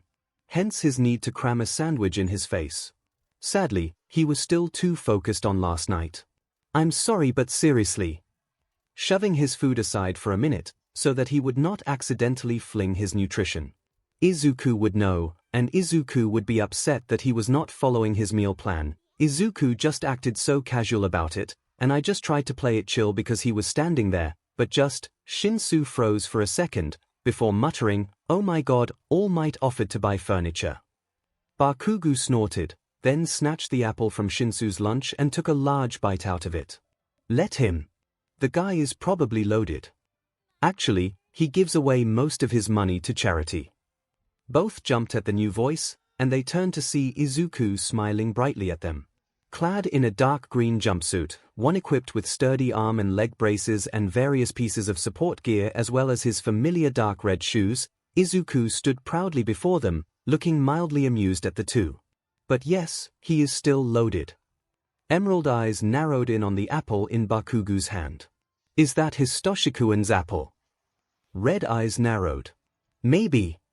They both stared silently. As if to be petty, Bakugo took another slow bite without breaking eye contact. Izuku just sighed in defeat. Glancing toward Shinsu, he commented, "Please stick as close to the diet plan as possible." Shinsu pointedly picked up his sandwich and took a large bite. Izuku beamed before starting to trot over towards the bus where their bored-looking teacher stood. Then, pausing and glancing back over his shoulder, Izuku called out, "Please try to not talk about national secrets out in the open, you two." Then he continued away as if nothing had happened. Both boys just exchanged tired glances before slowly taking another bite of their food, not sure what else to say. "So what did Nezu say?" Aizawa sighed, knowing that he could not dodge the conversation forever. The problem child had been passed out asleep on the couch when he returned. Bakugo and Shinsu sprawled on a futon in front of the couch with the end credits of some hero documentary scrolling on the screen. He was tempted to wake the boys up, but seeing as how late it was and that they weren't in too odd of angles, he let them stay unconscious. He did, however, toss a couple blankets on each of them, because he was capable of being nice sometimes. Then during the morning scramble to get ready for class, Bakugo having to get his clothes out of the dryer from the night before and Izuku trying to scramble to get food for them all, muttering in a panic about missing his morning workout, all while Hitoshi Zombie marched himself along. Well, Aizawa did not feel very pressed to update Izuku on the situation. Classes were hectic as well, making up for the dramatics from yesterday and prepping for the afternoon field trip, and one thing led to another. Now, here they were, sitting on the bus, with the problem child practically climbing over the seat behind him to where Aizawa laid sprawled out in his sleeping bag. Staring wearily at Izuku, he let out a tired sigh. Well, in case you did not notice, the similarities were not enough to convince the board to postpone this trip. "The board is stupid," Izuku grumbled. "When is Nezu going to deal with them?" "I should help him deal with them. I'm going to pretend I didn't hear that." Izuku blinked. "Oh, yes." For plausible deniability. Aizawa closed his eyes. He had not had enough coffee to deal with. He paused that thought and cautiously sniffed the air before cracking open an eye. A thermos of his favorite coffee was being held in front of his face, still steaming. "This is why you are my favorite." Izuku beamed. Taking the thermos carefully and slowly wiggles out of his sleeping bag, clutching the thermos close as if it were a precious jewel. Distantly, he could hear the other students on the bus arguing about something in the back, but it did not sound violent besides Bakugo's usual screaming, so he stayed focused on his coffee. Sipping it, he let out a pleased sigh, before giving his attention back to his TA. We did, however, lobby for more teachers on hand as a precaution. Understanding flashed on Izuku's face. "So, that's why Snipe-sensei was on the other bus." Nodding, Aizawa drawled, "Sadly, he was the only one we could get on such short notice, but given that myself, 13, and All Might should be there as well, that should be enough." Izuku gave him a pointed look. Aizawa sighed. "And yes, you are licensed and allowed to use your quirk in case of emergency." Seeing the grin Izuku sported at that made Aizawa second guess giving him permission. But then he turned his attention back to his coffee, taking a long swig. He just focused on the fact that it is highly unlikely that anything would happen. What's that? Upon hearing one of the students' question, Aizawa began to regret his earlier thought. Staring at the center of the USJ Plaza, he watched as dozens upon dozens of villains began to pour out of a swirling purple vortex. Aizawa let out a long, exhausted sigh. Snipe! Dropping into a fighting stance while Snipe stepped forward, loading his gun, Aizawa asked, "How upset would the problem child be if I strangled All Might for ditching?" Before Snipe could say anything, he could hear a very disgruntled Izuku shout, "I am right here, and if I can't commit arson, you can't commit murder. Deku has already told All Might that he would help you hide the body, Kaken." Distantly, he could hear a random villain yell, "What the hell is wrong with them? We could play bingo with mental disorders." Shinsu shouted back, the rest of the class looking torn between being afraid for their lives due to the villains and agreeing with Shinsu's comment. "May we please not banter with the villains?" 13 pleaded as the villains below began to look uneasy. One villain even shouted, "Kid, are you fing okay? Enough of this." A strangled gasp from behind him, and suddenly Izuku is at his side, gripping his arm tightly with a shaking hand. "Sensei!" And with that one whispered word, Aizawa knew who the villain was. Picking out the man amongst the crowd, hearing the raspy voice Izuku had described, seeing the numerous hands the villain wore just as Izuku had painstakingly drawn in his report, and then a lot chuckle echoed through the USJ. Well, if it isn't my player too. Oh, Aizawa was going to get charged with excessive force today, he just knew it. All Might was about 5 minutes into his punishment informational chat with Nezu when the door to the teacher's office burst open. Standing there, clearly out of breath and looking just the slightest bit unhinged, Toga Himiko stood in a pair of support course overalls and covered in soot, as if she had been mid-project before sprinting to the office. With an uncharacteristically serious face, she shouted, "Izuku's tracker went offline." All Might began to hack up BLD as Nezu dove towards his laptop. With a baffled look, All Might asked, "Tracker?" Toga was already at Nezu's side, watching him rapidly type away as numerous screens pop up on his laptop. Not even bothering to look at the man, Toga quipped, "Duh, it's Izuku," in a tone that made it sound like that should explain everything. Which, yes, it kind of did, but still. The tracker is hooked up to UA's satellite and shouldn't have gone offline unless someone is actively blocking the signal or he has been moved out of range, Toga offered as her eyes rapidly scanned the screen. So, I do not believe he has been moved to another location unless he was teleported out of the country. This was a brilliant idea of yours. Nezu chirped as he typed. I am ashamed I did not think of it myself. Is it hidden in his gear?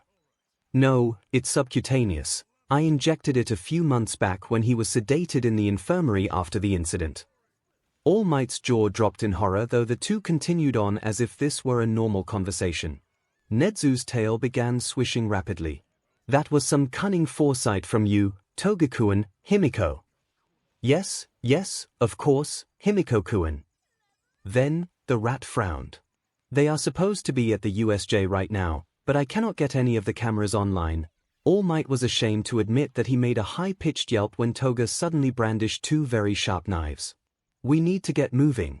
Himiko-kun, you cannot just. One of the knives was now embedded in the table next to Nezu's laptop. I am going to help Izuku. The rat let out a very, very tired sigh. You may accompany the teachers, but do not engage in any fights. Tapping a few more keys, an alert began to broadcast over the speakers for the teachers to assemble. Now, time is of the essence. All Might suddenly puffed up to full form. I shall handle. What? All Might deflated with another hacking cough at Toga's shocked shout, and then he suddenly paled, realizing his mistake. She looked almost betrayed. Was no one going to tell me that All Might had a shape-shifting quirk? Ah, well, it's not quite. Nezu looked ready to strangle him. Yagi! That is the 3rd child within 24 hours that you have revealed the most closely kept national secret to. I swear, I'm usually better about this, look. Toga shouted, shaking off her stupor. Arguments later, rescuing Izuku now. Right. He buffed up again. I shall go on ahead, now. Right, I'm going. You do not need to point the knife at me. 𝐿𝐿 would like to put it on the record that when he went home last night and told his siblings that he did not think his school year could get any stranger, he did not mean for it to be a personal challenge towards the universe. Yet, the universe seemed to just love proving him wrong. With a mad cackle, the villain covered in what looked like hands down in the USJ Plaza began to stride forward, throwing his arms out wide as he proudly announced, "We are the League of Villains. And we are here to, bang." All the students shrieked and jumped, with even 𝐿𝐿 himself being a little startled.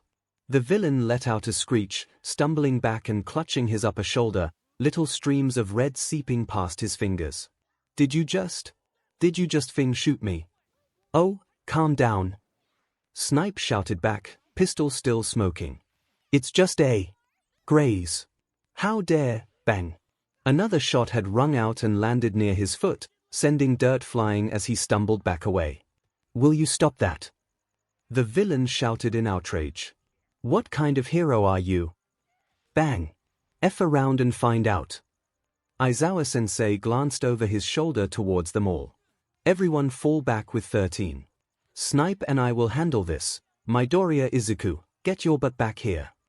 But the teaching assistant that had previously been looking like he just looked death in the eyes was now disappearing in a green blur of lighting, bouncing around from villain to villain like a terrifying mockery of a pinball. Aizawa let out the world's most tired groan before launching himself off the stairs, capture scarf flying wildly towards the various villains while 𝐿𝐿 began to take more shots at the crowd below. Unfortunately for 𝐿𝐿, he was quickly met with a portal opening below him, and he could only manage a quiet, "Oh, sure," before he fell, the portal closing before any of them could react. 13 at this point took charge of the students, shouting, "All right kids, follow me."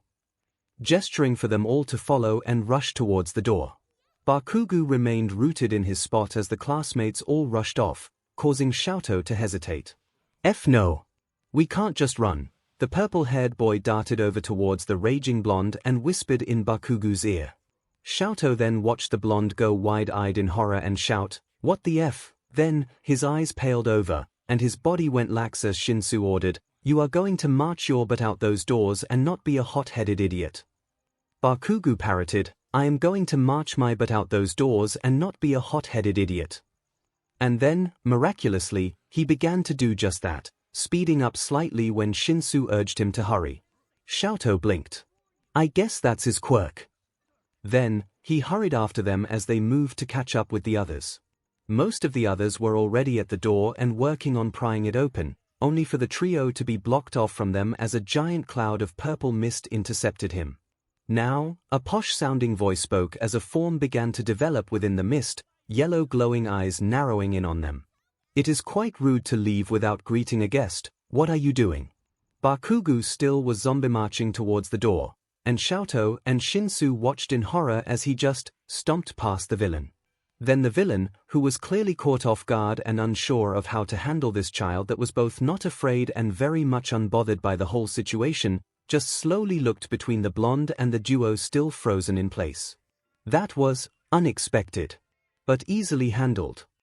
Suddenly, a portal matching the villain's mist appeared before Bakugo, who just trudged through and appeared at 𝐿𝐿's side, only to keep going, marching past the now irritated villain again. The villain shot them a baffled look as he teleported Bakugo back to their side again. 𝐿𝐿 simply glanced at 𝐿𝐿 and muttered, "Perhaps for our well-being, you should release Bakugo." "Yeah," 𝐿𝐿 said with a shell-shocked nod. "That can't make things worse than it already is." Bakugo suddenly tensed up before dropping into a tense stance, hands crackling at his sides before his gaze settled on the mist villain. Yeah, prepare to die, you two-bit shitty but villain." The yellow eyes narrowed. "I think I preferred you before. What the F does that mean?" And then suddenly a portal appeared below Bakugo, and he fell out of sight with a startled yelp. Then, a portal opened under 𝐿𝐿 and 𝐿𝐿, and as they fell, 𝐿𝐿 just silently sent out a wish that the universe would just stop. Izuku was totally going to be grounded for this. Not only was he going to be grounded, but he was going to be scolded by so many people. He knew that his reckless tendencies were bad. He knows that he should not just leap into every fight he comes across. He knew that he should not be fighting him. But there was no way in hell he was letting that monster anywhere near his class. Foot connecting with another villain's face, he could not help but feel an inward satisfaction over the sound of his nose crunching from the steel-plated shoes as One for All remained a steady buzz at 15% beneath his skin. But another voice that sounded distinctly like Aizawa shouted, "Do not get distracted." Spinning around to grab another villain by the collar of their jacket and straight up toss him across the plaza into another cluster of villains, he noticed his scowling sensei about a dozen feet away and realized that the voice was not, in fact, in his head. But he did not have time to dwell on it, taking this piece of advice to heart as he leapt up into the sky, glancing down to see the two villains that had been charging him collide and knock themselves out below. Izuku also noticed Aizawa using his quirk, fighting a small cluster of emitter quirk users. As much as he wanted to help, he knew his sensei could handle himself and Izuku was better suited out of his line of sight to prevent Aizawa from accidentally using his quirk on him. So, Izuku eyed a group of mutant-type quirks, twisted his body mid-air, and used a well-aimed Air Force One flick to all but launch himself at the unsuspecting villains. Flaring his quirk to life and settling full cowl at about 25% to absorb the impact, he aimed himself feet first and let the metal soles of his boots make direct contact with the larger villain's back, someone who looked like he had taken way too many steroids in the gym, knocking him face first into the concrete side of the fountain. The man was certainly down for the count now, and Izuku wasted no time as he fluidly leapt up into the air, back-flipping to land on the shoulders of a not as large but still pretty big man with a basic wolf mutation. Thighs locked tightly around his target's neck, he began to squeeze while taking aim and launching another flick at the last of the group, a woman with a squid mutation. Unfortunately for her, she tried to spit a glob of ink, he thinks, at the same moment, and suffered the fate of having the ink launched back into her face as she flew back through the air with a screech. Izuku found himself being thrown back as well, the villain he was choking having begun to lose consciousness and unable to balance from the force of the flick. Releasing his hold, he tried his best to right himself, but he still found himself rolling along the ground while the barely conscious villain slid past. Not letting himself stay down, Izuku scrambled to his feet and with a well-placed and controlled kick to the head, the villain was fully down. Though he wasn't quite winded, Izuku could feel his pulse racing, adrenaline high and a small sheen of sweat beginning to build. He had never fought in such a scenario, against so many opponents all at once. Even though they were all clearly untrained, their advantage in the fight could easily tip in favor of the villains should he or Aizawa slip up due to the sheer volume of them. Still, he was not planning on backing down anytime soon. But before he could dart back into the fight, a slow clapping began from behind him. As he spun and braced for another attack, he found himself freezing. "Well, now." "That was certainly impressive," a familiar, raspy voice remarked in an almost amused tone. Izuku watched in horror as the villain before him reached up to his own face, carefully removing the hand that he had been wearing like some kind of mask. Then, he could finally see the face of the man he had encountered so long ago. The man who had nearly killed him. But I should have expected no less from my player too. Izuku stepped back. "Shigaraki." The man's grin grew wider, with almost a mad edge to it. "You remember me? But of course you do." The man reached up and began to scratch at his neck.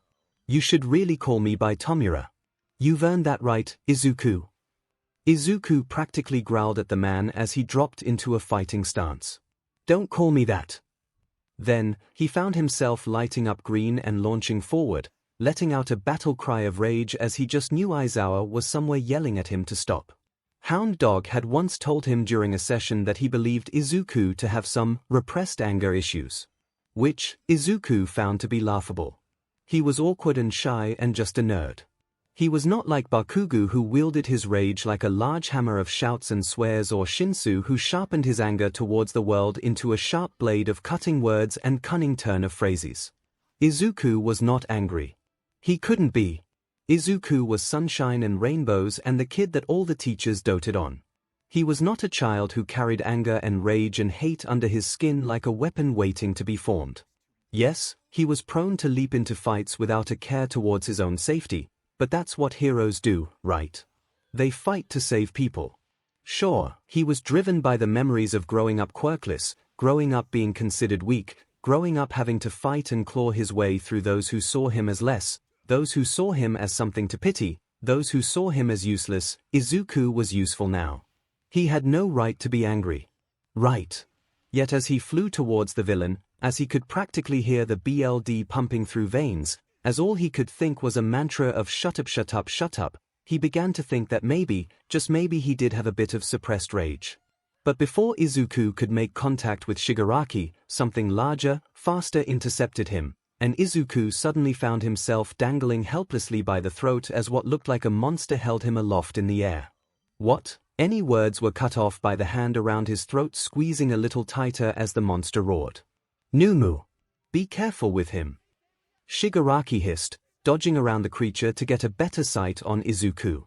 Seeing that while struggling, the boy could clearly breathe if not with some difficulty, Shigaraki relaxed. Then, with an exaggerated sigh, he commented, "You really should behave better. I get that the heroes have brainwashed you, but you think you would be more appreciative of everything I offered you. You nearly killed me." Izuku managed between gasps for air, trying to turn up full cowl.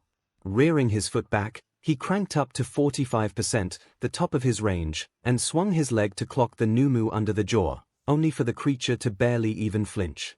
Shigaraki scared while Izuku stared at the creature in horror. Well, that was rather rude. Then, Shigaraki moved in closer, while Izuku could hear Aizawa screaming for him in the background. He distantly wondered where in the hell Snipe was with his cover fire and could only hope the man was okay. Leaning in, Shigaraki then had a look that Izuku could swear was almost genuine regret. Our last meeting ended poorly, though I still say it was those DMN heroes' fault for intervening. Reaching out with his hand, Izuku tried his best to shy away, only for the Numu to tighten his grip ever so slightly, and Izuku stilled. Shigaraki, however, simply reached up, pinky extended, and well. He patted Izuku's head. Brain-to-mouth filter completely destroyed, Izuku gasped for a breath and snarked, "Great, you just completely ruined head pats for me. Now they have trauma attached." Shigaraki let out a huff. "Don't be so dramatic, Izuku, stop calling me that." Shigaraki looked cessed for a moment, but then, a slow grin grew on his face. "Oh. Would you prefer me to call you what you really are?" Seeing the confusion on his face, Shigaraki mused, "Oh, that's right. You don't know, that woman you call a mother has really been lying to you all these years." One for all began to crackle violently beneath his skin. "Don't you dare talk about my mother." "Why not? She lied to you for years. To me, she's almost worse than the heroes, because if she had not meddled, you never would have had the chance to become so corrupted. She's nothing but a liar." He leaned in uncomfortably close, and Izuku wished he could get away from the now near manic-looking man. "She even lied to you about your real name." And suddenly, Izuku felt a pit of dread grow in his stomach as he quietly whispered, "What?" "Your name," the villain began, stepping a bit back out of his personal space, "is Shigaraki Izuku." Then, with an almost fond smile, completely oblivious to the gut-wrenching denial Izuku was currently experiencing, he added, "And you are my player too, my darling baby brother." Izuku's mind went blank, and as the edges of his vision began to grow blurry, he thought, "Oh, I think I might actually have anger issues." And that's when Izuku officially lost it. When Nezu came to him this morning and told him that he was getting added onto the roster for one as USJ trip, he knew something was up. Snipe may not be the best strategist and a bit of a shoot first, ask questions later type, but he wasn't an idiot. So when the villains showed up, he wasn't too surprised, and he decided to stick to his skill set and do what he did best, shoot first, ask questions later. Unfortunately, he did not expect the whole portal appearing beneath his feet part. A cut-off curse later, and his free falling through the air, belly flopping face first into the flood zone. Which, for the record, his gear was not meant for swimming, so you could imagine how well that was going. Throw in the dozen or so water quirk villains circling him. Yeah, he was asking for a raise again. He'll probably get told no, but maybe he'll at least get some extra hazard pay. That is, assuming this shark-looking but didn't take off his head. The villain darted forward at lightning speed, and Snipe barely managed to clock him on the nose with the butt of his gun. With a disgruntled cry masked by the water, the villain circled away, but clearly was intending to come back, and possibly take a chunk out of Snipe if possible. Snipe was very aware of his odds here. This was not a fight he would come out of in one piece, and he was going to have to be practical about that and channel his inner Aizawa about rational planning. What could he stand to lose? The villain was circling back and he was gonna have to risk something when fighting him off. He could afford to lose a foot if he needed to sacrifice an extremity. They make decent prosthetics nowadays. Hajime could probably hook him up with something nice. He would just prefer to keep his hands. Relearning to shoot would be a beach. His internal monologue was cut off when something wrapped around his waist, and he was forcibly yanked back out of the water, letting out a disgruntled yelp of surprise before he was eventually dropped on his but onto a hardwood floor. Lying prone on the ground and groaning, he blinked as he stared blankly up at the high, vaulted ceiling of the USJ, only for the light to be blocked as two children leaned over him. "Are you alright, Snipe-sensei?" "Kiro." Finally getting his bearings, Snipe managed to reply to the frog-looking girl, "Kid, I cannot remember your name, but you get extra credit." Her expression didn't change, but he reasoned that she appeared happy with this. The other girl, who was very pink and whose name also evaded him, looked put out about this. "Oh, what about me?" Sitting upright slowly, cracking his neck, he barked out, "Yeah, sure, let's make it out in one piece, and you'll both get extra credit." The pink one whooped cheerfully, and Snipe counted that as a success. He'd rather have that reaction than panic. Standing up fully and shaking off the excess water, he strolled over to the railing only to realize that they were all on the yacht in the flood zone. Seeing the villains down below, he quietly mused, "None of them have tried getting on the ship, Kiro." "No, they have just been watching us," Frog Girl replied, moving to stand next to him. "They tried to attack me when I first fell in, but I was too fast." The pink one flanked him on his other side. "They went after me too, but Zu-chan got me out of the water." He assumed Frog Girl was Zu. "Well, alright, here's the plan, we've got you surrounded." One of the villains shouted from below. "There's no escape. Just give up, and we might let you live. Considering one of y'all just tried to munch off my head, I'ma have to pass on that offer." Snipe shouted back over the rails. "You don't stand a chance against all of us." He pulled a gun from his holster. "I beg to differ." "Ha!" Another villain barked out while several others chimed in laughing. "You were submerged in water. Those things are as good as, bang. Joke's on you, mother, please watch your swearing, Kiro." "Truckers." I was gonna say mother truckers. Shoving back his cape and pulling out another gun, he took aim at the shell-shocked villains below before shouting, "This is to be you, villains, but my guns are bleeping waterproof." He then opened fire, shooting close to but not directly hitting the villains as they screamed and scattered, only grazing a few to get a point across. As he laughed and continued to shoot these metaphorical fish in a barrel, the pink one, seeming unfazed by the violence, asked incredulously, "Did you really just say bleeping?" Pausing his firing for a minute, he threw his hands in the air. "Look, do you kids want me to watch my swearing or not?" "Okay, but bleeping." He scowled behind his mask and resumed shooting. "No respect. I get no respect." Boom. All three of them jolted in place, spinning to look off towards the center of USJ, where a large plum of dust and smoke was rising from the ground, followed by distant screaming and even more low booms. Mina clutched to the railings, leaning forward to stare in horror. "Oh my God! What's happening? Is everyone all right?" Snipe squinted, and with his slightly better than average sight due to his quirk, he quickly realized what was happening. Yeah, everything is fine. We just might want to avoid that area for a bit." Zu stared at him with her emotionless expression, though she did sound a tad worried. "What's happening, Snipe-sensei?" "I think the green bin might be a tad bit upset." Mina still looked concerned and fearful. "Shouldn't we go help him?" "Trust me. The kid will be fine." Snipe sheepishly scratched the side of his head. "Assuming he doesn't get an excessive violence charge. Both girls blinked, before simultaneously asking, what? Aizawa can handle him. BOOM, I think.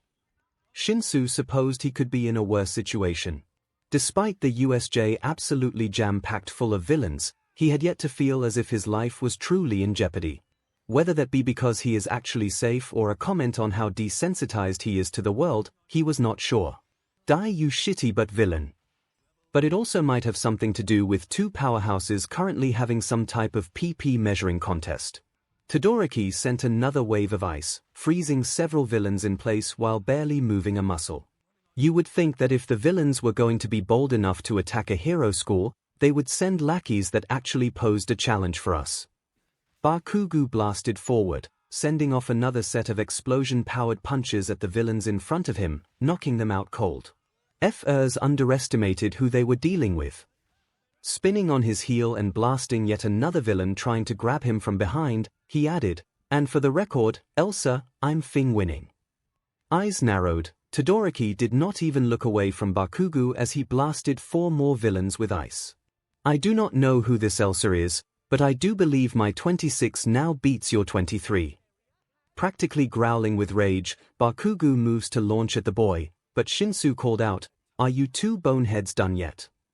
Who are you calling? / do not compare me to. Both their sets of eyes glaze over as Shinsu's control sets in, but he immediately releases them, watching as they blink in surprise. With a heavy sigh, he irritatedly told them, there, I won the Macho Man contest by beating both of you at once. Now, can you two get your SHT together and focus on the villains? I can only do so much without combat training, and we need to get to Izuku. Bakugo looked ready to argue but swiftly had to dodge another villain. Pulling his right arm back, his quirk crackling as the overly large man with what looked like an overbuffed strength enhancer quirk loomed over the blonde, Bakugo finally snapped, don't Fing tell me what to do. Before launching himself up in the air, swinging his arm forward, and overcharge blasting the villain in the face, sending the man stumbling back until collapsing back in an unconscious heap. As Bakugo heaved heavy breaths and Shinsu stared at him with mild concern, Todoroki finally chimed in with, I believe Bakugo does not take instruction well. Both Shinsu and Bakugo gave him looks that screamed, are you Fing serious right now? Todoroki said nothing else, just stared at them blankly, waiting patiently for a response. Shinsu decided to be concerned about Todoroki later. Okay, I am shelving the questions about your lack of socialization for later. Now, let's just, boom. They all froze, slowly turning their gaze out towards the city center, watching the dust clouds spread and cover the area. Carefully, Shinsu commented, I think I know where Izuku is. Bakugo just looked at him. Gee, thanks, I never would have guessed. It is rather obvious, Todoroki responded with the same, blank face expression. Todoroki, I know we only just met, but you concern me. I apologize. Bakugo stomped towards them and grabbed them both by the front of their uniforms. Talk later, get your butts moving towards that fight ASAP. Letting go and shoving them both back, Bakugo muttered, I am not letting Deku get all the action. Shinsu and Todoroki shared a look before nodding in agreement. Just before they headed out, Todoroki sent another wave of ice forward, freezing someone else who had been sneaking up on Bakugo. As the blonde blinked in surprise, Todoroki calmly replied, that would be 27 to your 24. Bakugo screamed in rage. Shinsu briefly wondered if the rest of his life would involve babysitting crazy people. All Might expected a lot of potential outcomes upon his arrival to the USJ. He feared the worst, possibly death and destruction wreaked amongst the students, some possibly injured, maybe even killed. He hoped for the best, that possibly Izuku and the others had already neutralized the threat and come out victorious. Never did he expect to bust down the doors to the USJ, step forward declaring I am here, only to pause and stare in stunned silence at the scene unfolding before him. He felt the presence of someone at his side. Is that Aizu-chan? All Might slowly nodded, a little too engrossed with the scene before him to be fazed about Toga calling Izuku-chan in Aizawa's form. Nezu had tossed her the emergency vial of BLD as they rushed out, him carrying her along due to how politely she threatened asked him about traveling on ahead with him. Apparently the vial had been his co-worker's BLD to give her an edge to protect herself during the attack. But judging on how Izuku was doing, he did not think it was going to be necessary. She squealed with Aizawa's voice practically bouncing in place. "Look at him go. You're doing amazing, sweetie." All Might felt a tad bit uncomfortable watching the scene as Izuku, lit up green with lightning and baring his teeth in a quite frankly terrifying grin, fought his opponent. Well, fought might be understating the situation. In short, Izuku was beating the SHT out of what looked like a bird-beaked monster, all while some man covered in hands watched from a distance in unrestrained horror. Young Izuku seems, rather, upset. Toga cackled beside him. Oh, he is totes more than just upset. Clasping her hands together and holding them up to her face, she sighed dreamily as she watched. He looks so pretty, all covered in that monster's BLD. All Might grimaced. I would appreciate you not daydream about young Izuku while in my adult co-worker's body. She blinked up at him, and then she looked mortified. I wasn't daydreaming about him. I just, BOOM. They both snapped their attention back to the fight just in time to see Izuku jump away from the beast, having absolutely drop-kicked him deep into the ground, leaving a massive crater. Making a curious sound, Toga mused. I wonder why he hasn't used Black Whip at all. Watching his boy dart back forward, grab the monster by arm, and full body flip the thing face first into the concrete while shouting, some thing state of smash, he worriedly muttered. I think he is a tad too preoccupied to remember that he can use it. Another minute or so goes by, and then absently, Toga asked, should we step in? Then, they watched in absolute disbelief as Izuku put his foot on the monster's back, grabbed its arm, and then just yanked off the whole arm. But before either of them could say anything, they noticed the beast's arm slowly begin to grow back. All the while Izuku had turned towards the lead villain, leaned back, and then full speed chucked the entire arm at the man, all while shouting, here's another hand for your diamond collection, you crusty but beach. All Might could not help himself. In pure English he blurted out, what the F did this guy say to Izuku? Toga, not missing a beat, replied back in English, it was either something about destroying a piece of limited edition All Might merch or his mother. She looked at him. 500 yen it was his mother. 500 yen that it was the merch. Tomura stared at the Numu arm on the ground that he had nearly died from and began to second-guess some of his decisions. His brother was still taking out his tantrum on the Numu, and he was both proud of his little brother's BLD thirst and mildly terrified that some of said BLD thirst appeared to be aimed at himself. He had tried to deny it, but after having an arm that possibly weighed more than you chucked at lightning speed towards your head, you begin to accept that maybe the thrower has some negative feelings towards you. A portal opened to his right as he continued to sulk, staring at the twitching arm. I don't understand why he doesn't like me, Kurogiri. The mist-covered man did that heavy sigh thing he often does when talking with Tomura. Sensei and I warned you. We said that you needed to let him know about his heritage gently. Tomura scowled, looking back up at his brother who had ripped off the Numu's other arm and proceeded to beat the poor creature with it. But I thought I did tell him gently. He replied in irritation.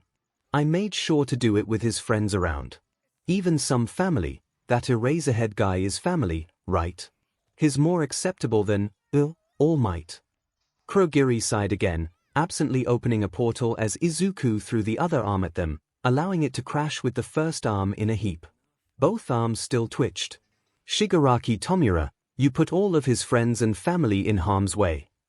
Tomura blinked. Yeah. So, the self-help book didn't say that was wrong. Imagine how you would feel if someone tried to tell you something life-altering while having other people simultaneously put young Midoriya, Shigaraki. He is a Shigaraki.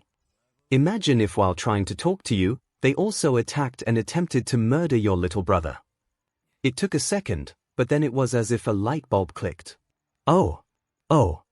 Tomura turned to look back out at his brother as he spun the Numu in spiral, twisting so fast he couldn't keep up, only to launch the Numu up and through the skylight, disappearing from sight. Oh, I fed up. Izuku turned his attention on Tomura, eyes blazing and skin crackling. I really fed up. Izuku began stalking forward. Kurogiri stepped a little closer to Tomura. Might I suggest a retreat? Tomura stepped closer as well. Yes, that sounds like a good idea. Izuku began to sprint. Tomura panicked. He began rapidly smacking Kurogiri's arm. Now, move it, now.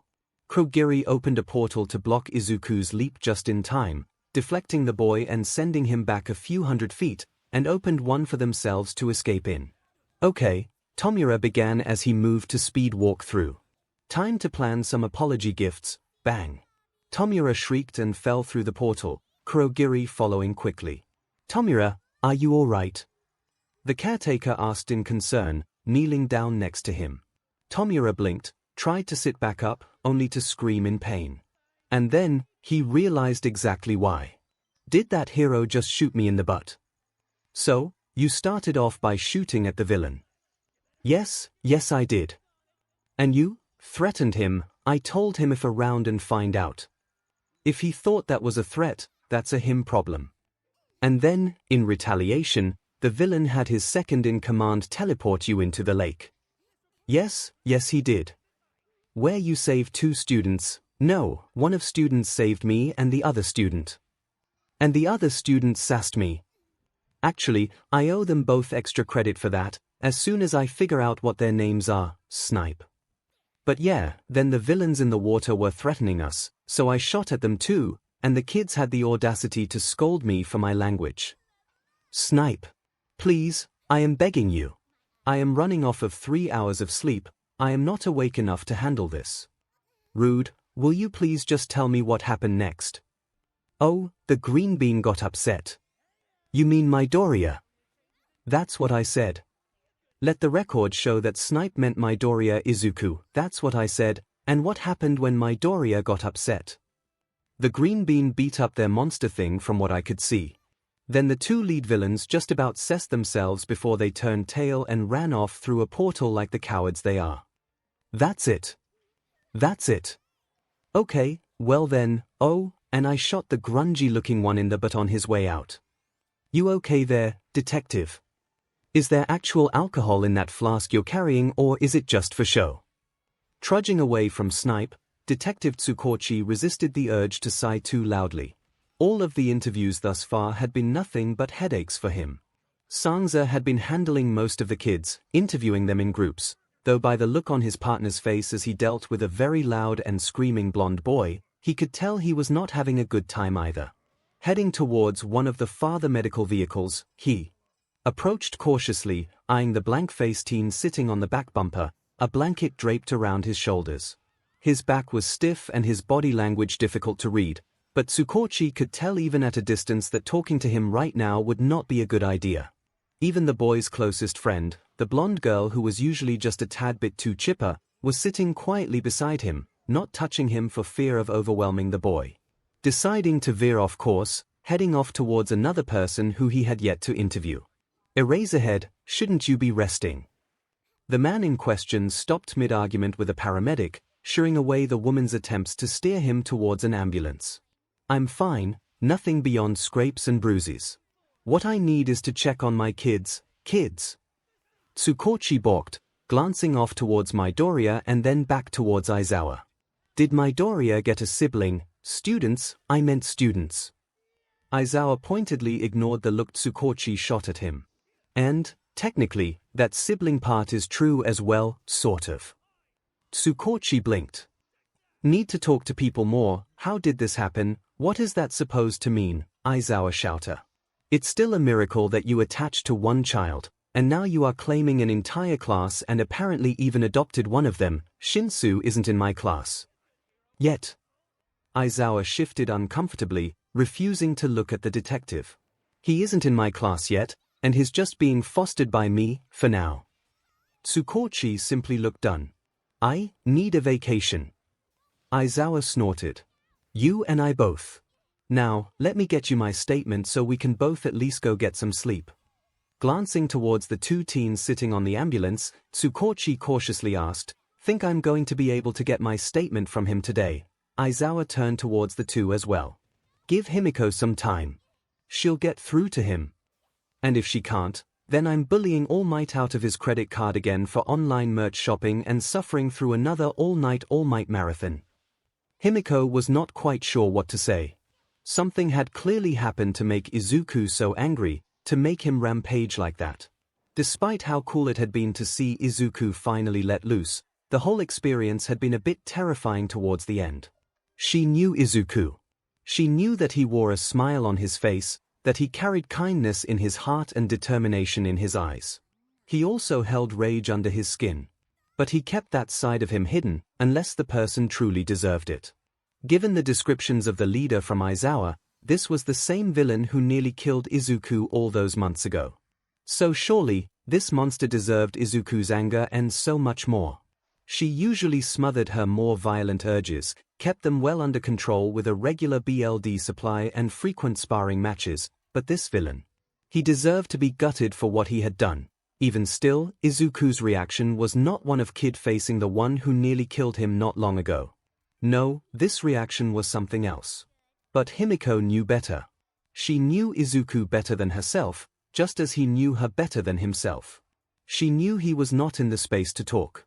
So, she resorted to something else, something she was good at. So, I met this first year today. She resorted to distraction.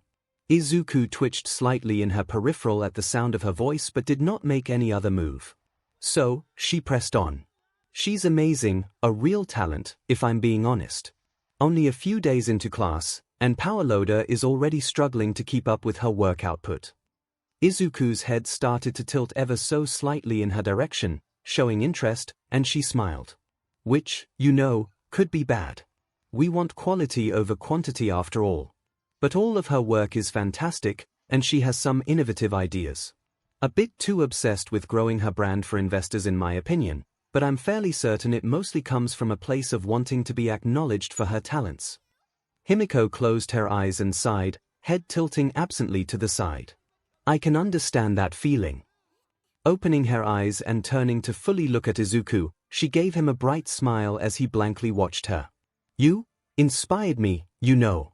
Seeing you work with your first years, helping them become better heroes, I want to do the same. With a determined smile as she clapped her hands together, she shouted, I'm going to ask Power Loader if I can take on the girl as a shop apprentice. That way, she can work on more advanced projects with me.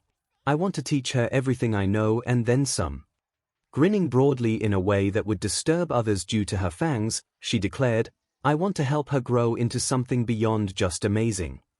She might have been imagining it, but she might have seen a bit of a spark in his eyes at that. Her smile grew softer. You helped me so much to become who I am, and I will forever be grateful for our friendship. Now I want to help others succeed too. The words hung in the air, and Himiko started to turn back away, thinking that maybe she should have just left Izuku alone for a bit longer. But then she suddenly found arms around her waist and a face buried in her neck. It took everything in her to not squeal. Despite his face buried in her neck as he hugged her, she still managed to hear him say, You're a good person, Himiko, even without my help, you always would be. And then she felt the tears begin to build in her eyes as she finally wrapped her arms around his shoulders and hugged him tightly. Everything would be okay. She would make sure of it. A short while after the hug, 𝐒𝐭𝐴₄ finally made his way over to where the two teens sat at. Hey, Midoriya, feel up for some questions. Midoriya froze before glancing towards Toga then back towards the detective. Sure. I guess so, then he let out a nervous laugh. But I don't have much to tell you beyond the villain being crazy. 𝐒𝐭𝐴₄ paused, glancing towards Aizawa who looked equally confused about the statement. Turning back towards Midoriya, he asked, How so? Midoriya scratched his cheek with his free arm while Toga clung to his other, her chin hooked on his shoulder. Beyond him definitely being the villain I had a run-in a while back. The one that tried to kill me. Yes, I guess that would make it reasonable to say he's crazy. But anything else? Shrugging, he added, his goal was to kill All Might. That person. Monster. Whatever it was that was following him around, he called it a Numu and said it was designed to be stronger than All Might. A Numu, 𝐒𝐭𝐴₄ muttered under his breath. Is this the thing that you, he paused and flipped through his notes. Apparently threw the roof after ripping his arm off, so cool, Toga praised quietly under her breath in a way that they don't think she knew was out loud. Midoriya looked several shades of embarrassed.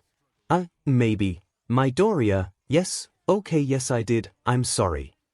Looking slightly panicked, he began to ramble. He said a lot of things that set me off and he kept lying about my mom and wait, your mother. Aizawa interjected. Toga quietly muttered, All Might owes me 500 yen. Midoriya let out a near hysterical laugh. Yeah, can you believe it?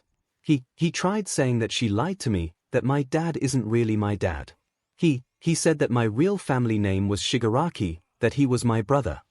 Barking out another desperate laugh, looking between all their looks of horror, he added, That's crazy, right?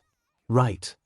Before anyone could say anything else, he was pulling his phone out of his pocket. You know what? I'm going to call her and confirm that is crazy. Just wait and see. 10 minutes of them watching Midoriya talk to his mom on the phone later, and now the boy was staring blankly at the ground with a look of sheer defeat. What did she say? Toga asked hesitantly. Apparently, my mom and dad took a break during their marriage, and she hooked up with a random person who she later found out was possibly a criminal overlord villain, and basically she has been hiding this from everyone since I was born. Midoriya took a deep breath. I thought my dad was an emotionally distant accountant, and now I know that he is a super dangerous villain who likes sleeping with married women. Silence. Midoriya in a quiet voice. I would like to be unconscious right now. Carefully, Himiko asked, like a nap or blunt force trauma. Either. Whatever ends my suffering. Okay. She chirped a little too brightly. Aizawa lunged forward. Himiko, no. But he was too late to stop her from aiming a well-placed chop to Midoriya's neck, causing him to slump over. She did catch him at the very least, lifting him to lean his unconscious body in her arms.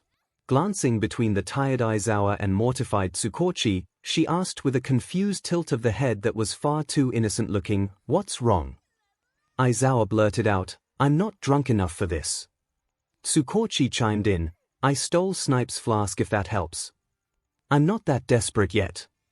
Eventually, the detectives wrapped up with all the interviews and sent everyone home.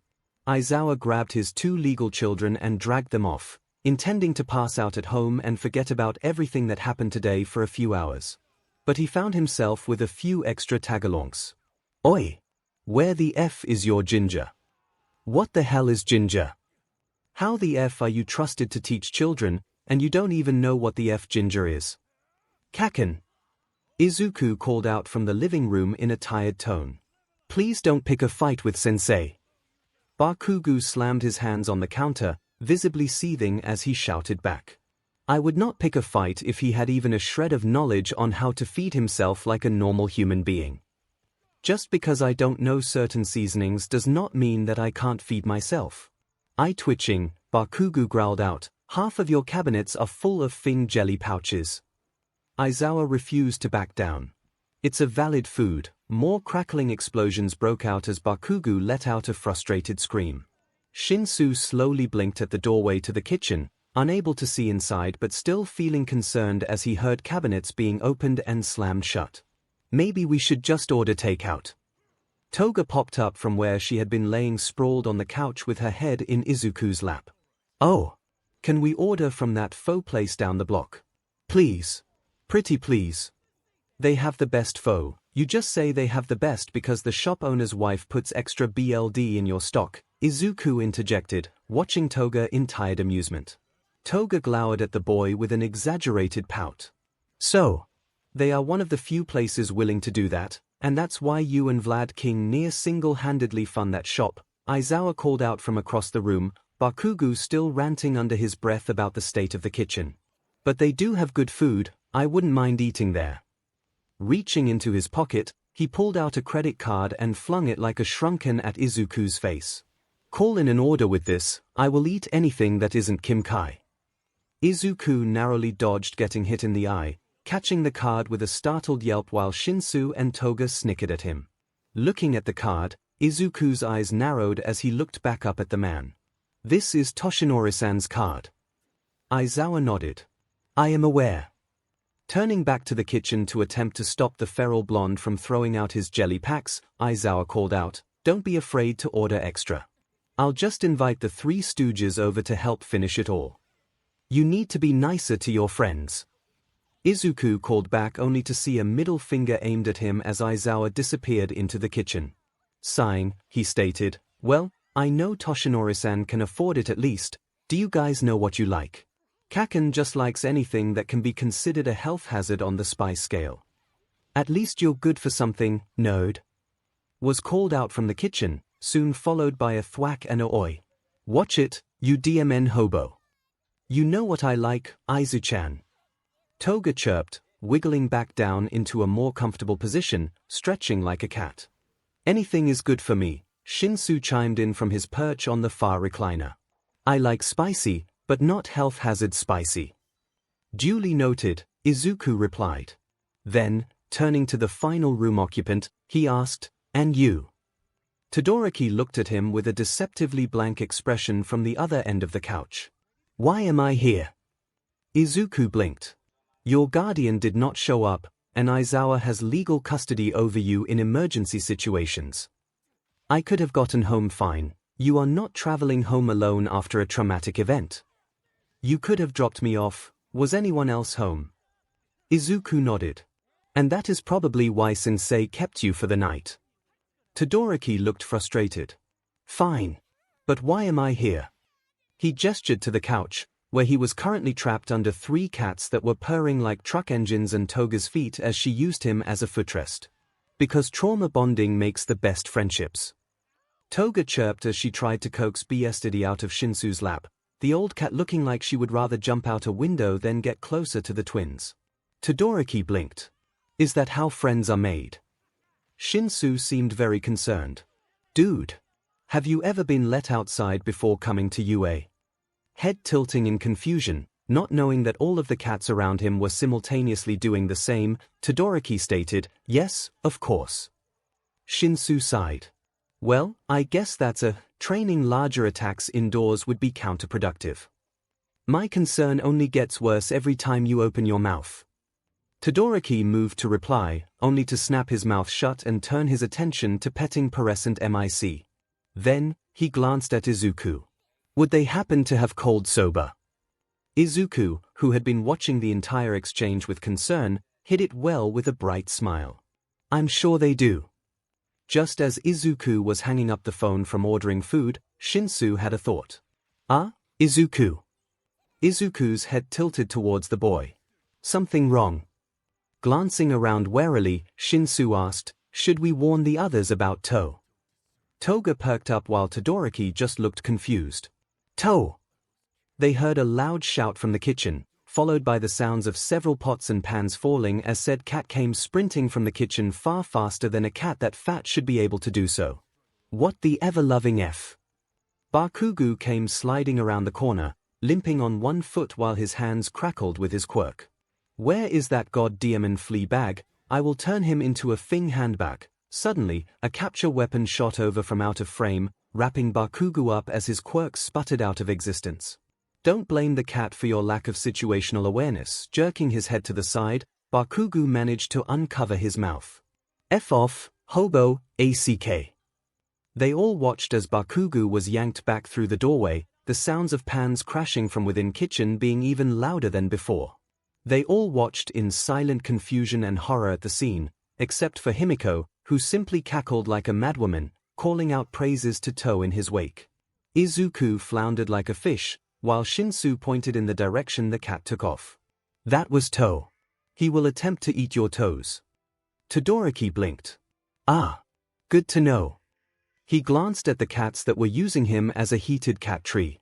"Do any of the others consume human flesh as well?" Shinsu hesitated. "Not that I know of. I shall keep my guard up." 20 minutes later, Izuku got the notification that the food had arrived. Before he could even attempt to move, Aizawa came out of the kitchen and waved him off. "Don't worry, I'm texting my idiots to go to the gates and collect the food." Izuku frowned. 1. That's not a nice thing to call your friends, and 2. I can get it myself. 1. Whoever tricked you that I was nice is a liar, Aizawa countered with ease. 2. Hisashi and Nemurai were already on their way to the gates to meet up with Tensai, they can easily grab the food we so graciously ordered for them, and 3, I'm not the one that pocketed Yagi's card in hopes of ordering more merch. Izuku's face steadily grew redder as everyone stared. How did you know I was getting merch? Bakugo came skidding out of the kitchen. Are you telling me the nerd was trying to steal a DMN credit card? Izuku immediately began to wave his hands in the air. I wasn't stealing. Then what the hell do you call it? It's hard for it to be stealing when the man literally would give Izuku an unlimited card if he just asked. Aizawa cut in. Bakugo's jaw dropped and Shinsu's head whipped to Izuku. Okay, what? Aizawa shrugged. Yagi has no kids and has just short of adopted Izuku. Izuku responded by burying his face in his hands. Stoop, Toga began to pat his head. Nope. She chirped brightly. Let your less responsible adoptive dad spoil you. Himiko, the less responsible adoptive dad. You mean the man is somehow less responsible than this? Bakugo cut in, pointing at Aizawa, who in turn looked offended. If you think I am above fighting a child, Aizawa said slowly and in a very threatening tone. Keep talking. Bakugo moved to speak, only to suddenly have a phone smack into the side of his face. Oi! What the F? Izuku held his hands up. I'm sorry, you were about to be a JK, and I panicked. So you threw your phone at my face. I didn't have anything else. You could have just gotten the F up. Gesturing wildly at Toga still sprawled in his lap, he desperately answered, the last time I moved her like this, she bit me. Toga simply nodded with a serious look on her face, denying none of it. Todoroki snapped an accusatory look at Shinsu while Aizawa snatched Izuku's phone from Bakugo in the background. I thought you said that none of them bit. I said none that I know of, Shinsu interrupted. And I meant the cats. She is a whole other bag of something. I choose to take that as a compliment. Toga cut in, grinning sharply at Shinsu. Bakugo's palms began to crackle. Okay, but will everyone stop with this stupid bullshit and focus? Jabbing a finger at Izuku, he bluntly asked. Is this Yagi guy the skeleton we met this morning? Holy eh, that was only this morning, Shinsu blurted out, hand paused mid-pet, causing BSE to let out a very disgruntled meow. Please don't call Toshinori-san a skeleton, Izuku asked in a very tired tone, before hesitantly adding, and yes. Bakugo looked like a deer caught in the headlights. So you're telling me that your dad, he isn't my dad, Izuku insisted. And discussing father figures is not high up on my list today. Todoroki straightened in his seat. Oh. Why is that? It's very complicated. Aizu-chan just found out he's an affair baby, and his real dad is a criminal overlord. Toga chirped, completely oblivious to how that might not be the best conversation addition. Slowly blinking, Bakugo stared blankly at Izuku. The F, allegedly. Izuku protested. Toga nodded. Yeah, that villain that attacked was the one shouting about Aizu-chan being his brother, so not a super valid source. The room went quiet, all eyes focused in on Izuku, who sat very still in his spot. Aizawa hesitantly stepped forward while the others were still processing. Izuku, can we go back to discussing Toshinori-san? He asked in a very toneless voice, causing Toga to glance up at him in confusion. Todoroki seemed to shake off his stupor first. So, your father isn't All Might? The tension in the room snapped, with Bakugo just about blowing up. What the F, icy hot, it is a valid theory, how did you come up with? The apartment door slammed open, All Might bursting through in his full muscle glory, holding a box in the air. I am here. With cake. Only to suddenly start hacking BLD and immediately deflating, nearly dropping the box. After a silent pause around him, Yagi looked up, only to stare in horror as he noticed Todoroki sitting off to the side with a wide-eyed stare. Todoroki jabbed an accusatory finger at Izuku, ignoring the disgruntled cries of the cats on him from the movement. Your father is All Might. Izuku began to sputter. Todoroki no, which means he is a criminal overlord this whole time. I'm a what? Don't deny it, Todoroki insisted, eyes narrowed. I am no fool, practically growling, Bakugo snapped. Thing icy hot, that's the goddamn skeleton. Kaken. Stop being rude. Skeleton. You cannot fool me, Bakugo, I'm sorry, a new voice interjected from the doorway, and they all turned to see Ida Tensai and Tenya staring slack-jawed at Yagi, arms laden with copious amounts of takeout bags while Nemurai and Hizashi hung back behind with very apologetic expressions. Did we just see All Might deflate? Everyone seemed to freeze for a beat, the air hanging heavily around as they all tried to process this utter clusterfuck of a situation. Aizawa was eventually the first one to move, slowly stepping forward, taking the cake from Yagi, and setting it carefully on the coffee table. Everyone silently watched his moves, seeing as he took a deep breath in. And held it, for longer, and longer, and longer. Quite frankly, they were all becoming a little concerned over how long, until Aizawa finally let go of the breath and turned furiously flashing red eyes on Yagi. Yagi Toshinori. Listen, I swear I don't plan this. Yagi found himself suddenly wrapped in a capture scarf, mouth covered and being dragged off to the kitchen by a silently seething Aizawa. Everyone just stared, letting Yagi suffer his fate, knowing better than to try to interfere. Shinsu was the one to break the silence. So, can we eat the takeout that All Might bought before we have to hide the body? Tenya looked horrified over the statement, but Tensai looked too done with the situation to care, shoving his little brother inside of the apartment. Nemurai and Hizashi edged inside as well, peeking off towards the kitchen, wincing at whatever they saw, and then hurriedly closing the door and making their way further inside, carrying just as much food as the two eaters. Izuku just looked like he was resigned to his fate of suffering for the night. Toga reached up to pat his cheek, still refusing to move from his lap and set him free despite the forlorn looks towards the kitchen where his mentor was likely being murdered. Todoroki looked as if he wanted to say something but also looked torn on whether pestering Izuku about his parentage when the accused father was possibly being murdered in the other room might be considered rude. Shinsu looked like the world was ending, because Bestiary left his lap for Nemurai, who unknown to him, always had Bestiary's favorite treats in her pocket. Bakugo just looked like someone SHT in his cereal. All Might did not die that night, but it was very close. We have got to be breaking some kind of fire code with how many people are crammed in here. Aizawa glanced at the elder Ida with a bland look on his face as he paused in eating his takeout. You are all very encouraged to leave at any time. Pointedly taking a large bite of his egg roll, Tensai spoke while chewing his food, unapologetic about how displeased Aizawa was. You cannot drop a national secret on us and then kick us out. Tensai, Tenya called out weakly, barely looking away from his plate of takeout as he still tried to process what he had just learned. Please do not talk with your mouth full. Swallowing his food, Tensai awkwardly patted his brother on the head, though because one hand still held his plate, he resorted to using the wrist of the hand holding the remnants of his egg roll. He winced as a few crumbs fell in his brother's hair, but Tenya did not seem to notice or care. Aizawa simply countered, I did not reveal any secrets. Well, Yagi is basically your responsibility show, Hizashi chimed in from where he sat on the floor. He tried to sit on the couch next to Aizawa, but then Nemurai had walked over and squeezed her way between them before not so subtly shoving the voice hero on the floor with absolutely zero regret.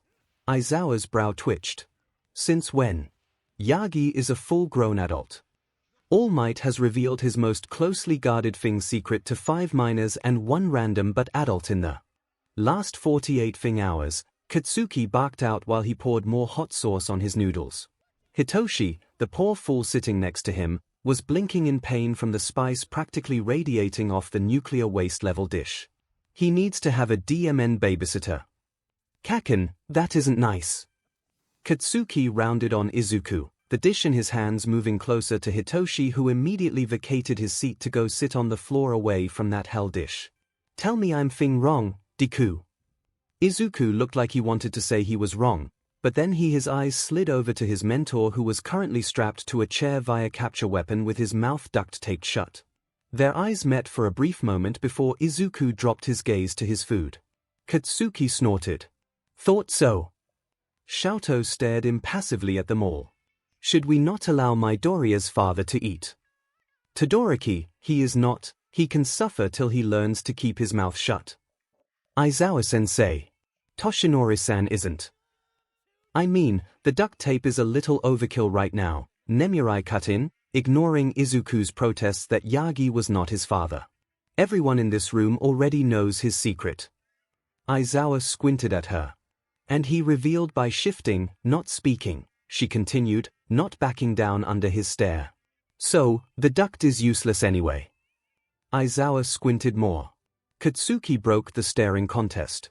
Fing hell, slamming his dish on the coffee table next to Himiko, who had abandoned Izuku's lap a few minutes prior to sit crisscross on the table and eat her BLD and bone marrow pho, Katsuki stomped over to Yagi. Then, he grabbed the edge of the tape and yanked. "Oh Usage," Yagi cried out pitifully, looking at the boy with a pout and a red mark left across his face from the tape.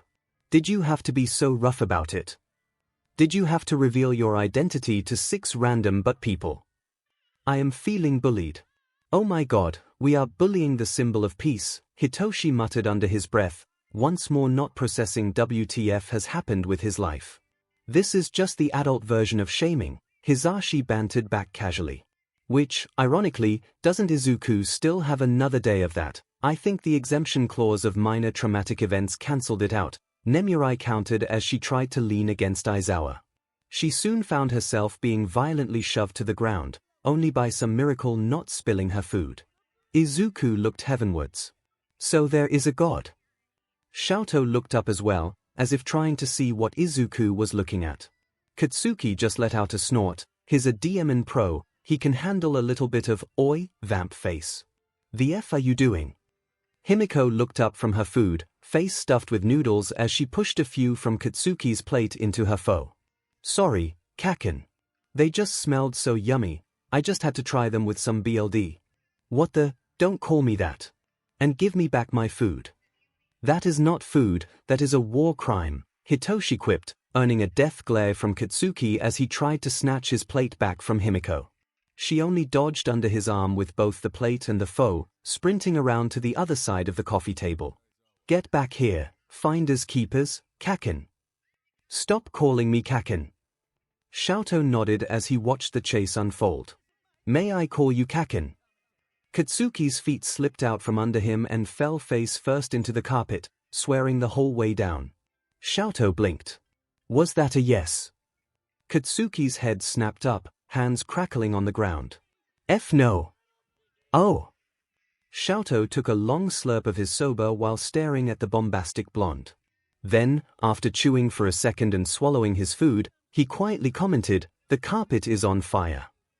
Everyone began shouting. People began to scramble to get away from the fire or to get water, food being sent flying all around in the panic of it all. Yagi's chair was knocked over in the rush only to land him closer to the fire. Xiaoto watched on in silence, slurping on another noodle till several adults and Izuku came rushing back in with various cups and buckets of water, absolutely dosing the spot on the carpet with far more water than necessary. Tenya still watched the scene with a defeated look. Wet carpet can lead to mold. "Tensai, do not fight my baby brother, Xiaoto. It was your boyfriend who broke him." Aizawa looked like he had been slapped in the face, Izuku looking horrified in the background. "My what? So you two aren't dating?" Thus began everyone now diverting their attention to preventing Aizawa from murdering the elder Ida, followed later by Hisashi telling Nemurai that she owed him 1,000 yen, and then they had to prevent Hisashi from being murdered. Yagi, who was drenched from all the water thrown in the area and still stuck to the chair on the ground, cleared his throat for help. No one responded. He resigned himself to his fate. Himiko, the only one whose food was not tossed into the air during the chaos besides Xiaoto, resumed sitting on the coffee table, eating her horrifying faux amalgamation of BLD and war crimes and seeming oblivious to everything around her. Hitoshi quietly wondered if this was supposed to be normal. After a long night of cleaning takeout off of various surfaces of the living room, they all then passed out in random places throughout the apartment, with somehow all of the boys sleeping on futons on the floor of Izuku's room, Himiko in the bed, and all of the adults in the living room despite there being 2 perfectly good untouched beds. Yagi was shown mercy, mostly due to the fact that if he were allowed to sleep at that angle, he would end up in Recovery Girls the next day and then they would never hear the end of it. But sprawled on the couch was not much better. Hisashi, Nemurai, and Tensai just all ended up passed out asleep in a pile on the floor after arguing who should take Aizawa's room till they fell asleep. Aizawa slept sitting upright in the recliner, somehow. The last to fall asleep and the first to wake up.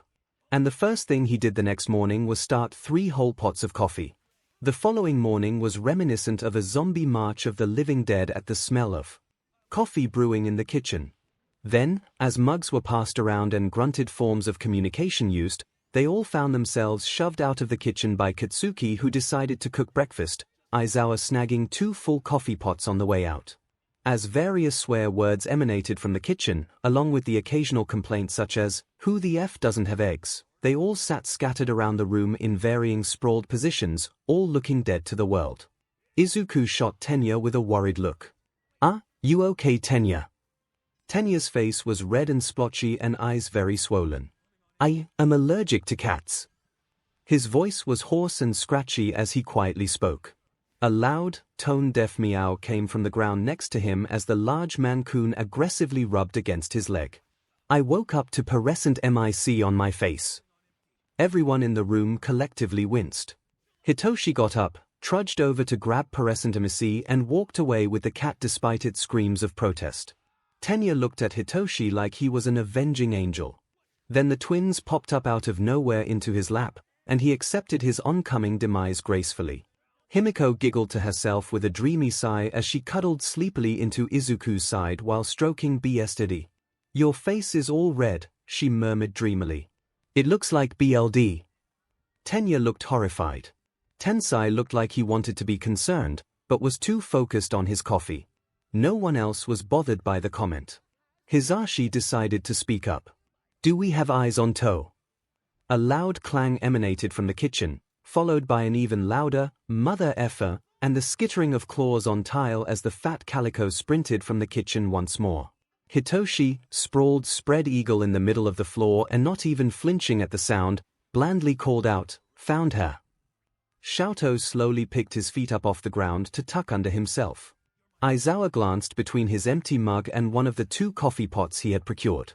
He sat the mug down and began to drink straight from the pot.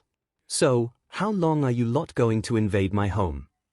Nemurai looked affronted. "My dear Xiaoto. Kicking us out so soon. Could you really be so cruel?" Maintaining eye contact, he bluntly replied, "Yes." Then, he took a worryingly long chug from the pot while Nemurai pouted at him. "All in favor of becoming squatters and not leaving, say aye," Tensai called out blandly from where he sat on the ground, leaning against Nemurai's legs. Everyone swiftly called out an unenthusiastic aye, even Izuku and Hitoshi, who legally lived there. A loud neigh came from the kitchen as Katsuki continued to angrily slam around pots and pans. "It's decided, we live here now," Tensai finished, pumping his fist up in the air. "Woo, goatee not morning people." The saddest batch of cheers emanated from the rest of the group, while Aizawa felt his eye begin to twitch with a vengeance. It took a while, but slowly Aizawa managed to kick a few people out of his apartment. It helped that Nemurai, Hisashi, and Tensai had patrols to get to, and Tenya was suffering too much in the presence of the cats to stay much longer. Yagi followed soon after to go a meeting, though he did have plans to return later. It still left Aizawa with far too many children, but he could handle it. "Why the F are you drowning your food in jam?" Himiko blinked, jar still in hand, knife in the other smeared with her favorite jam. "Because I always eat my breakfast with this." Katsuki's eye twitched. "Who the F eats strawberry jam on scrambled eggs?" She looked at Katsuki, then the jam jar, then her food. And then, Himiko proceeded to giggle. "You think this is strawberry?" His expression melted from anger to confused anger and finally to horrified anger. That was in the fridge." "Duh," she quipped, using the knife to scoop out even more of the jam. "It would go bad otherwise." Katsuki's face grew red. "Is even sanitary." She huffed. "It's just jam." He threw his hands in the air. "Who the hell even thought to make BLD jam?" Himiko paused. "BLD." Her eyes lit up, gasping in delight. "That's such a brilliant idea, Kaken." His hands began to crackle. "Stop calling me." "Wait," Hitoshi cut in, staring at the plate in mild concern and confusion. If that's not 𝐵𝐻𝐻, what is it? Her brows scrunched together with a look on her face as if the answer should be obvious. It's cherry, she unannounced as she dumped even more on her bacon. Katsuki let out a mildly concerning screech before snatching up his plate and then storming off towards the living room to finish eating. 𝐿𝐴𝐽, on the other hand, stared at Himiko's concoction in utter wonder. I've never had jam before. Himiko looked offended on behalf of 𝐿𝐴𝐽. You have to try some. Oh, I have other flavors too. She then shoved the jar into his hands as she bolted back towards the kitchen, and he could hear her violently rummaging through his fridge. 𝐿𝐴𝐽 stared at the jam for a weird amount of time before sticking his finger in and then trying a taste. His eyes lit up more than Aizawa had ever seen since the boy started at UA, and he watched as 𝐿𝐴𝐽 grabbed his own knife and began to scoop it out and smear it on his food in the same way Himiko did. Aizawa was still not awake enough to care as Himiko practically slammed into the table with like 8 different jams and knives, letting 𝐿𝐴𝐽 put a little bit of everything on his food. Hitoshi looked terrified. Aizawa felt numb. And then, while staring at the abomination of eggs on 𝐿𝐴𝐽's plate as the boy took his first bite, Aizawa wondered aloud, I thought we were out of eggs. Distantly, and by distantly it was the teacher's apartment next to Aizawa, Snipe was rummaging through his fridge, desperately wanting an omelette. No eggs were to be seen, and upon further inspection, his front door looked like it had been blown off the hinges. He just would deal with that later. Izuku was still in the process of waking up, watching on with a bleary-eyed stare as Himiko and 𝐿𝐴𝐽 bonded over their apparent newfound love of putting jam on anything. 𝐿𝐴𝐽 eyed his mug of coffee for a second, and Izuku could see the look of utter disgust on Hitoshi's face as 𝐿𝐴𝐽 scooped a spoonful of mango jam to plop into the cup to stir in. Aizawa slowly lowered his face to the table as 𝐿𝐴𝐽 took a long drink, looking utterly pleased with himself before offering it to Himiko. She thankfully declined. I'm not allowed to have caffeine after the last incident with the chainsaw drone. 𝐿𝐴𝐽 simply nodded and did not ask any questions to elaborate.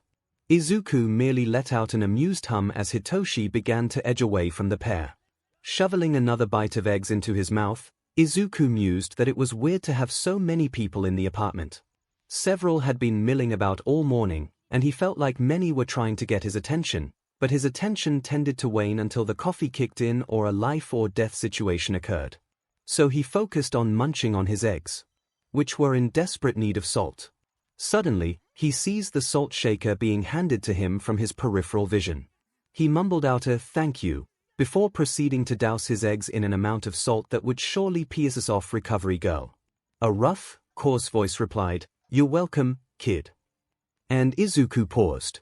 His head turned slowly to the man sitting in the one free chair next to him. The man was big, with broad shoulders and a bald head, sporting an amused grin. His outfit looked reminiscent of older underground heroes, though none that he was particularly familiar with. Izuku blinked. "Who are you?" The bald man's grin grew even wider. "Oi, everybody. The pipsqueak is finally awake." "What, problem child?" Izuku snapped his attention to his sensei who was giving him an odd look while Hitoshi stared at him slack-jawed. Vaguely, Izuku noticed several other people hovering behind Aizawa, a couple with stern looks while the others looked fondly amused. "Yes, sensei." "Who are you talking to?" Izuku did not know what to say. He looked at the bald man. "I don't know his name." The bald man looked like he was about to answer, but Hitoshi quickly cut him off. "Forget the hallucinations, the what?" Izuku squeaked, prompting several of the unknown people to laugh. "How the hell did you make the salt shaker float to you?" Izuku stared at Hitoshi like he had two heads. "I didn't."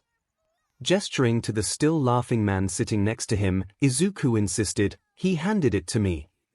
"Izuku," Aizawa began in an oddly gentle tone. "There is no one there." "What do you mean no one?"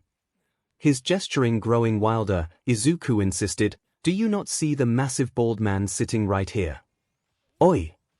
The man interjected, pouting at all the snickering the others standing around the table made towards him.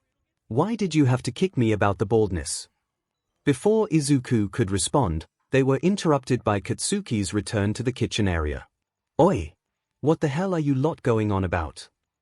And by return, 𝐒𝐿 meant Katsuki proceeded to walk through several of the unidentified guests. So 𝐒𝐿 did what any sane person would do in his position. He fainted face first into his eggs and bacon. Told you we should have done this differently, putting it off for months, we needed to talk to him. But in front of so many people. They all seemed chill, they all seemed to be children, and not mentally stable ones at that. Please name a single one of us that is sane, Nana. Please name a single one of us besides Nana that is sane. 𝐒𝐿 slowly sat up, blinking blearily as his vision came into focus. He appeared to be in some void-like room, sitting sprawled in what appeared to be a stone and very uncomfortable throne. As he glanced around, he realized that there were several others sitting in similar chairs in a circle. Where am I? Where in your head, kid? His attention turned to the familiar bald man sitting on the far side of the circle, giving him the same amused grin as before. Wait, my head, there is a lot we need to discuss with you, ninth, a voice on his left explained, and 𝐒𝐿 looked to see a frail man with pure white hair and green eyes similar to his own sitting near him. We have put this off for far too long, but with what was revealed yesterday, you mean the fact that the ninth is all for one son. All attention snapped towards the voice at the frail man's left, seeing what looked like a much older and far more badass-looking version of 𝐭𝐽. Several of the room muffled laughs, even slapping their hands over their mouths at the pained expression on the not 𝐭𝐽's face. Please never call me that again. Before 𝐒𝐿 could apologize, not 𝐭𝐽 turned his attention fully to the frail man. Surely you can see the risks. The frail man's eye twitched. Yes, I am very sure that I understand the risks here. I have no concerns with 8's choice in successor, regardless of his parentage. Who is the 8th? Everyone looked at 𝐒𝐿 in confusion, who looked at all of them with even more confusion. Why do you keep calling me 9th? How are you all in my head? Am I hallucinating? Did 𝐒𝐿 spike my coffee again? Did 𝐭𝐽 give me a concussion? Wow, he talks more than first does when you get him started on pre-quirk comics, the bald one interjected. 𝐒𝐿 sat straighter in his chair. Who likes what now? Another man with a ponytail looked exhausted as he glanced towards the frail man who was sitting straighter in his chair as well. Oh no, Ponytail muttered. There's 2 of them, please tell me you've read some of the Batman comics. 𝐒𝐿 pleaded as he turned fully in his chair to face the frail man, who he surmised by everyone else's looks to be the first. First huffed. I had a whole room dedicated to his comics, you what? And, we lost them, muttered Ponytail again as he slumped further into his chair. I blame Diagoro, the one with cracks on his face chimed in. The bald man looked offended, but then resigned. Okay yeah, fair. 𝐒𝐿. The girl said nothing. 𝐒𝐿. She continued to ignore the teacher, just quietly continued her self-imposed task. A sigh resonated through the room, and though she did not look up, she could see Aizawa crouching down at her side. 𝐒𝐿, I am busy, she said softly as she better adjusted 𝐒𝐿's head in her lap, continuing to clean his face with a napkin despite there being no more bacon grease on his face or egg in his hair. Aizawa looked pointedly at 𝐒𝐿. I need to check him, he needs to wake up, she simply replied, finally glancing at him with her head still hung low, eyeing him through the curtain of her bangs. And I need to watch him till then. I know you are concerned, he doesn't do this. She hissed. He doesn't have these kinds of visions. Not since. Her words cut off and her gaze dropped back to the boy, one hand cradling his head and the other dropping to his chest where his scar was. Aizawa understood. Not since the last time he nearly died at Shigaraki's hands. Her fingers curled into 𝐒�'s hair. They were shapes then. We didn't think anything of it. But he was talking to someone. And now, her hands gripped 𝐒� more tightly. He needs to wake up. Which is why we need to take him to Recovery Girl. Katsuki snapped from the side as he stalked forward from where he, Hitoshi, and Shoto had been hovering. So will you just? Before Aizawa could stop him, Katsuki reached towards 𝐒�. 𝐒𝐿 reacted. And by reacted, she bit his hand. Hard.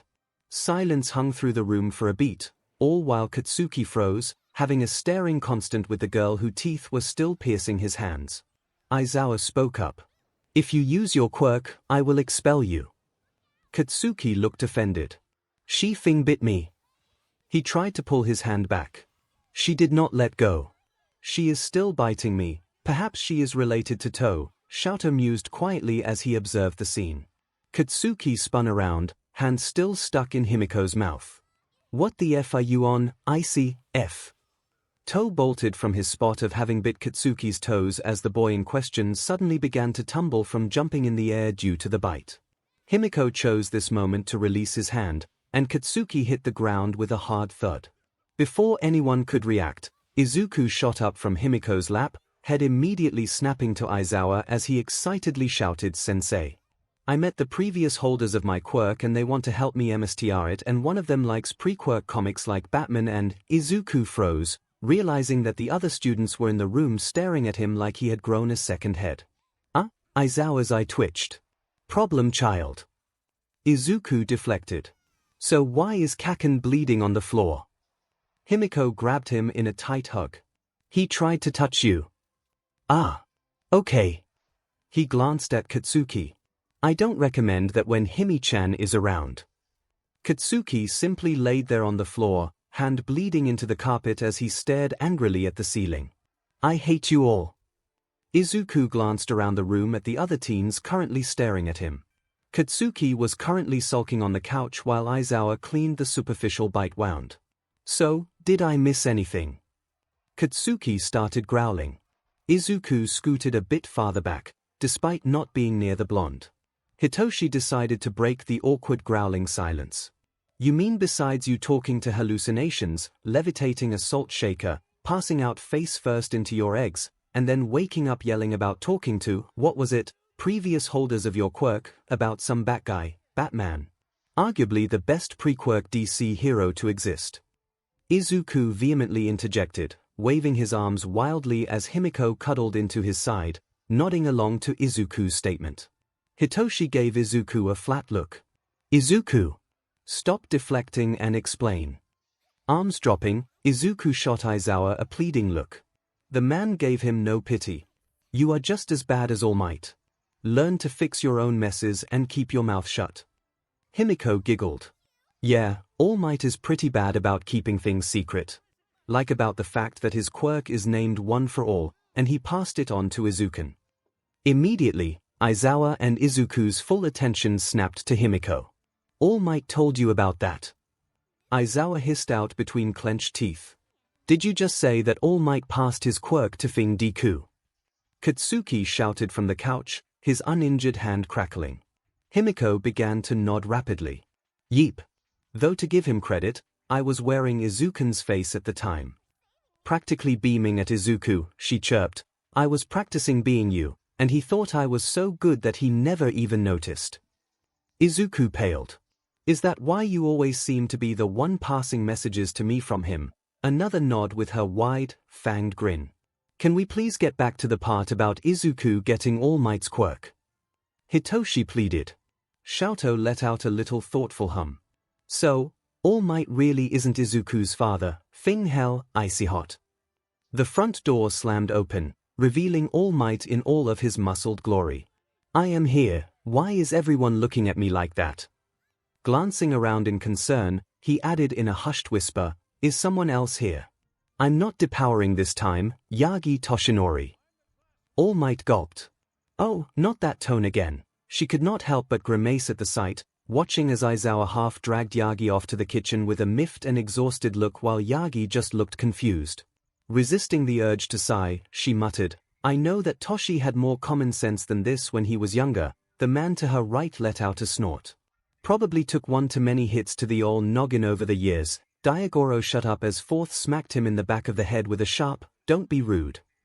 This swiftly caused bickering to break out between them, completely forgetting that Nana was even there. She let out a sigh, ignoring the ensuing fight as it was rather commonplace over the past few years. Briefly, she contemplated wandering over towards Yoichi, who was watching second, having an intense staring contest with a pure white cat. She thinks the cat was winning. Third was in the background dealing with two identical cats swatting at him and being increasingly disgruntled that they were hitting nothing, and Ian nearby edged away from a giant. Maine-kun that screamed with increasing volume at him. But then, she heard a small and her eyes glanced to the side to see Izuku staring up at her, some confusion on his face. Smiling brightly, she moved over towards the teen who was still sitting on the ground with the girl she believed to be named Himiko at his side. With a warm smile, she crouched down next to the pair and greeted, "Hello, Midoriya. I'm glad to finally have a chance to meet you face to face." Izuku looked a tad bit flustered at the warm welcome. You can call me Izuku. Most everyone does anyway." The girl at his side was observing him curiously now, and she could vaguely see all the other teens in the room watching the interaction, likely wondering what kind of conversation Izuku was having with thin air. Izuku then. Unable to resist, she reached up and ruffled his hair.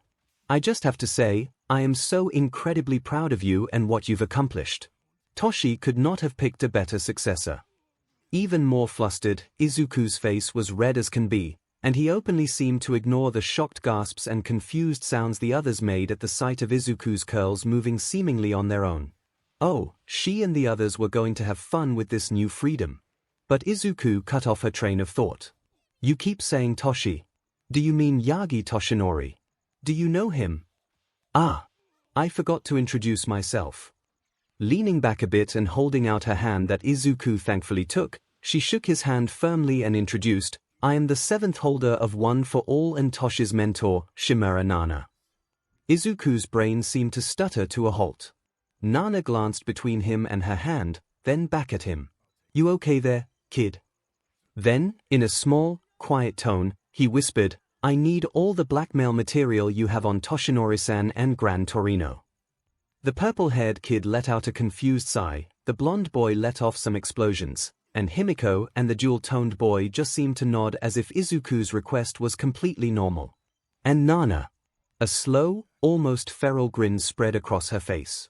"Oh, do I have some stories for you?" "Well, this explains a lot." Aizawa's brow twitched. "Care to elaborate?"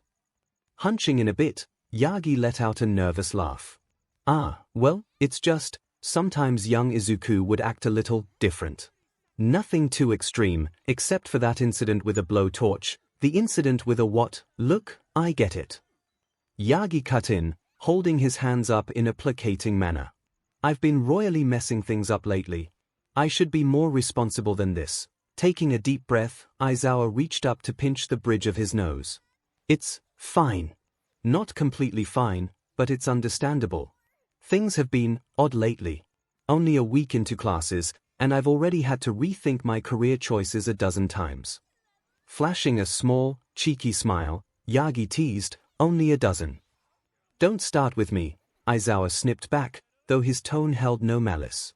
His shoulders simply sagged as he gave Yagi an exasperated look. "Or else considering might become a little more real." "Well, we certainly can't have that." Flashing that bright, goofy, and genuine smile of his, Yagi chirped, "I would hate to lose your company at UA." Aizawa's head tilted, a small smirk growing on his face. "Oh really? Any place is colder without you in it." Then, a look of panic crossed Yagi's face, his cheeks flushing red as he began to nervously stutter. I mean," Aizawa reached up and firmly but gently knocked his knuckles on Yagi's head, halting the nervous rambling. "Any place is colder without you in it, too." Before Yagi could begin to address that level of emotions coming from Aizawa, the man in question grabbed his bangs and began to unceremoniously drag him from the kitchen, ignoring his complaints and protests. "Now come on, our kid is apparently seeing ghosts that levitate him salt and discuss pre-quirk comics with him." "Izuku is what?" Dragging him out into the living room, they got to see Izuku staring intently at nothing, before suddenly covering his mouth, looking 2 seconds from bursting with barely contained laughter. No, he didn't. That is the 5th time he has said that and the 5th time he has not given clarification to whatever in the hell someone did, Hitoshi explained to the 2 confused adults watched in baffled silence. Still staring at Izuku, though letting his attention drift to the cats in the background who seemed to be yelling at or attacking empty air in the background, Aizawa gruffly muttered, "Language." Hitoshi threw him an offended look and began to wildly gesture towards Katsuki on the couch. Katsuki in return flicked Hitoshi off. 𝐿𝐼 stared at Katsuki's hand gesture in confusion before looking down at his own hand and making the same gesture at himself.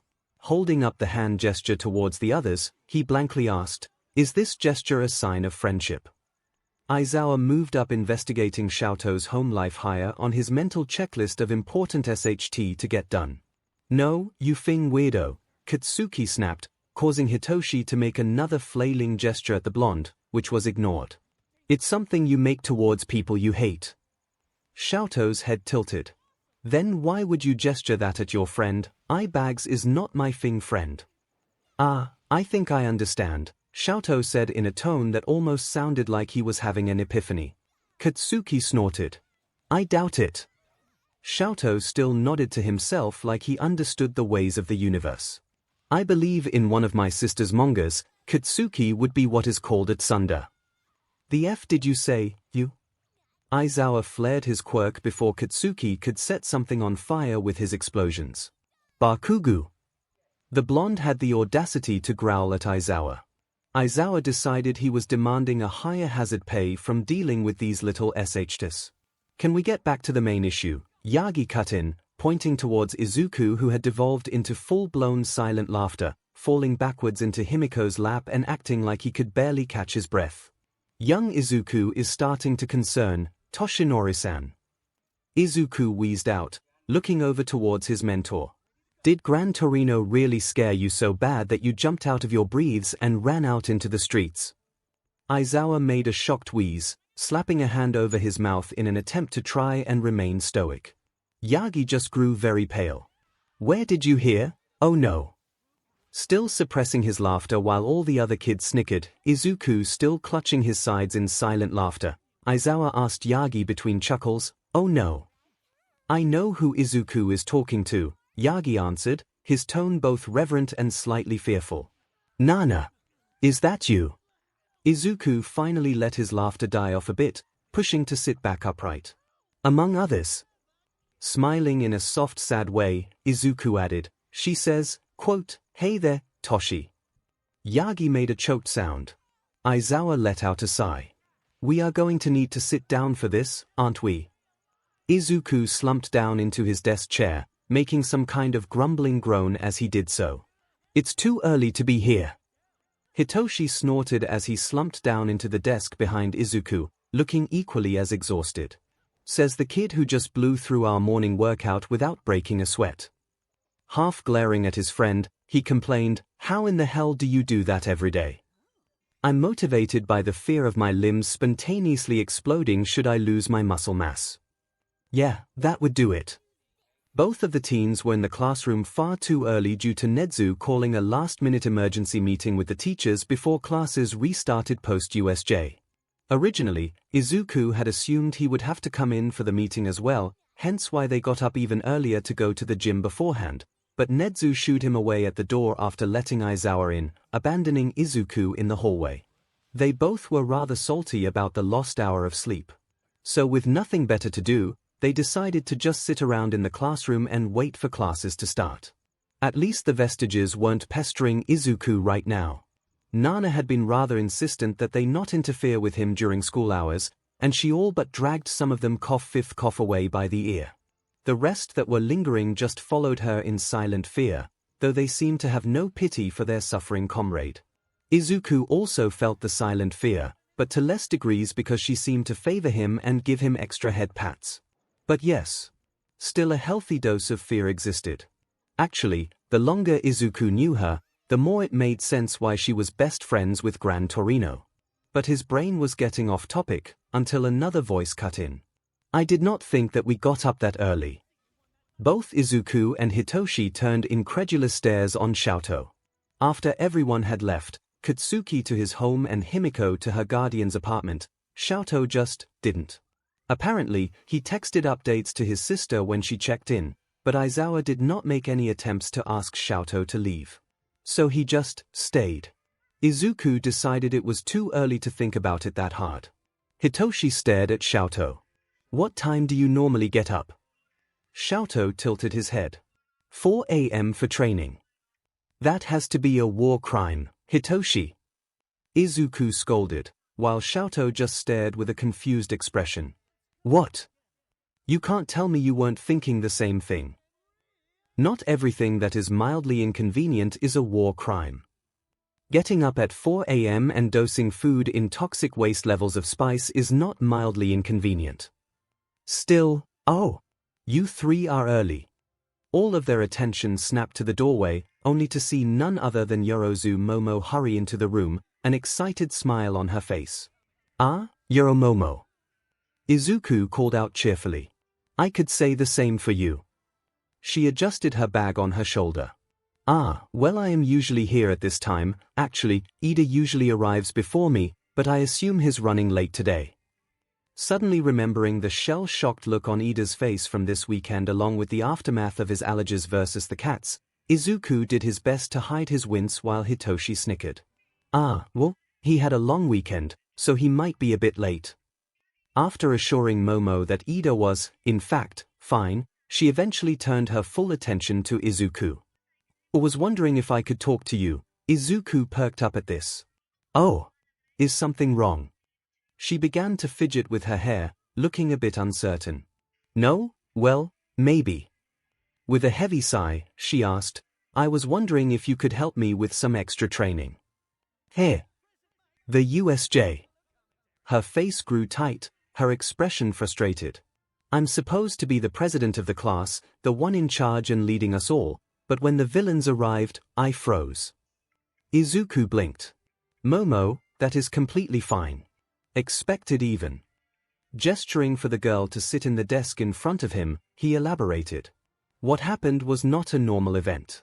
First villain fights have never really been on that kind of scale, with that many villains, especially not in a place that was supposed to be safe. You weren't expected to do anything, but that does not stop me from wishing I did something. She dropped her gaze to her lap. It's all I've been able to think about this weekend. Your confidence has been shaken, Izuku surmised. Her fists tightened in her lap. Yes, but you didn't hesitate. Looking up to meet Izuku's gaze, he could tell by the look in her mind that she was determined. Please. At least let me join your training sessions. I will not bother you. If only to reassure me, Izuku and Hitoshi shared a look, and at Hitoshi's approving nod, Izuku turned back to her. Well, I'm having a sort of group training session after school today to work on training Hitoshi. You're more than welcome to join. He could see her eyes spark up in excitement, though she still asked, You're sure I would not be intruding on your training? It's cool, Hitoshi drawled.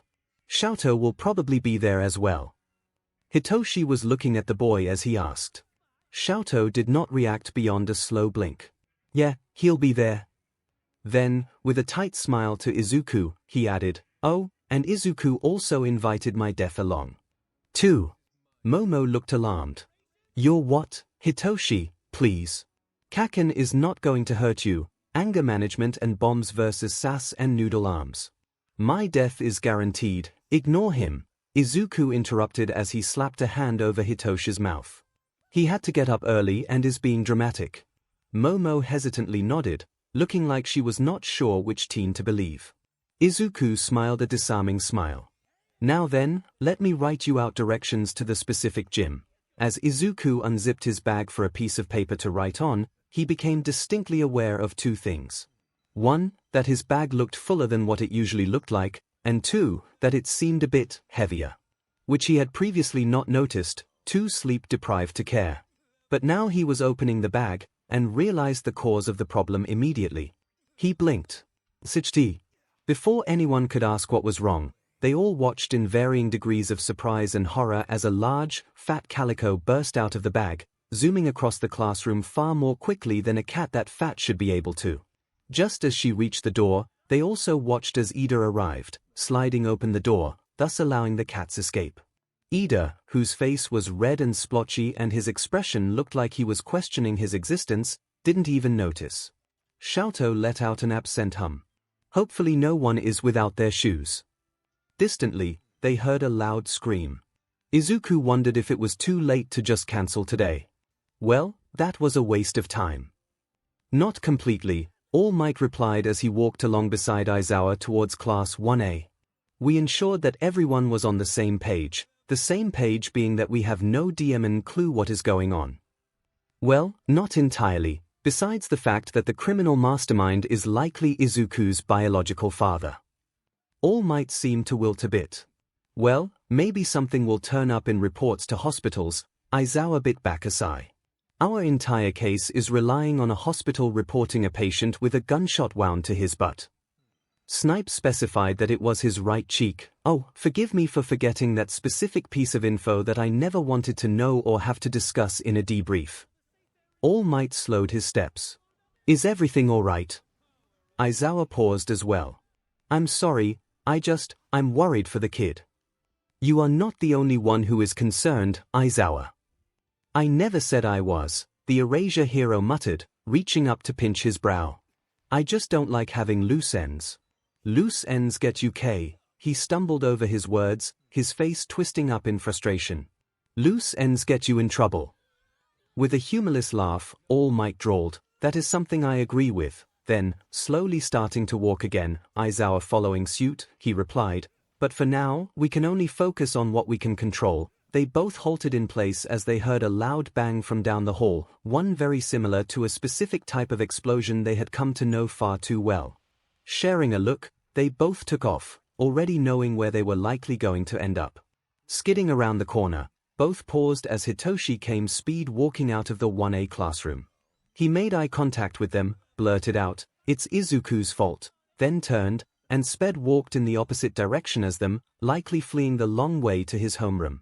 They both shared another look, before Aizawa blurted out, "Rock, paper, scissors." Aizawa lost.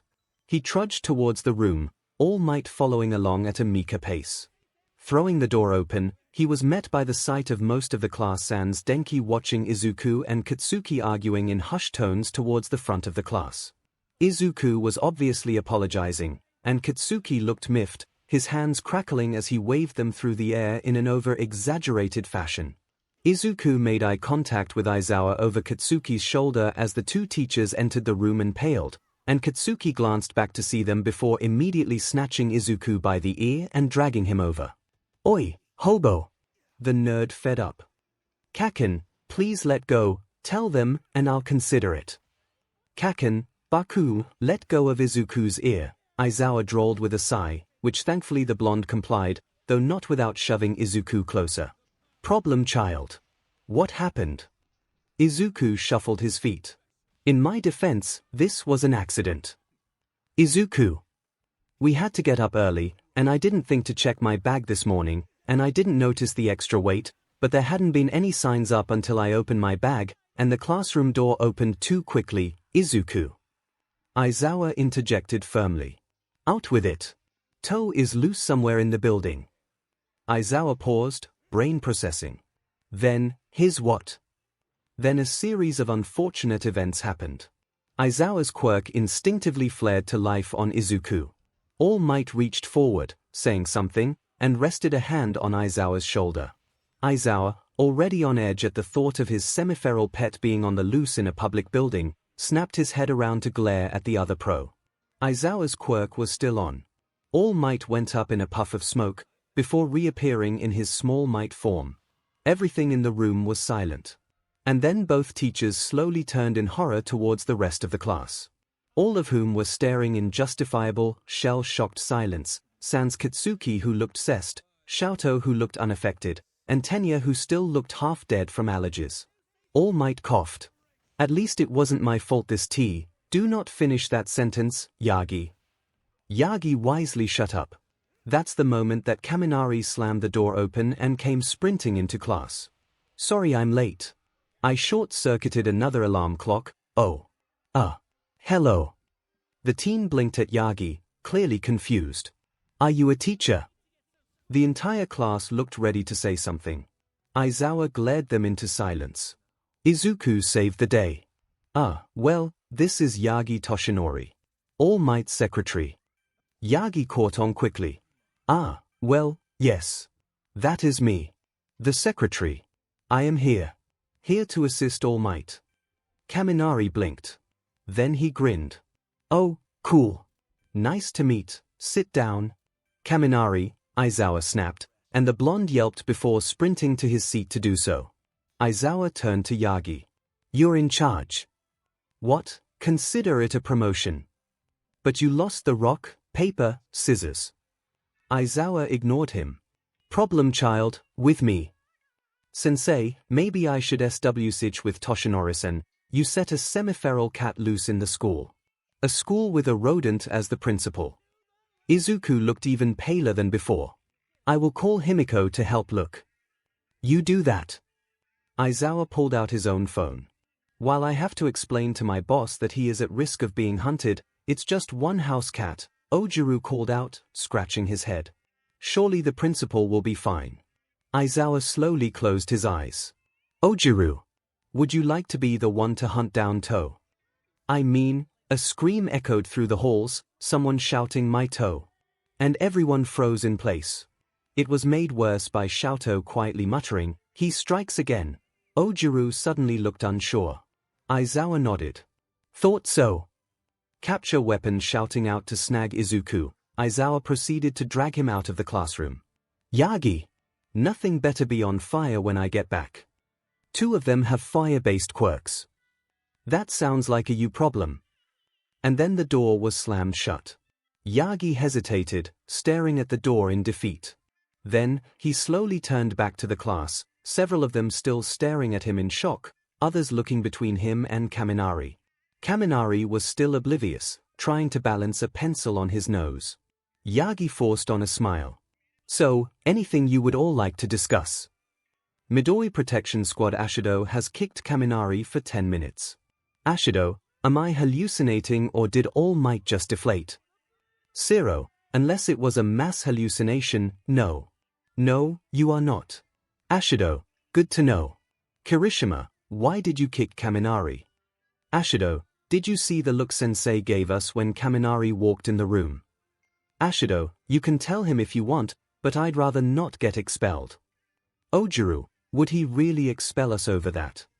Juru, would he expel us over revealing what is essentially a national secret to the one person in our class who probably has zero filter and regularly shorts himself out?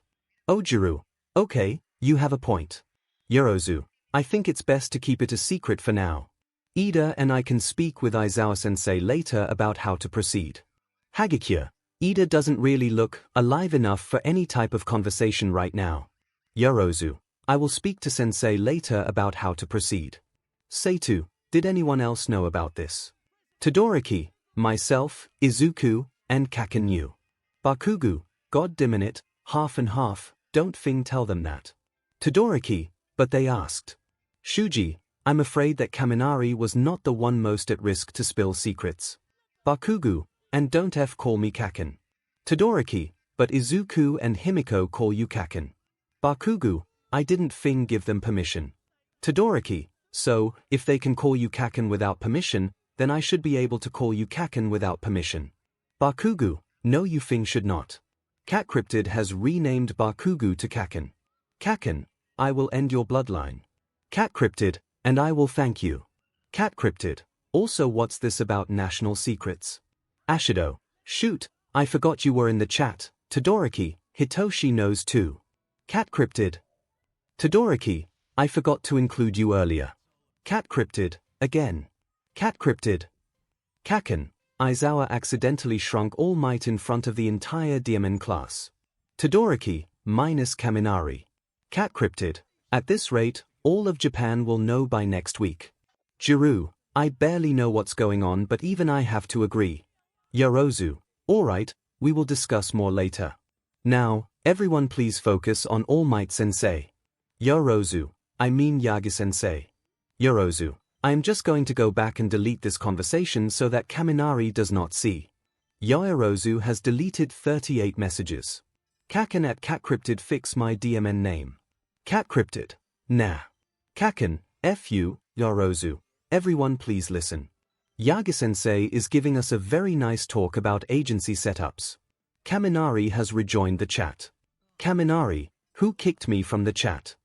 Kaminari, were you talking about me? Kaminari. Kaminari at Kaken, can I call you Kaken now? Kaken, FOFF. Yorozu, Put your phones away and listen 𝐒𝐭𝐻𝐼𝐺. Ashido. Whispering, we broke you. Distantly, 𝐒𝐻𝐻 was making his way down the hall, intent to speak with Snipe about an issue. After watching the USJ security films and seeing how effectively he took down the one villain, he was considering Snipe's past proposal about more efficient means of threat neutralization. The school board might not be happy, but 𝐒𝐻𝐻 stopped caring about that a long time ago. Turning the corner, however, he paused. Sitting at the far end of the hall, a large, fat calico cat trotted into view, meandering down the empty corridor. It quickly noticed 𝐒𝐻𝐻 and paused, both creatures making eye contact. 𝐒𝐻𝐻's ear twitched. The cat's tail flicked. Oh dear. Midori Protection Cult Cat cryptid. Hey, so, I know I am risking the wrath of your Momo by talking more during class in here, but does anyone have an update on the toe situation? Cat cryptid. As funny as it is seeing my class slowly become more and more paranoid at the distant screaming, I'm starting to get a bit concerned. Kaken. The nerd still hasn't found the DMN demon as far as we know. Cat cryptid. Welp. Cat cryptid. Anybody have some steel-toed shoes they could loan me? Todoroki. Perhaps Toe is fighting for your title as the school's cat cryptid. Cat cryptid. He can have it, I forfeit. Yaoyorozu. Boys. Cat cryptid. And shutting up now, I think it would be best to split up. Izuku gave his teacher a horrified look. Do you want me to die? Because that's how you die. Aizawa snorted. 1. This isn't a horror film. Turning a corner, the pair was met with a very small puddle of BLD paired with partial footprints that looked as if the victim was doing their best to 1-foot hop towards Recovery Girl's office. And secondly, the main character at least survives to the final showdown. And what makes you think I'm the main character? Izuku, your life is like an anime that got horribly off track with increasingly ridiculous filler plots. Point taken. Another snort, the man shaking his head as he turned fully to the boy. Regardless, I need to make an announcement to the school for students to keep their shoes on for the foreseeable future, and probably explain in the teacher chat what is going on. We really should have done that first. Forgive me for hoping to avoid having to tell my co-workers that my problem child set loose a demon on the school. It was an accident. Accident or not, we are dealing with the consequences.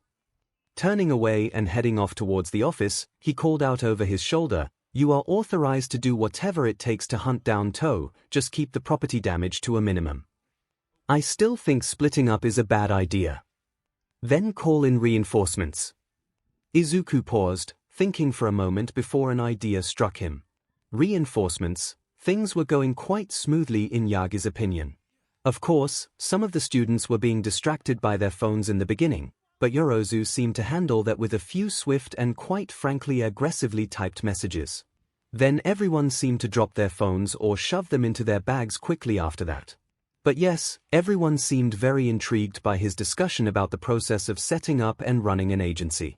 Granted, he was skipping over the mundane bits like paperwork and taxes, but he did mention the need to build up a name and gain financial backers before even attempting to build one.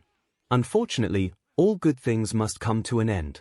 And by end, he meant a vent flinging open above his head and the principal flying out with a high-pitched, animalistic shriek. Yagi let out his own shriek as 𝐒𝐻𝐻 landed on his head, falling to where he was only hanging on by Yagi's bangs, and Yagi hunched over as he began to hack up BLD into a waste bin, narrowly avoiding hacking straight into 𝐒𝐻𝐻's face. Naturally, the entire class began to panic. Several people screamed, quirks were accidentally fired off. Okako jumped forward in surprise and accidentally hit Ida with her quirk. Still dead from allergies, Ida floated up without a care and hit Asui, whose tongue shot out and smacked Mina in the back of the head, resulting in acid spewing on Ayamar's chair, prompting him to fall with a dramatic scream. Ayamar blasted a hole in the ceiling.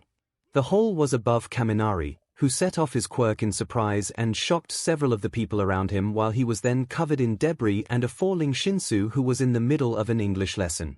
Dark Shadow startled by the bright flare of electricity and flipped a desk. The desk happened to still have slightly stunned from electricity Zero in it, who tried to shoot his tape to grab something to balance himself. He shot Bakugu. Bakugu did a Bakugu thing and blew up. Bakugu hit the ceiling. Then he hit the ground. Hard. Loud swearing ensued over the sounds of the still panicking class, half of which was screaming about murder rats, a small section shouting at Kaminari, and then another section wondering what in the hell just happened. "Can everyone please just cool it?" Ojiro called out in desperation. 𝐲𝐸 watched the scene quietly and then carefully stared at his right hand before placing it on his desk and freezing a large chunk of the classroom with ice. Yorozu gave 𝐲𝐸 a look that reminded Yagi of Nana when he disappointed her. Present MIC stuck his head through the hole in the ceiling. You good down here?"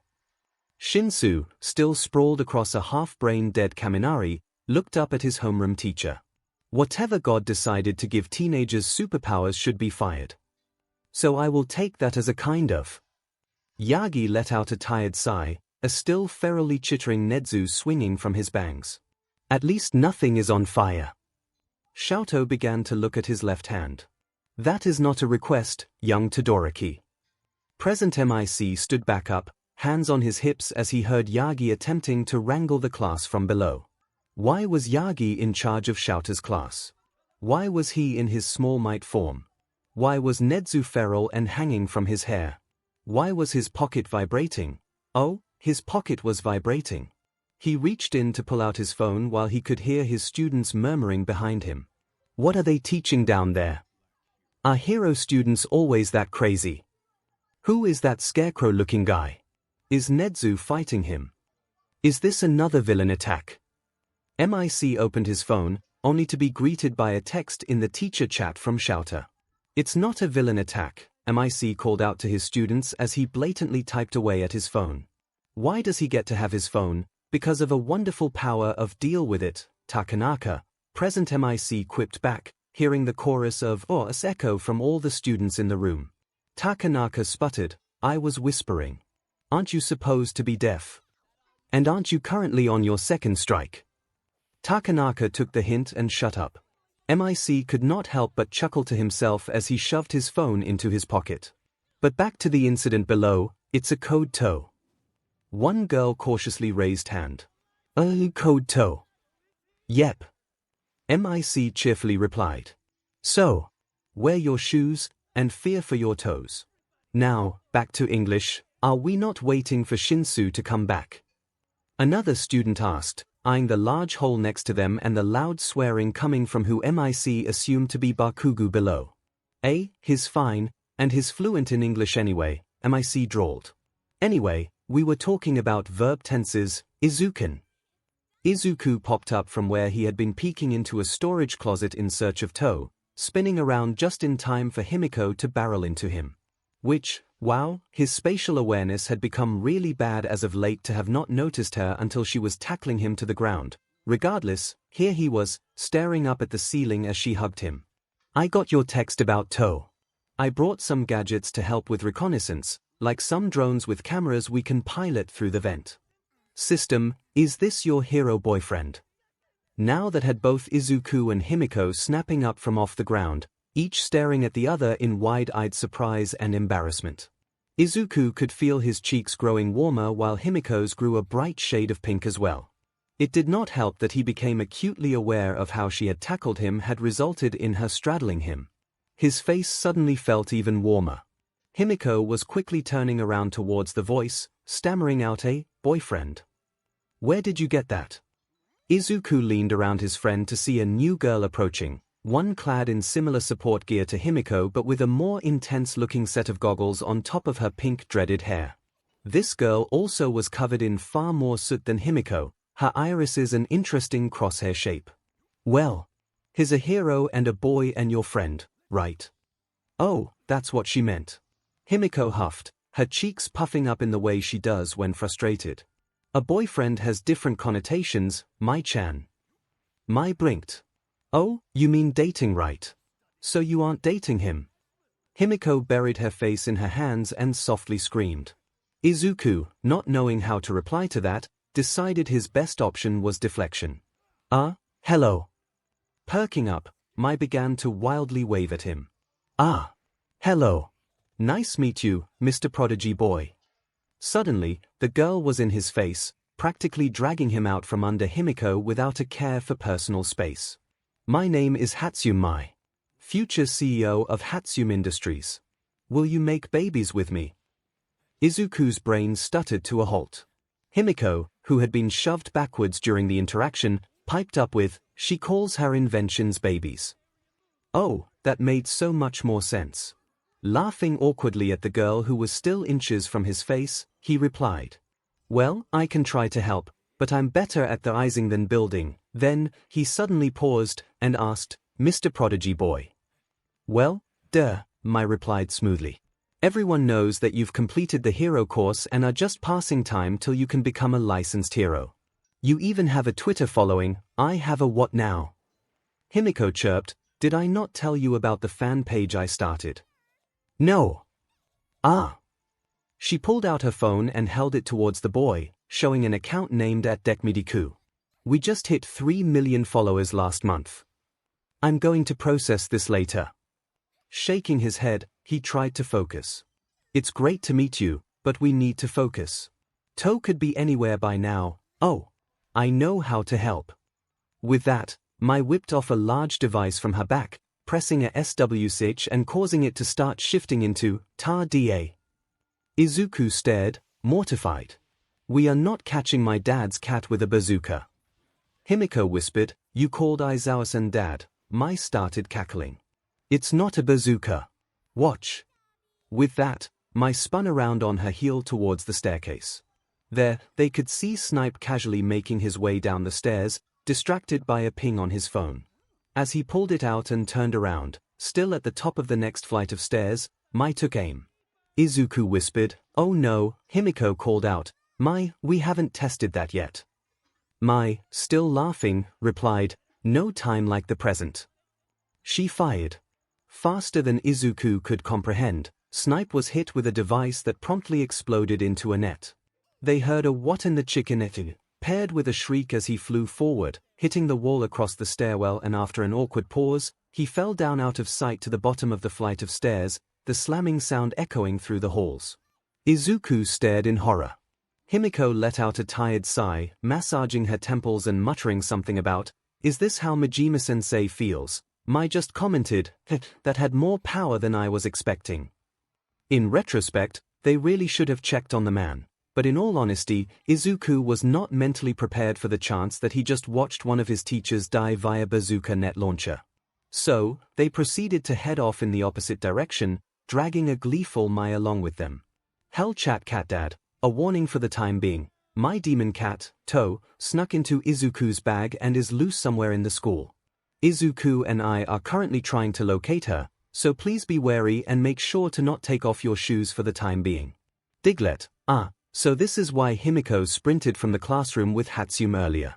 BLD-bag, you couldn't have warned me 5 minutes earlier.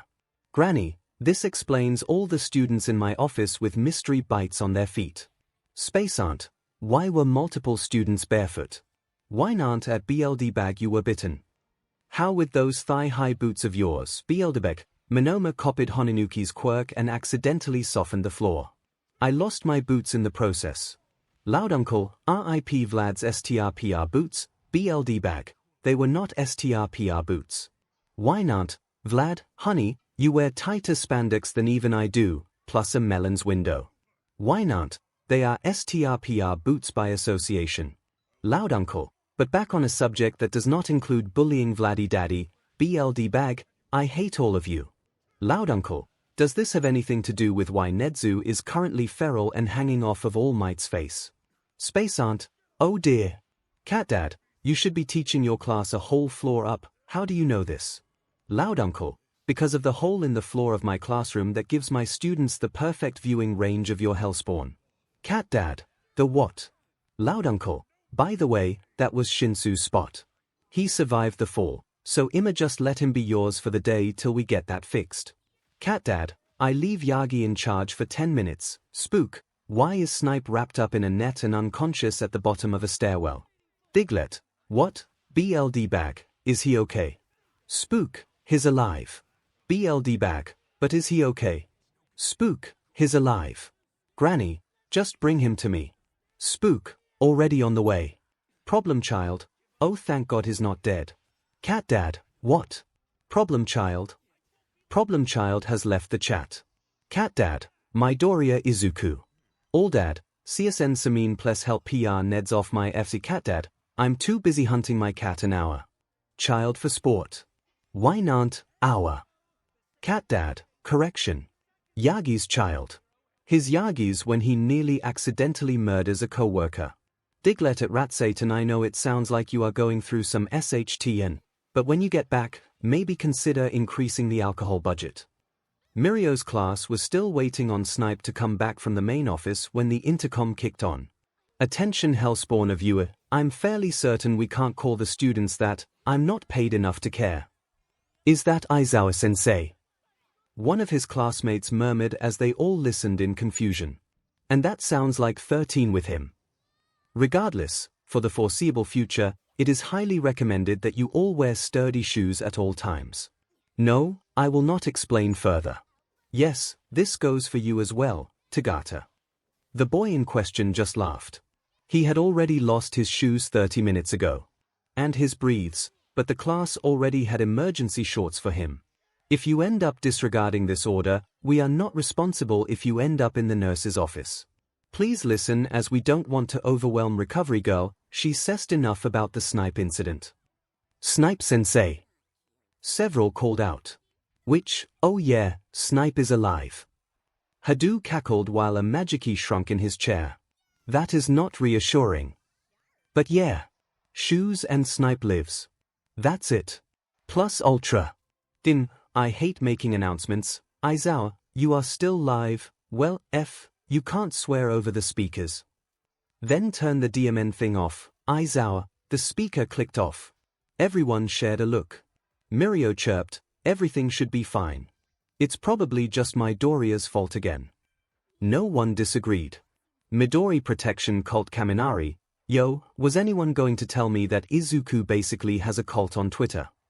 Ashido, he has a what now? Midori Protection Squad Kaminari, yo, was anyone going to tell me that Izuku basically has a cult on Twitter? Ashido, he has a what now? Kaminari, there is a fan blog called @WHATIFDEKU and honestly, I'm not gonna be able to look him in the eye later. Ida, it is wonderful to see that our senpai is being appreciated by fans, but why on earth would someone start a fan page wanting him to hit them? Zero, Juyude, Uraraka, Ida, never go on the internet. Cat Cryptid, insert gif of Anna and Kristoff, with Kristoff saying I'm gonna tell him 𝐔𝐬𝐽, don't you dare. Ashido, oh my god you guys, the fan page is full of thirst traps. Ashido, these pics put the S in Shinamon role. Kirishima, so manly. Aima, oh. I am intrigued Ida, what is a thirst trap? Is it a page about proper hydration? Because that is an important cause to be aware of. Yorozu, oh dear. 𝐔𝐬𝐽𝐽, oh yeah, Ida, you totally got it. Ida, wonderful. Perhaps we should all start our own thirst trap pages. For the betterment of society. Todoroki, I will start one with you, Ida. Ida, thank you for the initiative, Todoroki. Is anyone else interested? Kaken, I can't leave you FRs alone for 10 dim minutes. Kaken, that is not what a thing thirst trap is you dunderheads. Kaminari, oh, Kaken, can't you let us have our fun? Ida, wait, so if that is not what a thirst trap is, then what is it? Uraraka, Ida, just live in your blissful ignorance. Zero, I don't know, wouldn't it be irresponsible to not educate him on this? Uraraka, you can explain it then. Zero, nah, this is too entertaining. Todoroki, Hitoshi said yesterday that Google is our god, so I will simply ask Google. Yorozu, Todoroki-kun, that sounds like a bad idea. Ashido, no, that sounds like a fun idea. Kirishima, I don't think we should be encouraging that, Mina. Uraraka, oh no, Todoroki, be careful what links you click. Ida, I have returned from looking at Midoriya-senpai's fan page. I must ask, why was he shirtless in so many of the pictures? Several appear to have been taken from hiding spots as well. 𝐔𝐬𝐽𝐽, Ida, you pure soul. Todoroki, why am I getting a message asking if I want to message single women in my area? Kaminari, oh Kirishima, Todobro, I would not. Uraraka, Todoroki no Kaken, do not click the F link Todoroki, of course I am not going to click it. Yorozu, oh thank goodness. Todoroki, I am gay, why would I be interested in single women? Hima, insert an 𝐈𝐴. 𝐔𝐬𝐽𝐫. Across the world, you could hear thousands of teenage girls' hearts breaking at once. Todoroki, why would their hearts be breaking? Are they sick? 𝐂𝐿, you know, someone should really get sensei to investigate this kid. 𝐵𝐿, working on it, soy sauce face. Todoroki, oh, I found a link for single men, several people are typing. Hell chat rat god has added Midoriya to the server. Spook, so, I guess the principal is no longer attacking All Might.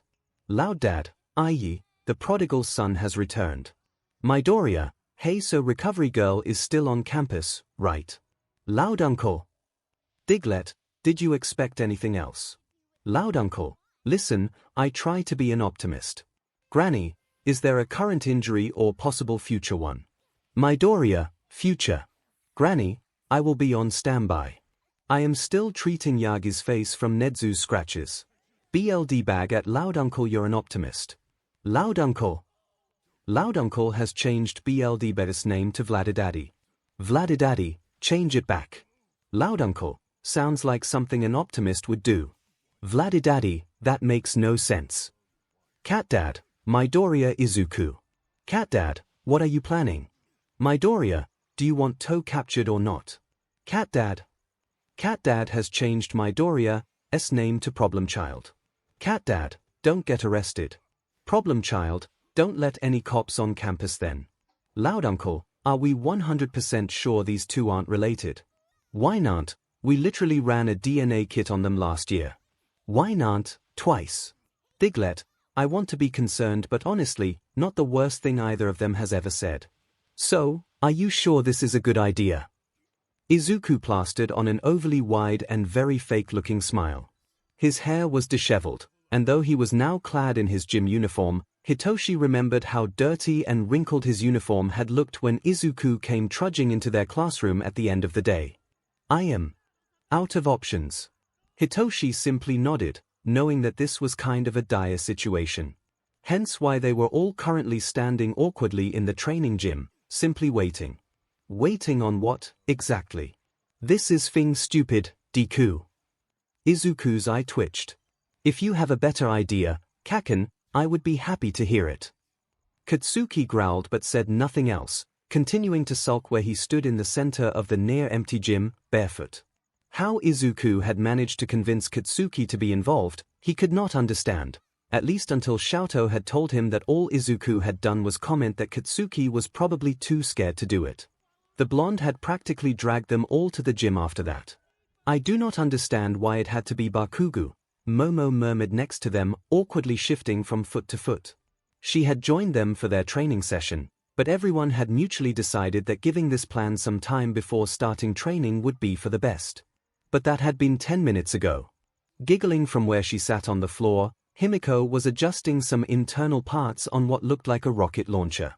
When she and her kohai arrived with that, Izuku had simply muttered something about apology cookies to Snipe. Mai seemed to be sulking over not being allowed to help with the launcher, though she kept glued to Himiko's side as the older girl practically chirped, because Toe likes Kaken's toes the best.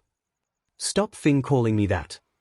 It's a sign of friendship, Kaken, 𝐿𝐼 called out in his usual monotone voice, causing Katsuki to make some unintelligible sounds, hands crackling. Hitoshi sighed. I don't think this is going to work. Izuku's smile began to crack, his face dropping to look at the floor. I am never going to get another head pat again. They all gave him concerned looks at that. Suddenly, loud swearing and shouting came from the room's center, garnering everyone's attention as a small blur darted away from Bakugo.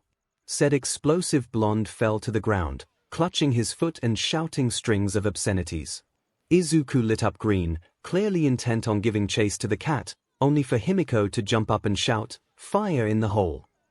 Bang Rio. Toe!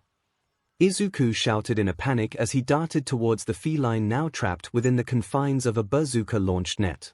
While Mai madly cackled, falling back against the floor, Himiko whooped in victory as she bounced in place, somehow keeping the oversized bazooka balanced on her shoulder with ease.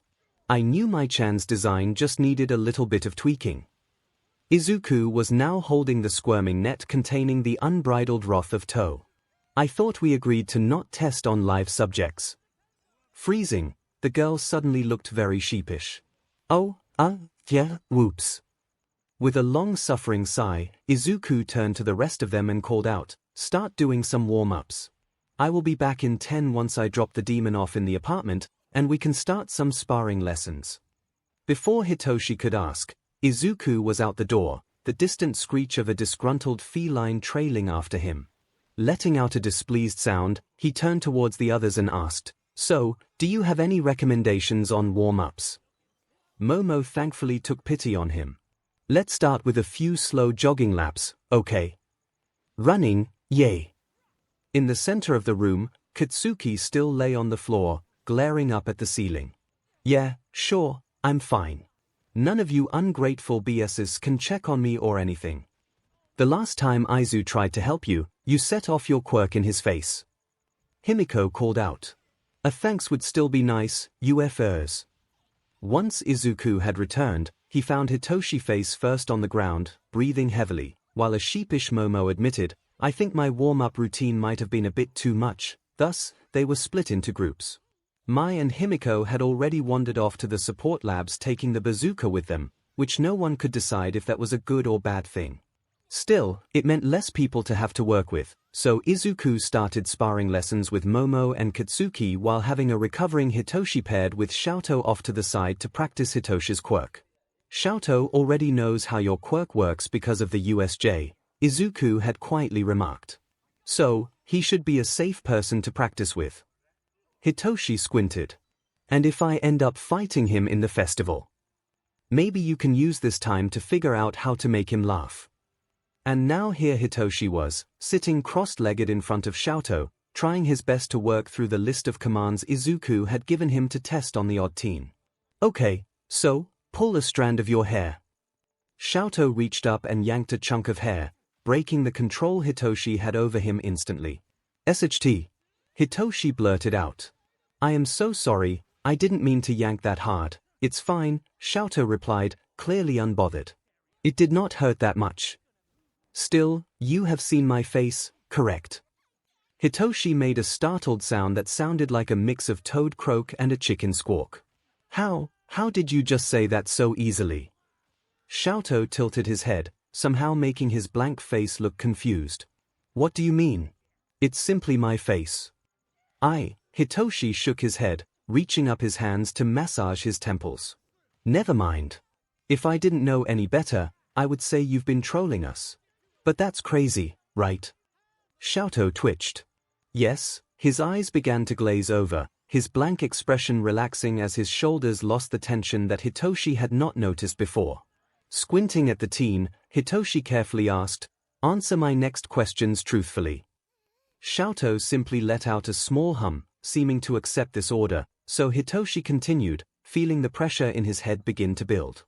"Are you bullshitting us with this traumatized kid act?" The pressure built, and 𝐿's mouth moved with no sound coming out. Hitoshi tried another tactic.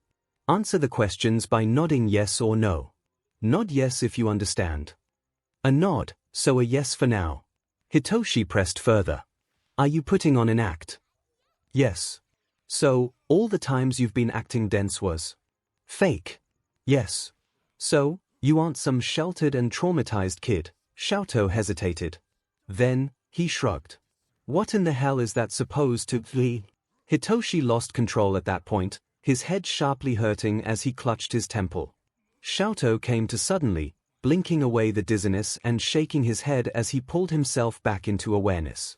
Then, with a defeated sigh, he half-heartedly asked, "Shouldn't you have a bit more consent before poking people about personal matters?" Scowling, Hitoshi countered, "Shouldn't you be more careful about playing up the traumatized and emotionally stunted teenager act?" 𝐿 looked away.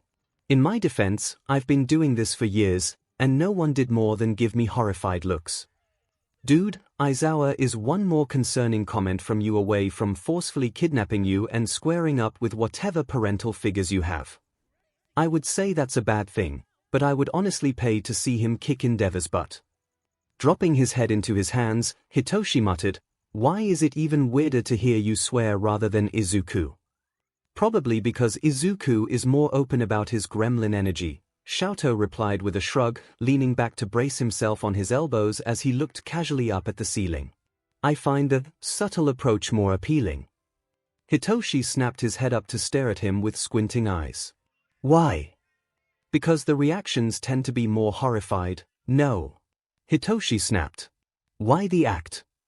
You clearly have some social understanding, but why did you shrug about the sheltered and traumatized question? Just why? He wildly gestured at 𝐿𝐴. This. 𝐿𝐴 looked away from the ceiling and towards Hitoshi, head tilting as if he were assessing the boy. Then, in a slow, careful voice, he asked, how familiar are you with quirk marriages? Prepare to die, ponytail. Frowning in distaste, Momo muttered, how crude. Katsuki let out a snort as he braced himself on the other side of the sparring ring, rolling his shoulders. It's not my fault you've been cooped up in your high and mighty tower for most of your life, princess. At this, Momo visibly bristled. Princess. A slow, slightly feral grin began to spread across Katsuki's face as he chuckled. Oh, did I hit a nerve, princess? Momo was about to snap back, until Izuku cut in. Kaken, please stop taunting your opponent before we've even started. If she is gonna let herself get riled up so easily over a few words, Katsuki snapped back, never taking his eyes off Momo. Then she would never survive in the real world against villains. Momo firmly shut her mouth, choosing to silently glare at her opponent with a scowl. Katsuki's grin simply grew wider. Izuku sighed. Please, don't be a JRK. Also, before we start, I have a rule. I want you both to fight quirkless. Ha! You heard me, Kaken, came the terse reply. I want a baseline of your skills, and then we can build from there. Throwing quirks into the mix complicates things. Katsuki still looked ready to protest, so Izuku threw out the tried and true method. Unless you think you can't win without your quirk. What did you say, you little SHT? Ah yes, tried and true. You fell for that just 10 minutes ago with the cat, Momo murmured as Katsuki still ranted at Izuku, completely oblivious. Clearing her throat, she called out, may we start soon? I cannot stay here all night. Rounding on her, Katsuki fell into a fighting stance. Fine then, I'll make this quick.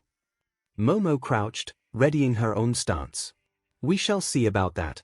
Izuku, seeming satisfied with their focus, sent a muttered prayer to whatever god was out there that this plan didn't backfire, before calling out, 3, 2, 1. Start. 3, 2, 1. Start. Katsuki took off with no hesitation, something that did not surprise Izuku. Shouting as he sprinted across the mat, the blonde ped his arm back, taking his usual right-handed swing as he had done for years.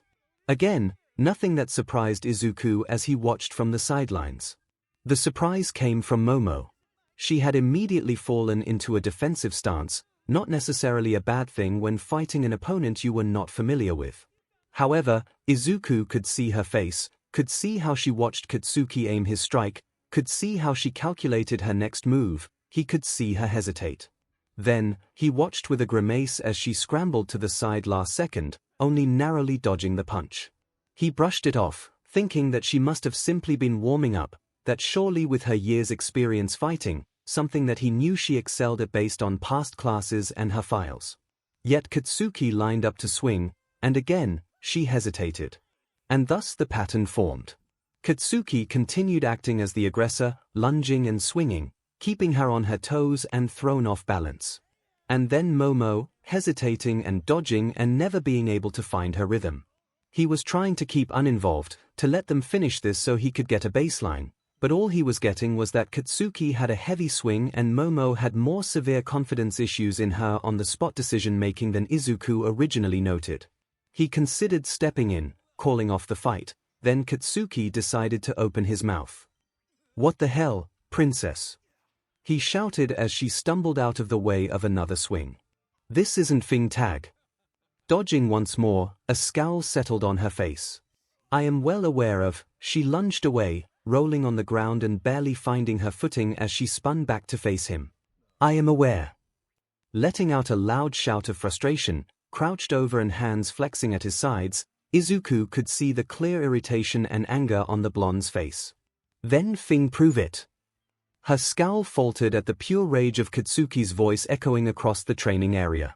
You are a God DMN recommendation student of the top hero school in Japan. He shouted, stepping forward towards her.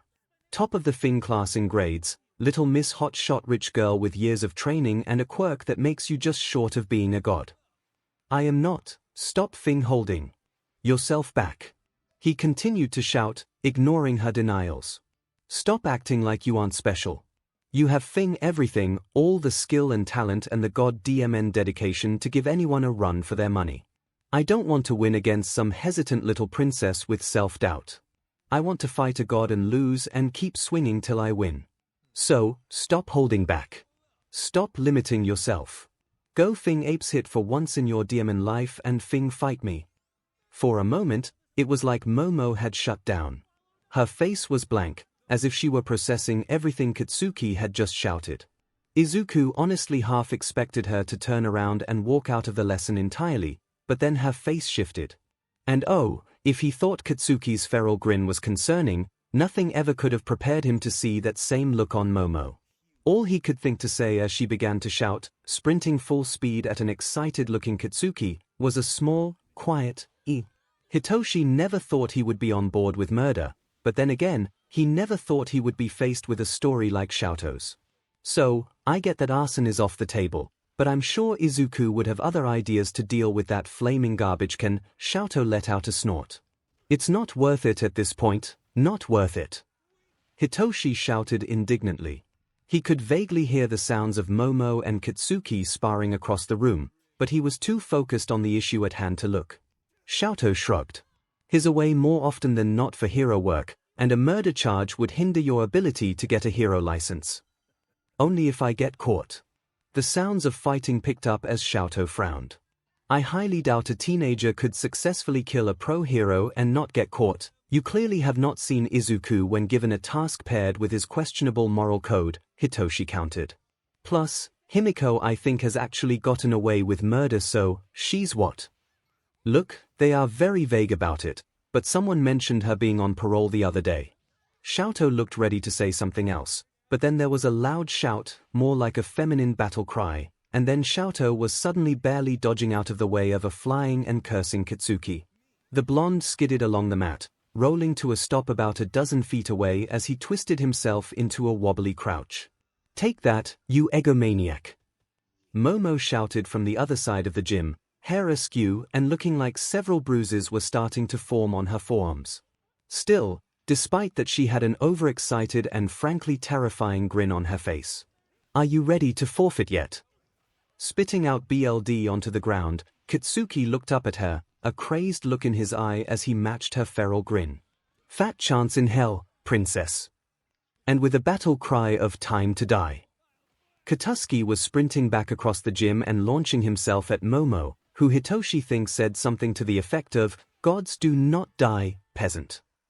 Which had to be his imagination, right? Did Momo just call Kaken a peasant? Ah, Shoto heard it too. Yeep, he drawled, watching in morbid fascination as Momo struck out with a perfect kick to Katsuki's stomach. The blonde took the hit with a heavy grunt but caught her leg at the same time. A brief pause and a soft "O-S-E" from Momo later. The girl was being swung up into the air with a startled yelp.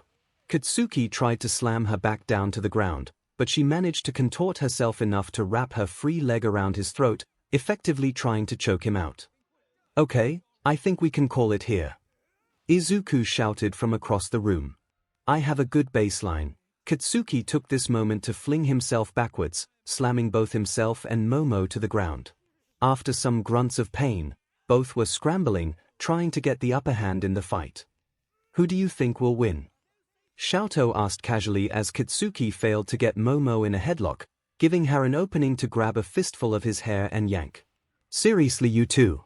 Izuku called out. You can stop. Hitoshi huffed. Not sure. Katsuki is mean. However, somehow, Katsuki had managed to flip them to where he was on his back, Momo's back on top of him as he held her in a tight headlock. Give up yet, princess? Her response was to sharply elbow him in the stomach as she tried to pry his arm from her neck. Gonna have to do better than that.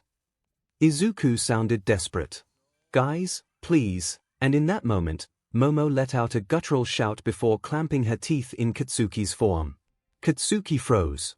Then, with quiet intensity, he asked, "Did you just bite me?" Momo's only response was to clamp her teeth down harder. That's when Katsuki finally lost his ecchi. Hitoshi could quite keep up with the swear words being thrown, eyes focused on Katsuki trying to pry his classmate off his arm. Still, he could hear Izuku shouting, "Momo, no. Let go. You don't know where he's been." Resulting in angry rants from Katsuki about what the F does that mean. 𝐿𝐴𝐷 let out a snort. I believe Momo is Mina. Insanity. His life had devolved into insanity. Hell chat granny. Midoriya is banned from running training sessions without another teacher present. Loud uncle. Cat dad, do I even want to know? Problem child, this wasn't my fault.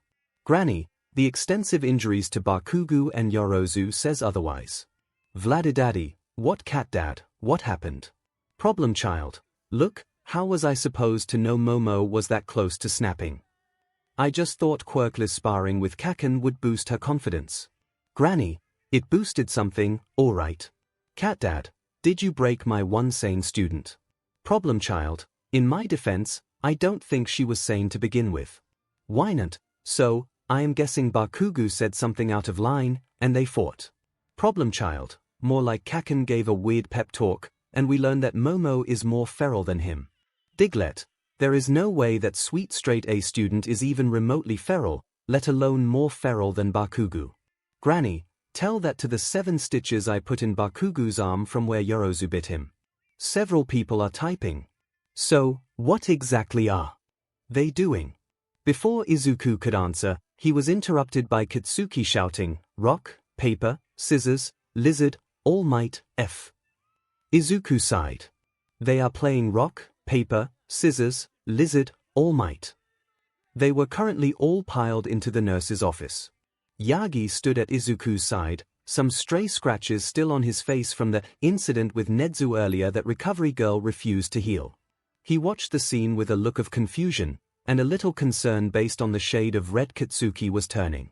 I gathered that much. Katsuki's hands started crackling at his sides as he sat cross-legged on the hospital bed, his arm bandaged and the rest of him looking rather worse for wear. Again.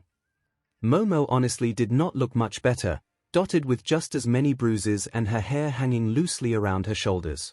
With a rather amused look from where she sat primly in front of Katsuki on the bed, Momo asked, "Are you sure?" Hitoshi, sitting in a spare doctor's chair and casually spinning as he stared at the ceiling, drawled, "Doesn't she have about 18 wins to your 5? We aren't counting the ones from before we swayed matches." Katsuki snapped back. Leaning on the wall near Hitoshi, 𝐿𝐴𝐷 blandly asked, "So, her 12 to your 0. At that, Katsuki made a sound that distinctly sounded like a cat when you step on their tail before turning back to Momo. Best 13 out of 23. She shook her head while smiling. Very well then, both were banned from sparring anymore by Recovery Girl, but refused to end without a winner, so they tried playing rock, paper, scissors earlier but kept tying, Izuku explained quietly to Yagi as the pair readied themselves for another round. So, Kaken recommended, rock, paper, scissors, lizard, all might, F. More crackling explosions. Again. Yagi looked even more concerned than before. I am assuming the difference is adding the lizard and the all might. Izuku nodded. Holding up his hand, he made a fist but lifted his pointer and pinky finger. All might, then he opened his fist and mimed his 4 fingers, running. Sort of. Lizard. And how do those work? All might beats everything but lizard. Something seemed to click in Yagi's head. Do not tell me, Kaken only picks all might. Izuku stared at his childhood friend with a tired expression.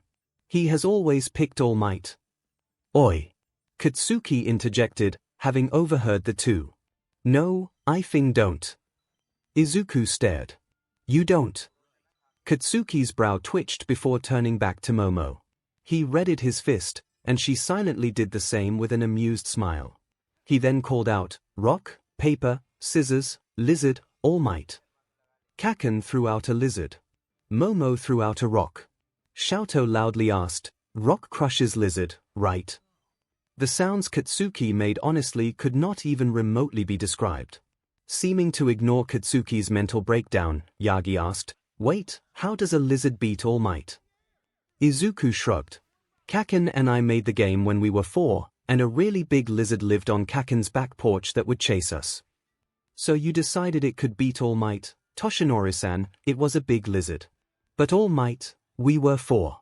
At that moment, the door to the room slammed open, and Aizawa immediately looked at Izuku. "I'm reinstating your shaming, this wasn't even my fault." Izuku shouted indignantly. 2 days, I am still recovering from a traumatic event, and you want to haze me. This is cruel and unjust. Would you like me to make it 1 day for every stitch in Bakugu's arm? Izuku's jaw audibly snapped shut. Aizawa nodded before turning to the pair on the bed, still bickering over their tiebreaker. "You two are not allowed to spar anymore without teacher supervision." Then, as an afterthought after glancing at Yagi, he added, "All Might does not count."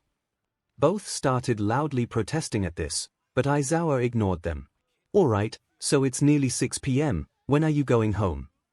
Still seeming irritated, Katsuki snapped, "I'm texting the hag and telling her I'm crashing at your place again." Momo perked up at this. "May I stay the night as well?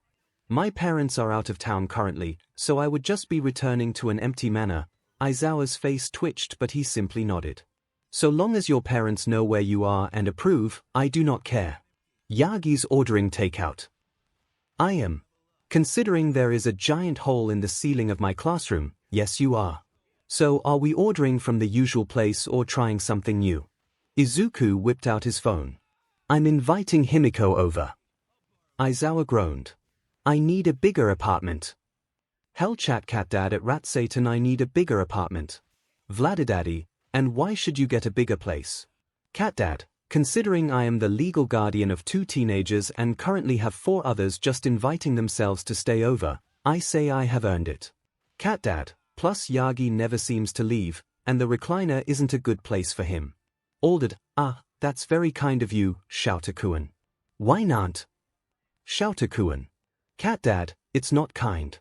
Recovery girl is literally going to break my kneecaps if you keep coming to her with back pain." "Cat dad at why not don't even start." "Why not? Well, you are no fun." "Rat Satan.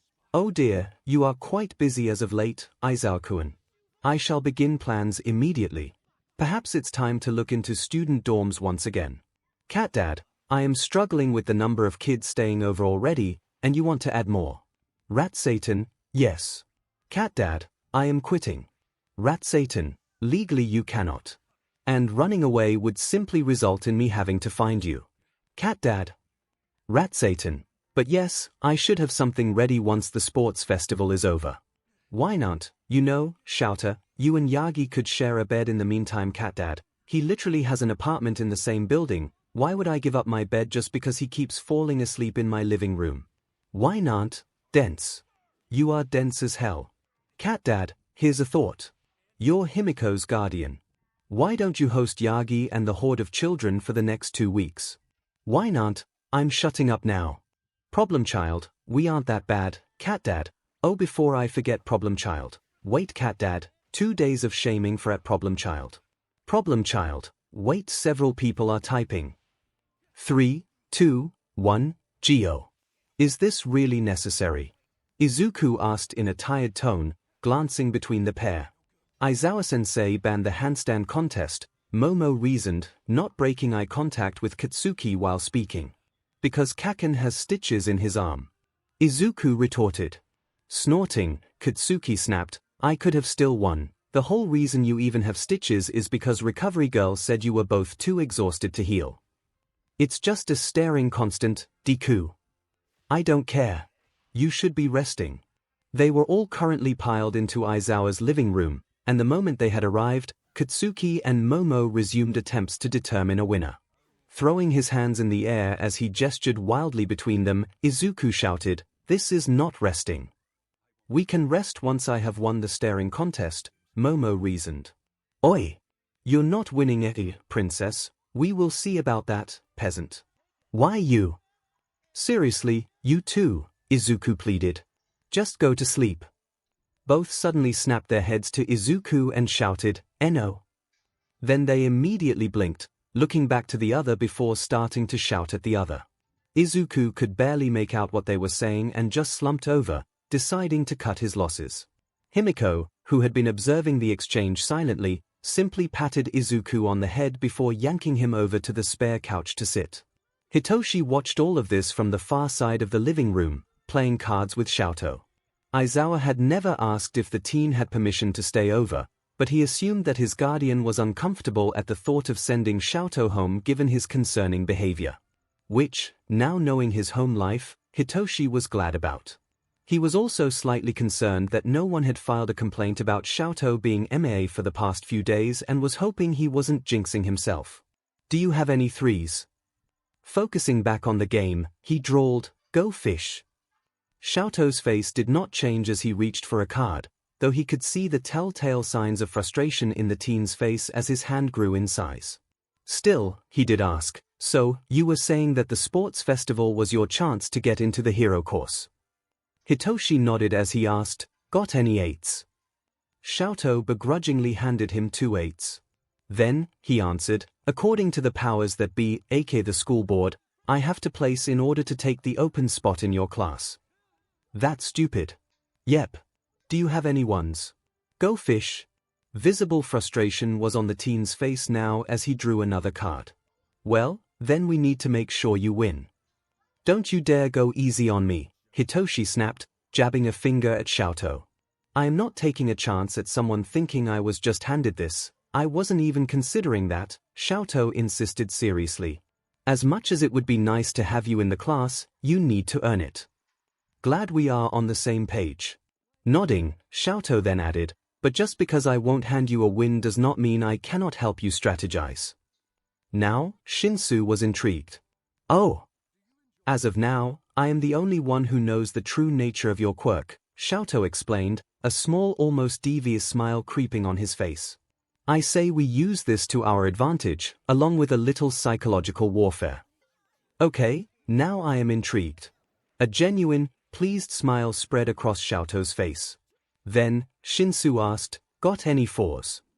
God damn it. At that moment, the door to the apartment slammed open, and everyone scrambled to their feet. Yagi stood in the doorway, brandishing several boxes of pizza high in the air. "I am here."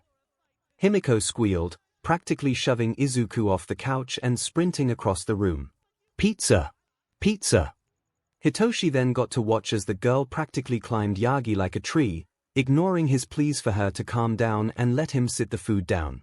At some point, Aizawa had wandered in, arms crossed as he watched the scene with a sadistic grin. Hesitantly, Hitoshi asked, "Are you not going to help him?" Aizawa glanced at him. "There is still a hole in the ceiling of my classroom." "I am aware.